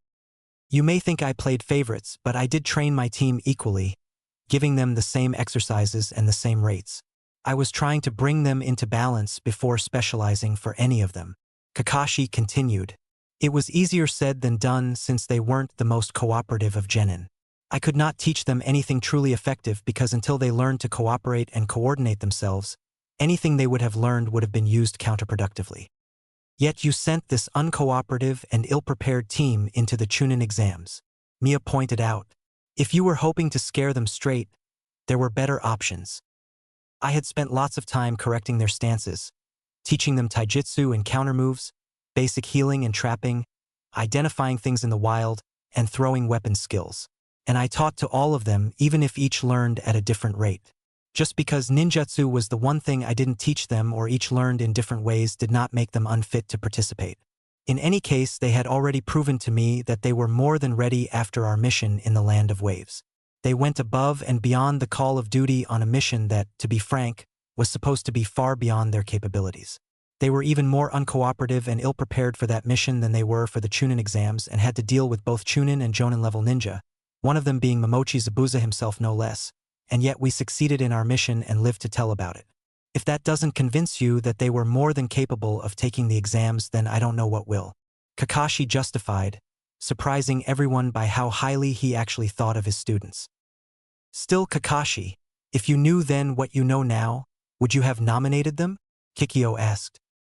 The Jounin just gave the archer a critical look. As I said before, you might have thought they were not ready, but I thought otherwise. And that goes for all three of them. If I thought that even one of the members of my squad was not yet capable of, then they would never have participated. You say that you tried to give them an equal amount of training. Then why didn't you train Naruto during the month-long break? Ray asked. I couldn't. You expect me to believe that? I know for a fact that you can make shadow clones to Kakashi and you can make them in large numbers. Not as large as Naruto but definitely on the high end of normal for a jounin. So providing a single clone that lasts for a couple of hours to teach him something was not impossible. So tell me, why didn't you try it? Don't tell me you were conserving your chakra for Sasuke, since from what I saw you didn't use that much in training him either. You spied on me? Kakashi asked. I believe I asked you a question first. Ray reminded him. Fine then, despite what you might think, I did have to conserve my chakra. Kakashi relented. For one thing, I can create a large amount of shadow clones, but only because of my chakra control. I don't have that much chakra, despite what you might think, as I can't maintain those clones long enough to use for training purposes. Even creating just one shadow clone is a drain on my chakra, and as such I can't have one last for more than 30 minutes. I could either train both Naruto and Sasuke at the same time, or I train Sasuke first and then train Naruto. At the time, Sasuke was in greater need of the extra training. Sasuke's opponents in the finals, Gaara, wanted to kill him and probably would have done so before their fight if the opportunity presented itself. Kakashi said, then turned towards Gaara. No offense. None taken, Gaara said before Kakashi continued his explanation. And it wasn't just Gaara I had to worry about. Orochimaru was in the area and he has a rather dangerous interest in Sasuke and had already branded him with a cursed mark, which was another problem I had to deal with. To complicate things even more, both Orochimaru and Gaara would scope him out on occasion even when I was around. I couldn't risk Sasuke's life when he was busy exhausting himself daily to learn a technique he would need to survive his fight with Gaara. I had to stay ready and alert, guarding him like any sensei would. The Uzumaki tried to say something, but Kakashi continued before anyone could interrupt him. After a while, when I was certain Sasuke's risks of attracting unwanted attention and danger to himself were low enough for me to focus in Naruto's training, I decided to check up on Naruto, and when I did, I saw Jiraiya-sama had already taken him under his wing. I knew at that point that Naruto was in very good hands and would learn more with Jiraiya-sama than I could have taught him at that point, so I let him be and went back to helping Sasuke. I didn't neglect Naruto, I just couldn't help him right away, and when I was finally able to, someone that could help him even more than I could had beaten me to it. Well, that might be acceptable, but still, did you ever check up to see what Naruto was learning under Jeriah? For all you know, he wasn't doing anything, Ray asked. Jeriah frowned, albeit in a more comical way than he probably should have. Hey, I did a lot for Naruto in that month. You taught him how to stand on water and how to summon toads, neither of which were of any use to him in his fight against Neji. Ray countered. That was the build-up to his real lesson, learning how to use Kyuubi's chakra. Trying to teach him to use the Kyuubi's chakra would have been too difficult, so I had him learn to summon toads, some of which he couldn't do at that point unless he used the Kyuubi's chakra. And last I checked, that proved invaluable to him in the finals against his opponent, seeing as he won that battle. Ray nodded. I'll admit I can't argue with that point, seeing as that did help him. But still, you didn't give Naruto anything to fight with. Was your plan for him to simply outlast Neji's strikes? If so, then how was Naruto supposed to fight his next opponent? It was actually Naruto's request to beat his opponent in taijutsu, Jiraiya claimed, then looked at Neji. He said his victory over you would mean more if he beat you at your own game. That's quite the understatement, Neji thought to himself before Mia re-entered the conversation. And you agreed? Mia asked. You didn't try telling him that maybe there was a better way? I didn't have much choice. I tried to tell him, but he was too dead set on this idea, and, as you've already seen, if he's made a decision, no force in this world can get him to change his mind, except Naruto himself. Jeriah objected. Even so, you could have worked in some additional lessons or jutsus in, like that Rasengan you're so proud of, June added. Jeriah scoffed. Oh sure, in hindsight I could, but think about it like this. It took the Yondaime 3 years to create that jutsu and myself 6 months to learn it. Exactly what reason did I have at the time to believe Naruto could learn that less than a week while he was also working on other skills? Had I known at the time all he needed was a week, I would have taught him that in a heartbeat. Wait, Sakura cut in. You mean that ball of chakra thing I've seen Naruto use lately, right? Jiraiya nodded. That jutsu took the Yondaime Hokage 3 years to make and you 6 months to learn, and Naruto learned it in a week? From what I'm told, he learned how to do shadow clones in 2 hours. Just because he's not book smart doesn't mean he's not a genius in other ways, nor that he's a bad learner. He's just better at learning things in a different way. Jeriah told the Pinkett. And that's not all. The thing is, the Rasengan as it is now is incomplete. My student intended for it to include elemental chakra too. But neither he or myself have figured out how to make it work. Yet I have faith that one day, Naruto will make it happen. Why can't you make it work? Kikyo asked. You're talking about utilizing both shape manipulation and nature manipulation, taking both of them to the most extreme limits possible, while providing enough chakra to condense into a visible handheld orb while keeping it in motion, all at once in one hand at the same time. It's a lot harder than it sounds, and if it doesn't sound hard to you, then I'd like to see you try. The sound of a door opening, practically being slammed, effectively ended the conversation, and everyone looked to it. Naruto stood there for a moment, his expression difficult to read. He didn't look angry, happy, sad, or anything in particular. He just looked. He stepped away from the door but didn't go anywhere specific, looking at everyone, but when he saw his comrades his eyes lingered and his expression softened. You okay, kid? Jeriah asked. I've been better, he said, and briefly closed his eyes before looking at the Uzumaki. I've been thinking for a while, and there's something I want to say. Before I say it, though, I just want to point that I've made up my mind about it. Nothing, absolutely nothing, is going to change my mind. Naruto sighed before he continued speaking, facing the Uzumaki as he spoke. I'm going to say it right now, I don't trust you at all. You guys say you're my family, but even if that is true, I can't overlook the fact that you were never there when I needed you. Even if they weren't perfect and did lie to me, Ero-senin, Kakashi-sensei, and Bachan were there for me more than you guys ever were. I don't know why all of a sudden I'm worth your attention, and personally I think you're up to something. On the other hand, I know someone here in Konoha is up to something now, and, regardless of what it is, they're willing to hurt my friends as long as I stay here. So as much as I hate to say this, for their sake if absolutely nothing else, I guess I don't have much choice. I've decided to go with you back to this Yuzu place. But on one condition. Everyone who wasn't shocked by Naruto changing his mind was now holding their breath, intentionally or not, suddenly anxious to hear what his condition will go. I'll only go if the people I trust can go with me. If not, I'll stay here and you four can get lost for all I care. Ray now looked at Naruto with an expression that read, You've got to be kidding me. Before he spoke, are you serious? And just who do you trust? Pretty much everyone in this room except you four, he said matter-of-factly. You can't just take every one of them with you, Naruto. It's too risky, Kikyo told the young genin. You don't like then tough. I'll just stay here and take my chances, but I'm not leaving my friends. Either they come or I stay, and that's final. It's your choice, so what'll it be? Naruto replied. The Uzumaki were hesitant to give him an answer, and the Konohanin were unsure of what answer they could give even if allowed. Naruto was after all asking for quite a bit, and all for a reason that appeared unusually selfish of him. I'm afraid we can't, Naruto, Kikyo told him. It's not that we can't do so or anything like, but that we're tasked to bring you and you alone to Uzushio, not an entire task force-sized group of Konohanin. Then too effing bad. I said they come or I don't, end of story.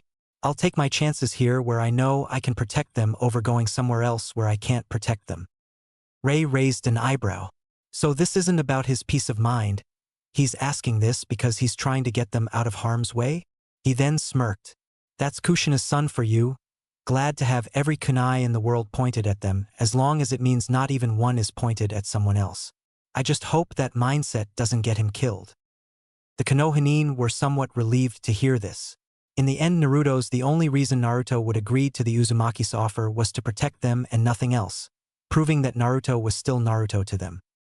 Kikyo moved some hair out of her face. You really do care about these friends of yours, don't you? Duh. Are you just now figuring that out? He replied. While not spoken exactly like a true leader, the sentiment is indeed there. In regards to your request, I do suppose that if we were to grant it and show up with more than just you, no one in Uzushio would be able to change it. Some of the clan and village elders might complain, but no one would actually try to make them leave if they came with you. She added. Naruto smiled. Great. Don't get ahead of yourself, Naruto. I said this is if we said yes. The redhead woman pointed out. Tell me one thing, what have you considered for this request? Have you thought about the fact that you're basically asking them to choose between you and their families and homes? That we might not have much, if anything, to offer them in Uzushio and they'd get weaker there, essentially making them what Konoha made you, in terms of training if nothing else. Is that what you want for them? Do you really care about them as much as you think you do? Naruto frowned. Have you paid attention to a thing I've said? Have you? Kikyo carefully countered. You care about their safety, I'm not disputing that. But what about beyond their safety? Have you thought of anything other than that? Have you thought about how them going to Uzushio actually does them any good? Have you? Naruto crossed his arms. When you left me here in Konoha, was there more to your decision than just my safety? Did you consider my proper training or education then? Or were you just satisfied that I was alive and that was enough for you? Kikyo and the other Uzumaki looked completely stumped when Naruto asked them that question.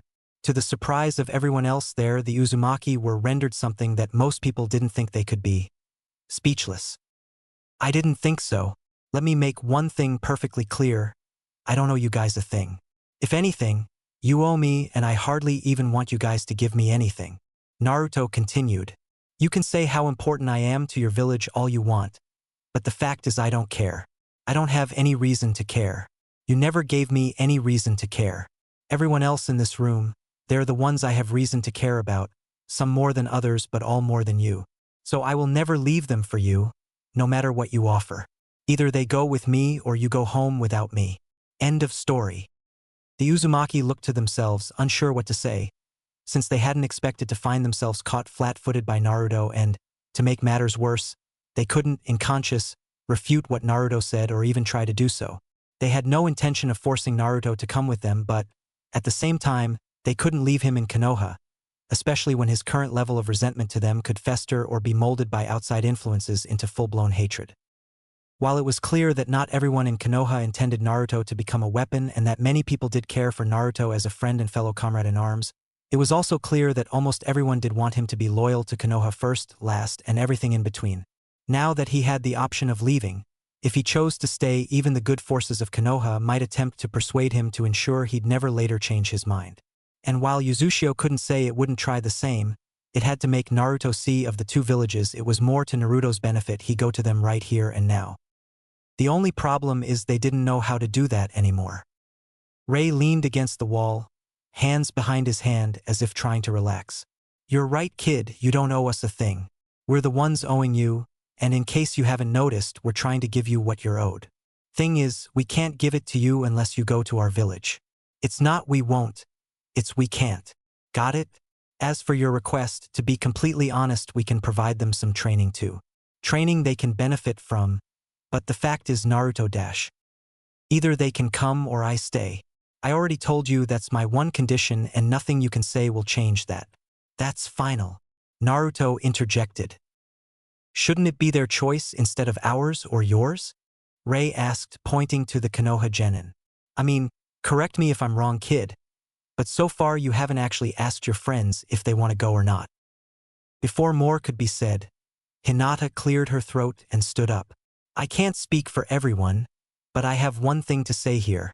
If Naruto-kun wants to stay, then I will fight you to make sure he does, and if he wants to go with you, I'm going with him regardless of whether or not Konoha will allow. Hinata-sama, you can't just simply go with him, Niji countered. Your father would never allow it. Hinata looked at her cousin with an expression he was unfamiliar with. Or to be more precise, he was familiar in giving it to her but not in receiving it from her.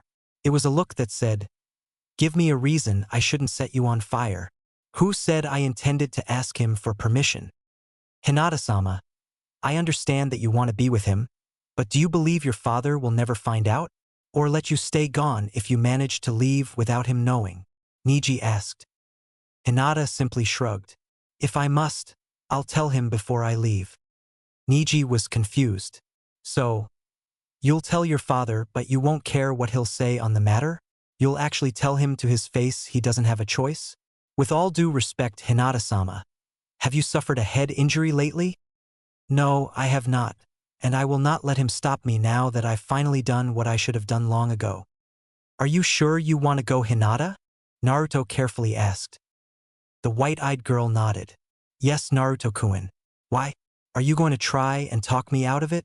Is it possible he was hoping we'd say no so he'd have an excuse to stay in Konoha? It's not that, it's just… Well, I didn't expect you to decide that so quickly. You're normally not that rash, he confessed. Hinata blushed lightly, but not as notoriously as she was known for. Well, that's one person willing to go. Anyone else? Ray asked.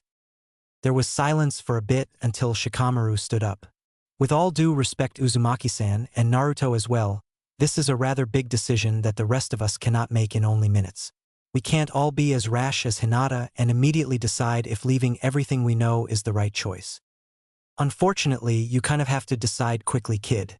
The fact is, when we came here to begin with, we didn't plan on being here for days waiting for a decision. June told the Nara heir. Also, we only came prepared to take one person back with us, not close to a dozen, Kikyo added. I am aware, Shikamaru noted. I had suspected that this entire time, so allow me to adjust Naruto's offer a bit. Let Naruto and Hinata go with you, as well as possibly 1 or 2 Konoha jounin to ensure you take them where you say you will, and the rest of us will stay here for a preset number of days. By then you come back at a prearranged location, and those of us who do decide to seek shelter in Uzushio with Naruto can go too.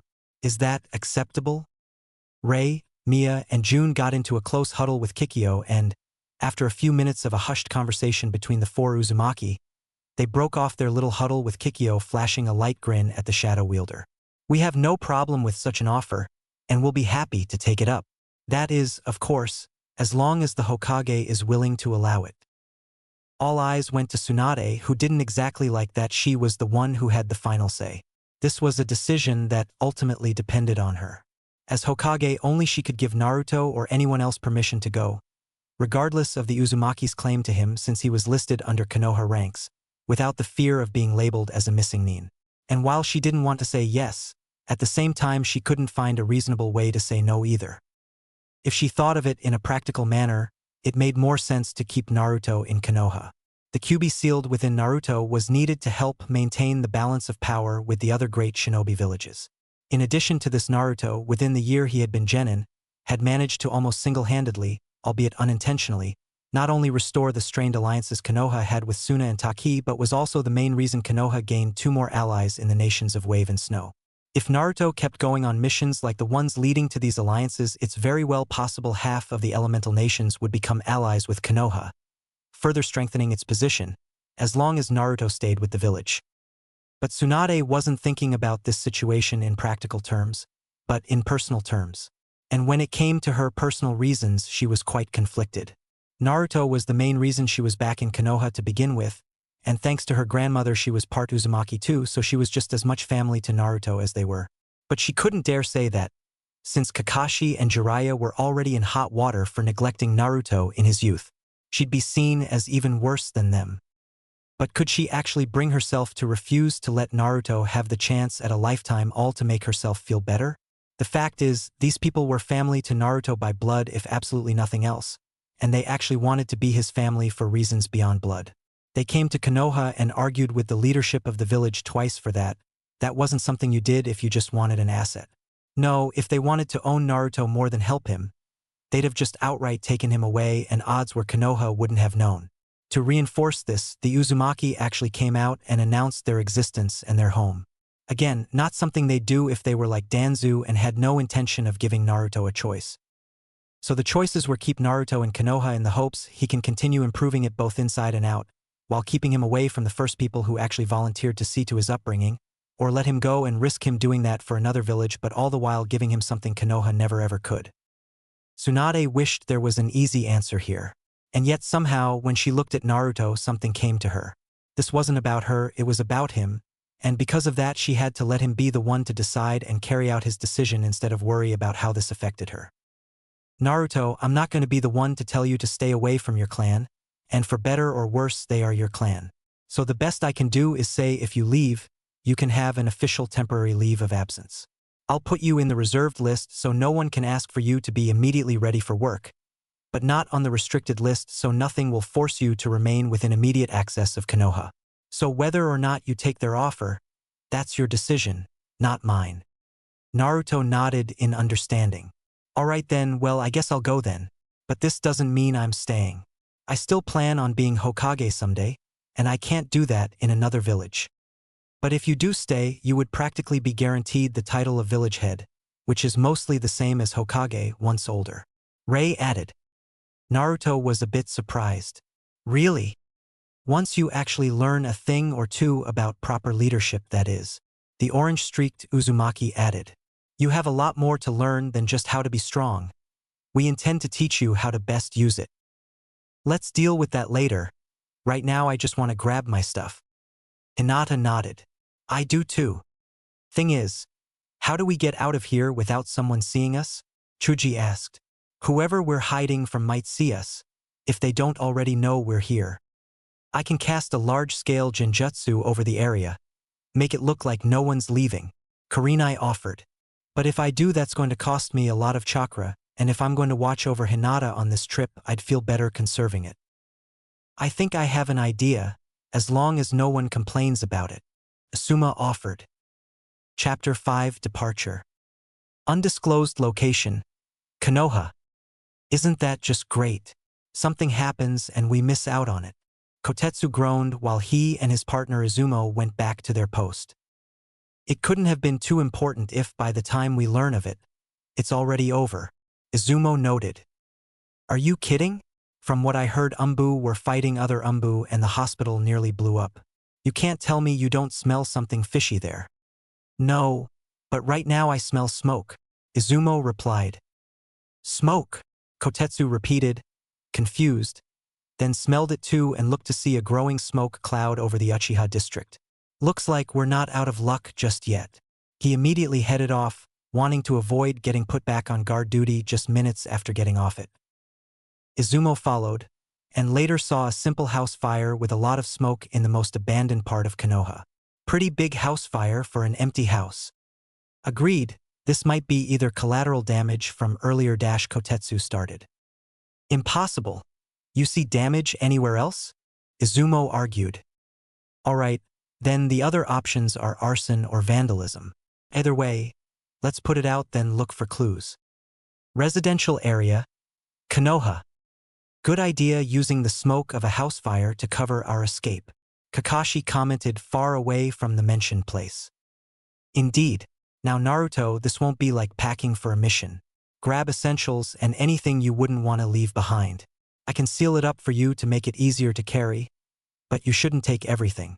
Jeriah told the blonde while he, Kakashi, and Naruto were at the boys' apartment. Everyone else had to go their own ways, since being together out in the open only gave Danzu's Nin an easier target. I can't stay.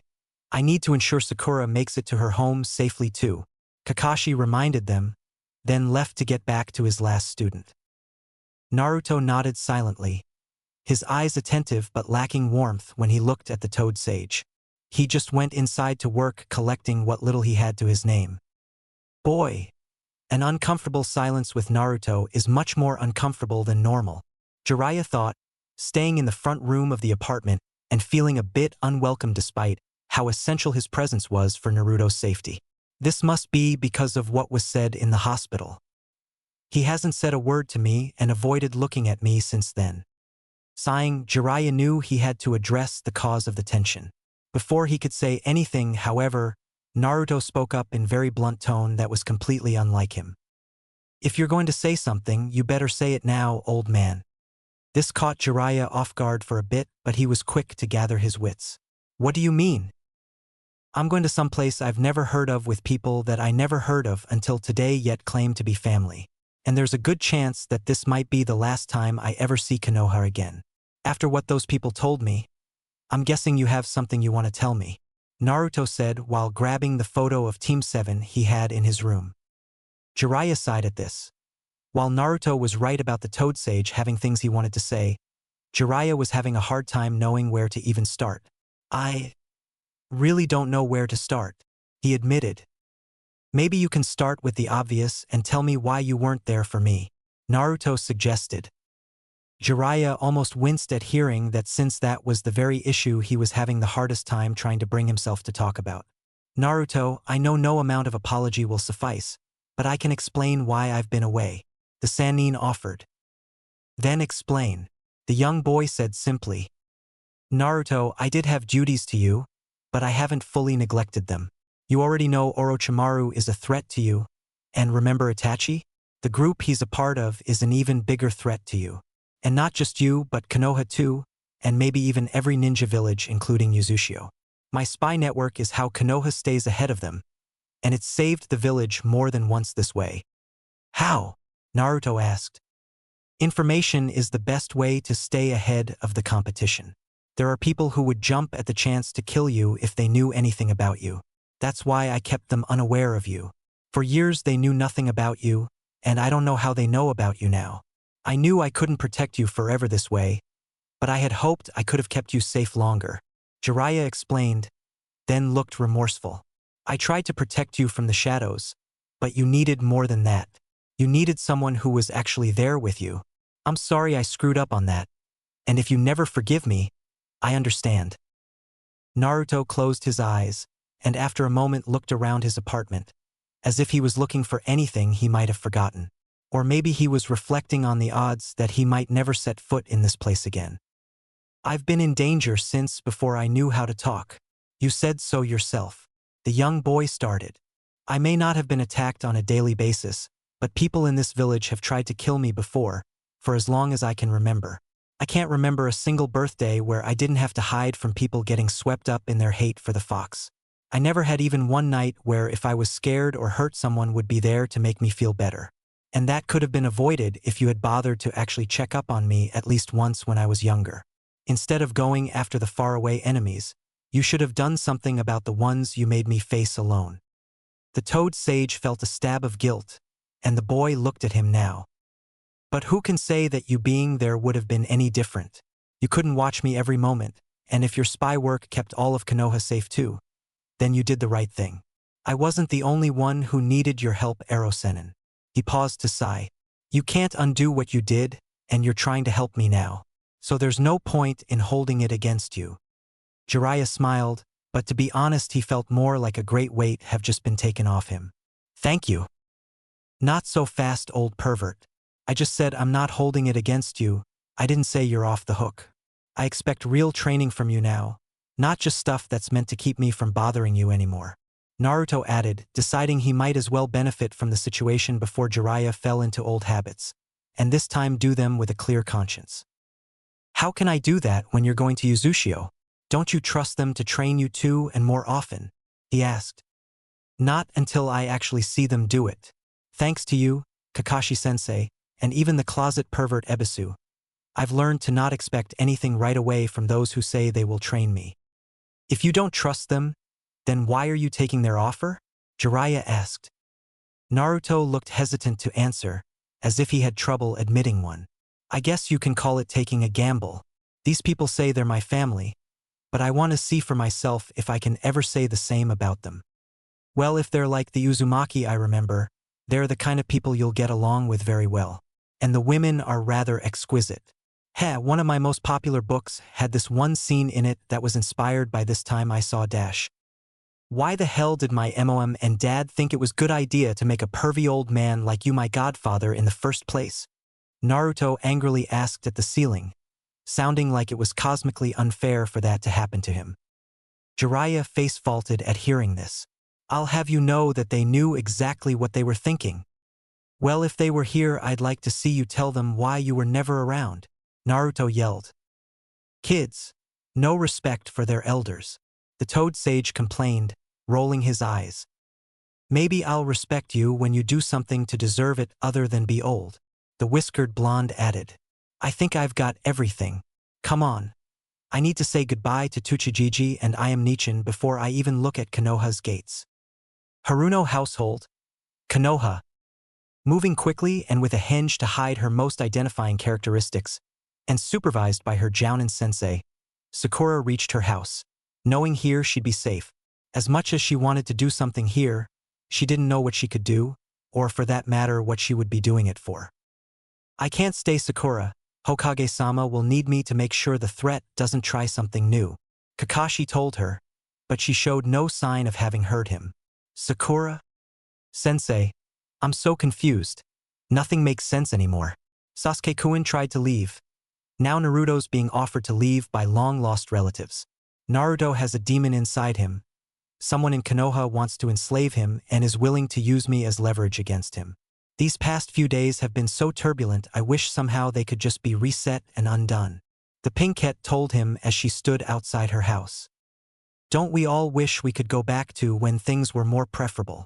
Kakashi thought out loud. But we can't. All you can do is adapt and learn, even if it never truly stops hurting. Sakura nodded. Thanks for everything, Kakashi-sensei. The Jounin nodded silently, seeing that his student wasn't really in the mood for talking more, then left. Sakura opened the door to her house and entered. Sakura, is that you? The voice of her mother called out from the kitchen upon hearing the door. The sound of her mother's voice brought to mind another issue on the young girl's mind. One she knew she had a chance to address now. Yeah, Mom, I'm here. Is Dad here too? Yes, sweetie, why? Her father called out. I need to ask both of you something. Something that cannot wait. Sakura answered, walking to the kitchen as she wanted to see their reactions to her questions, as well as show them how serious she was about the subject at hand. What is your absolute honest opinion of my teammate Naruto? Both adults showed a reasonable amount of surprise, considering their daughter had always been so firm in her own opinion of the whiskered blonde to even ask how others saw him. Why do you ask, dear? Kizashi Haruno asked. For years you both have been telling me to be careful about him, to avoid him and try not to be associated with him more than necessary. I thought nothing of it, but apparently you two weren't the only ones telling their kids what you told me. And now I've found out why. All of it. Kizashi and Mabuki blinked, looked a bit scared. What do you mean, all of it? The whole thing, all of the stuff you're not allowed to tell me. Like about the Kyuubi. And maybe some stuff you don't even know. Like who his parents are. The Pinkette replied. His parents? Kizashi repeated. Who are they? Right now that's not important. I want to know why you told me to avoid him. The law only said you couldn't speak about the fox, not that you had to avoid him or make others avoid him. So why did you? It was for the best. Mabuki Haruno answered. The best? Sakura repeated with narrowed angry eyes. Best for who? And how? How is this a good thing? Why do you hate Naruto so much? Hate him? Kizashi repeated, confused. Sakura, when did we ever say we hated him? In fact, dear, you're the only one here who ever has said they hated the boy. Mabuki pointed out. Sakura closed her eyes, remembering the times when she was younger and would berate Naruto, whose only crime was not being popular. I was young and stupid. I didn't know any better. But I'm not heartless, I've learned more about him, and what I've learned is making me start to hate a lot of other people. So tell me, do you two deserve my hatred too? Mabuki gasped. Sakura, we're your parents. I know, and it's because of you I've made one of the biggest mistakes of my life. So you better tell me why. Why did you tell me to avoid him? How was that for the best? Tell me. She finished by slamming her palms on the table. Kizashi closed his eyes and brought his clasped hands together to rest his chin on them. Sakura, sit down. I'll tell you everything. But you need to be calm and not just eager to find a scapegoat for your own mistakes. What? I'm not doing that. Yes, dear, you are. You've gotten some new information that has offset your view of things and made you reevaluate your memories and motives. And so you're trying to displace responsibility in a "it wasn't my fault" manner by putting it on us. Kizashi told her. Keep in mind you aren't the only one to have a friend among the Yamanaka. I know a few things about psychology too. Sakura thought this over, seeing the validity there, but shook her head. That doesn't matter. Just tell me why you told me to hate him. We didn't. We never told you to hate him. We told you to not get too close to him, but not avoid him entirely. Mabuki said for her husband. Sakura looked confused. How is that any different? In retrospect, we probably should have realized a child would think, don't get too close, would be the same as stay away entirely. Kizashi told his wife, who nodded. Sakura, Naruto attracts a lot of attention in this village. A lot more than he realizes, and little of it is ever good. For years, there was no telling what was going to happen to him. He was always in danger. Always at risk. Do you know what that means? Sakura nodded. Yes, it means this village isn't as noble as it tries to make itself out to be. Kizashi briefly closed his eyes again. It means that if he ever was attacked, anyone around him at the time would have been in danger too, and could have been considered acceptable collateral damage by the assailant. Now Sakura stopped looking hostile, and instead looked surprised. So you weren't trying to keep me away from Naruto because of the fox, but because you were trying to keep me out of a assassin-made danger zone, so to speak? Mabuki nodded. Yes, we were certain he'd be attacked someday by someone who wouldn't be afraid to hurt those around him to do so, and we didn't want you to be one of those hurt. But what about Naruto himself? Sakura asked. You said you were certain he'd be attacked someday. How do you feel about that? Well, we don't know the boy. We've got no opinion because, to be honest, we've got no attachment to him. Kizashi answered. Sakura mildly frowned. That's cruel. No, it's not. It's natural. Sakura, say you heard about a complete stranger being victimized. Sure, you can say you feel sorry for them, but ultimately, do you really care? Do you lose any sleep over it? We don't wish harm on the boy, but our priority is you and not him. We didn't want you getting hurt, we didn't want others getting the idea that they could use you against him, and as long as that was the case we were satisfied. We don't want Naruto to suffer dash. But you don't exactly feel anything when he does suffer. Sakura finished for them, looking remorseful. Just like me, justifying it as not my problem. Always justifying any behavior or lack thereof to make ourselves look good. All the while you know an innocent boy is struggling and people are conspiring against him. And all you can say is, keep us out of it. The young Pinkette looked at her parents, eyes angry with tears starting to brew. I was just a kid. I didn't know any better thanks to you, but I could have at least made it bearable for Naruto. He always wanted me to be his friend, and the only reason I refused was because you two told me it was a bad idea. We were trying to protect you, dear, and you were a kid. You couldn't have done anything for him if he was in trouble. Mabuki said, pleading for her daughter to understand. But you could have, and you didn't. Sakura pointed out. Right now I'm so angry. Angry at you, angry at myself, angry at the people in this village. All for treating Naruto like he's nothing but a mere asset to take advantage of at best and a monster at worst. Before I can even begin to forgive either of you, answer me one question. Both parents looked fully attentive. Have either of you ever once, just once, actually helped Naruto? Neither answered. With that, Sakura stood up.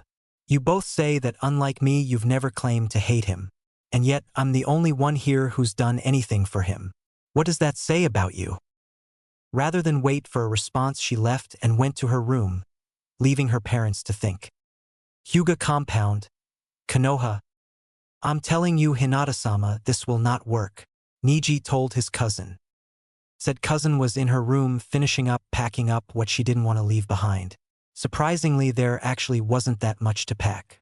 She didn't want to pack the possessions that were easily replaceable, though some extra clothes and equipment wouldn't hurt. Other than that, she packed up the items she had a sentimental attachment to, such as her team photo, diary, and some mementos from her mother. I heard you the first time, Niji Nizan, she replied. What will you do if he decides to use force? Niji asked. Hinata smiled. Right now there's a group of powerful ninja ready to leave Konoha with Naruto-kun, and they know I'm supposed to go along with them. If I don't show up, do you really think they'll just leave without me? So you're counting on them to bail you out? Niji asked. No, I'm trusting Naruto-kun to defend me from my clan again, she answered, then stood up straight, packing completed and her storage seal in her pouch. But first, I'm going to try it myself.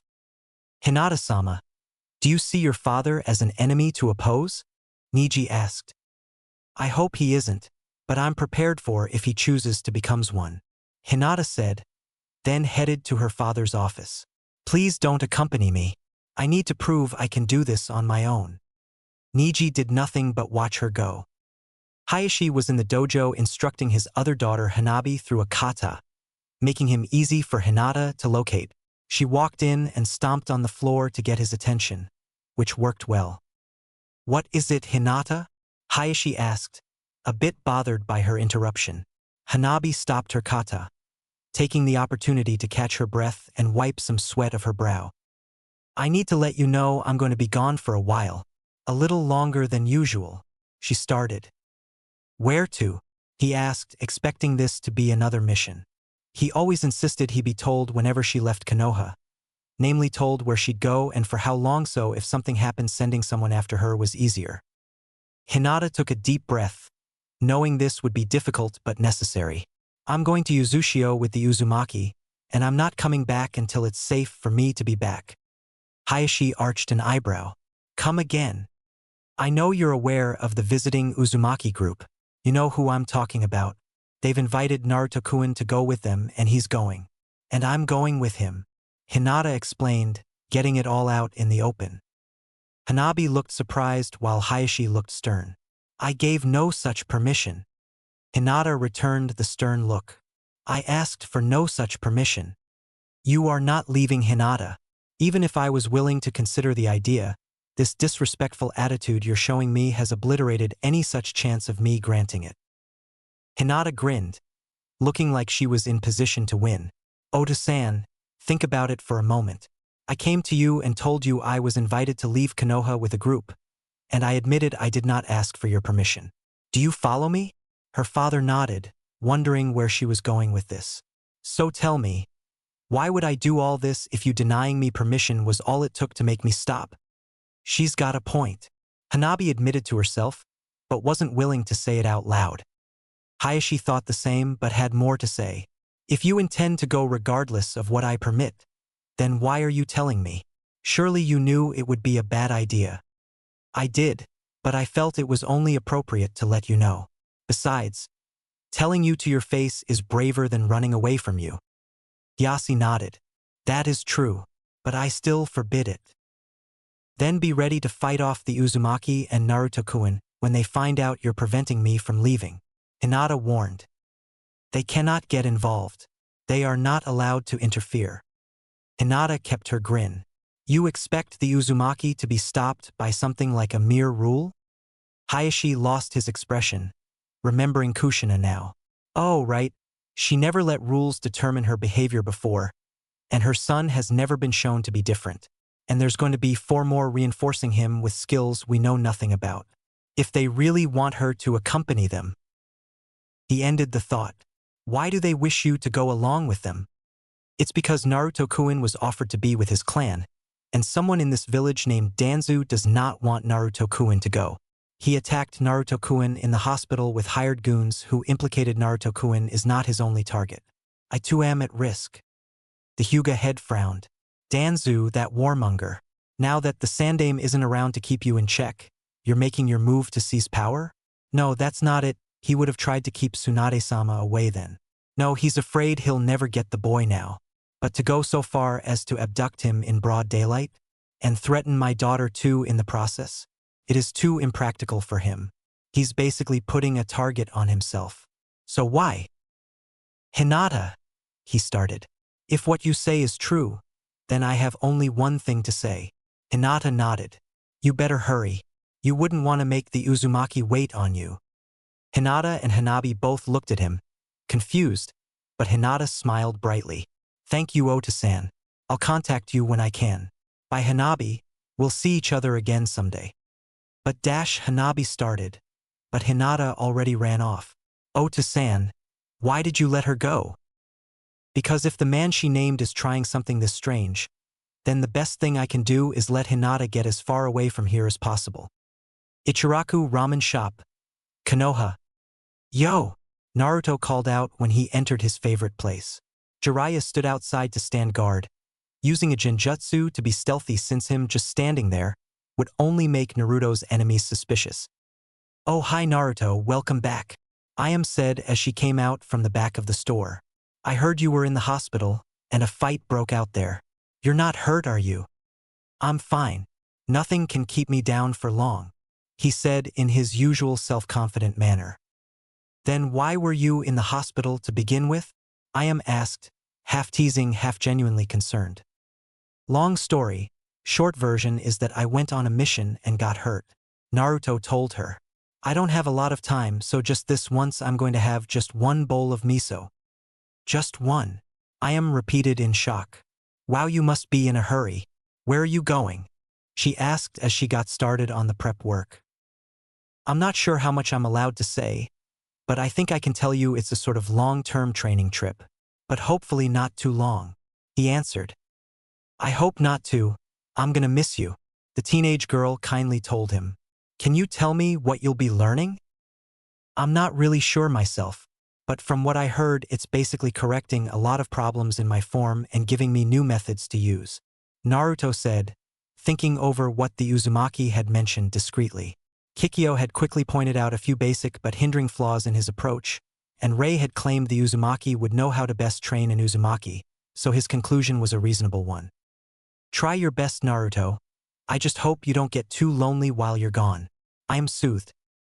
Naruto smirked. Oh, that won't be a problem. I'm having my friends go with me. What? I am asked, not expecting that. The whiskered blonde nodded. Yeah, you see, these guys came to town saying they want to train me, but it has to be away from Konoha. Someone in town doesn't want me to go, so he's trying to make sure I can't. And as a result, my friends are in danger.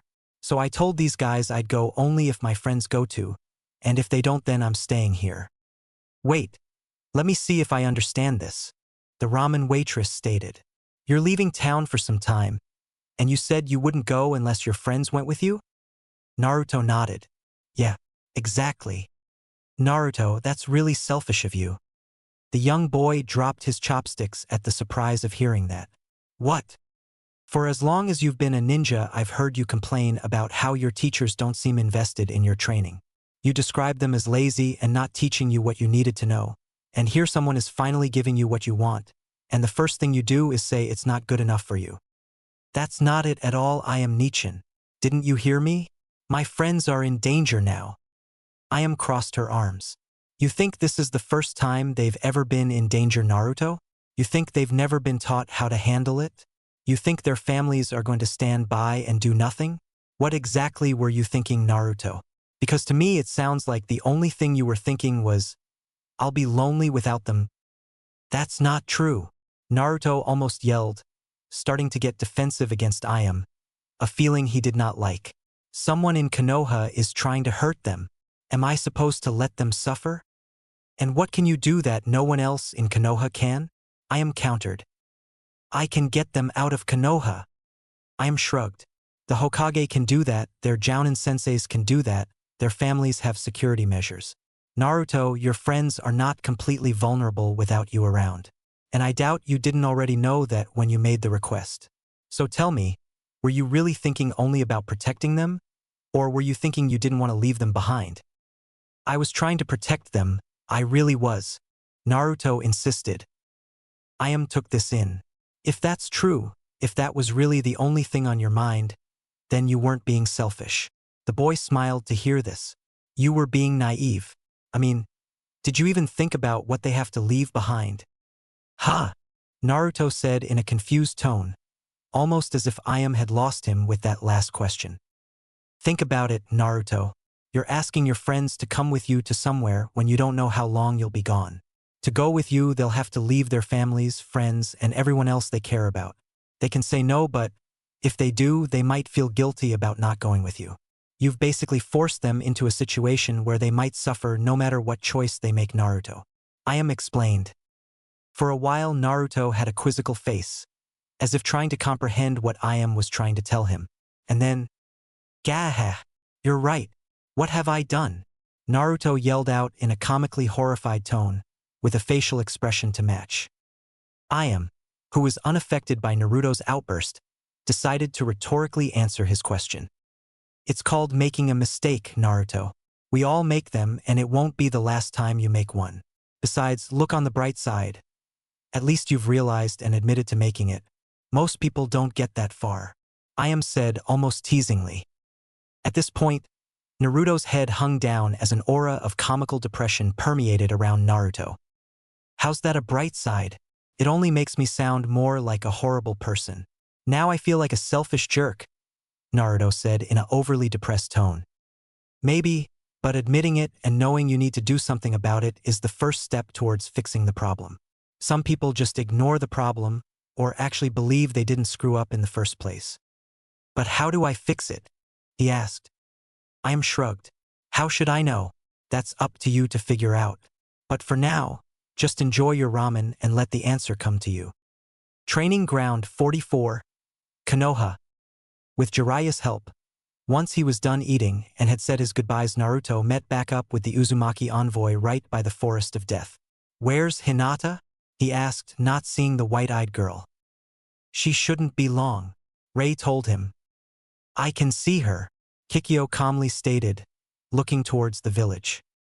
Naruto turned, and while he couldn't see the Hyuga girl, he could see a figure made small by the distance coming towards them. How can you tell? A good archer has a good eye for distance, she answered simply. True to her word, Hinata showed up and stopped to catch her breath as if she had been running this entire time. I made it, Naruto-kun. Ota-san was a lot more understanding than I expected. You know Hinata, if you dash Naruto started, but stopped when Ray put his hand on the boy's shoulder. Kid, she went to all this trouble to be here and be allowed to do it. Don't make all that effort pointless now. Something wrong, Naruto-kun? Hinata asked. The whiskered blonde stepped closer to her, away from Ri's grip. Hinata, did I make you feel like you had to come with me? No, not at all. I volunteered, remember? She told him. But why? I mean, I know what you said in the hospital, but am I worth leaving your family? He asked. If you weren't, would I be here? Or have volunteered? She asked back. Kid, you've got a girl who actually wants to be around you long term. Stop trying to make her change her mind, June advised. If the kids are done, we really must be going, Kikyo stated, and the Uzumaki nodded. Anyone else coming from Konoha? Naruto asked. No, they need to stay behind to make sure nothing bad follows, Mia answered. With nothing left to say, the group ran off around the forest to get to a better covered escape route. Once they had it, Naruto started to look back, but Hinata gently put her hand on his shoulder and looked into his eyes. And while Naruto wasn't that good at reading people, Hinata's expression was open and clear for him. Don't look back. Looking back would only make it harder to leave.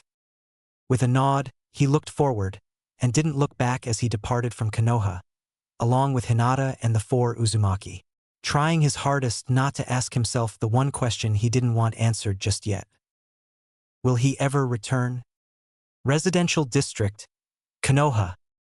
The door of a seemingly normal house suddenly got burst inward, thanks to a lot of force from the outside hitting it all at once. Immediately several ninja went inside and formed a perimeter, checking for any traps that would spring upon forced entry. All clear, Hokage-sama. Tsunade came inside, eyes narrowed and fists clenched, and looked around. He's not here. Didn't expect him to though, even he can't be this stupid. Though stupid enough to attack in daylight?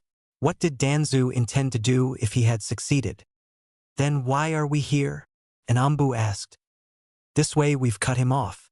He did a very foolish thing, and now that he failed he's gone into hiding. But he won't hide forever, he's got to come back at some point. And now that we've stormed here, he knows his own home is not a safe point. What about when we leave his house? Tsunade smiled. Who said the house would still be standing? Search the building for anything that looks suspicious, and once it's clear, burn the place to the ground. And Danzu himself?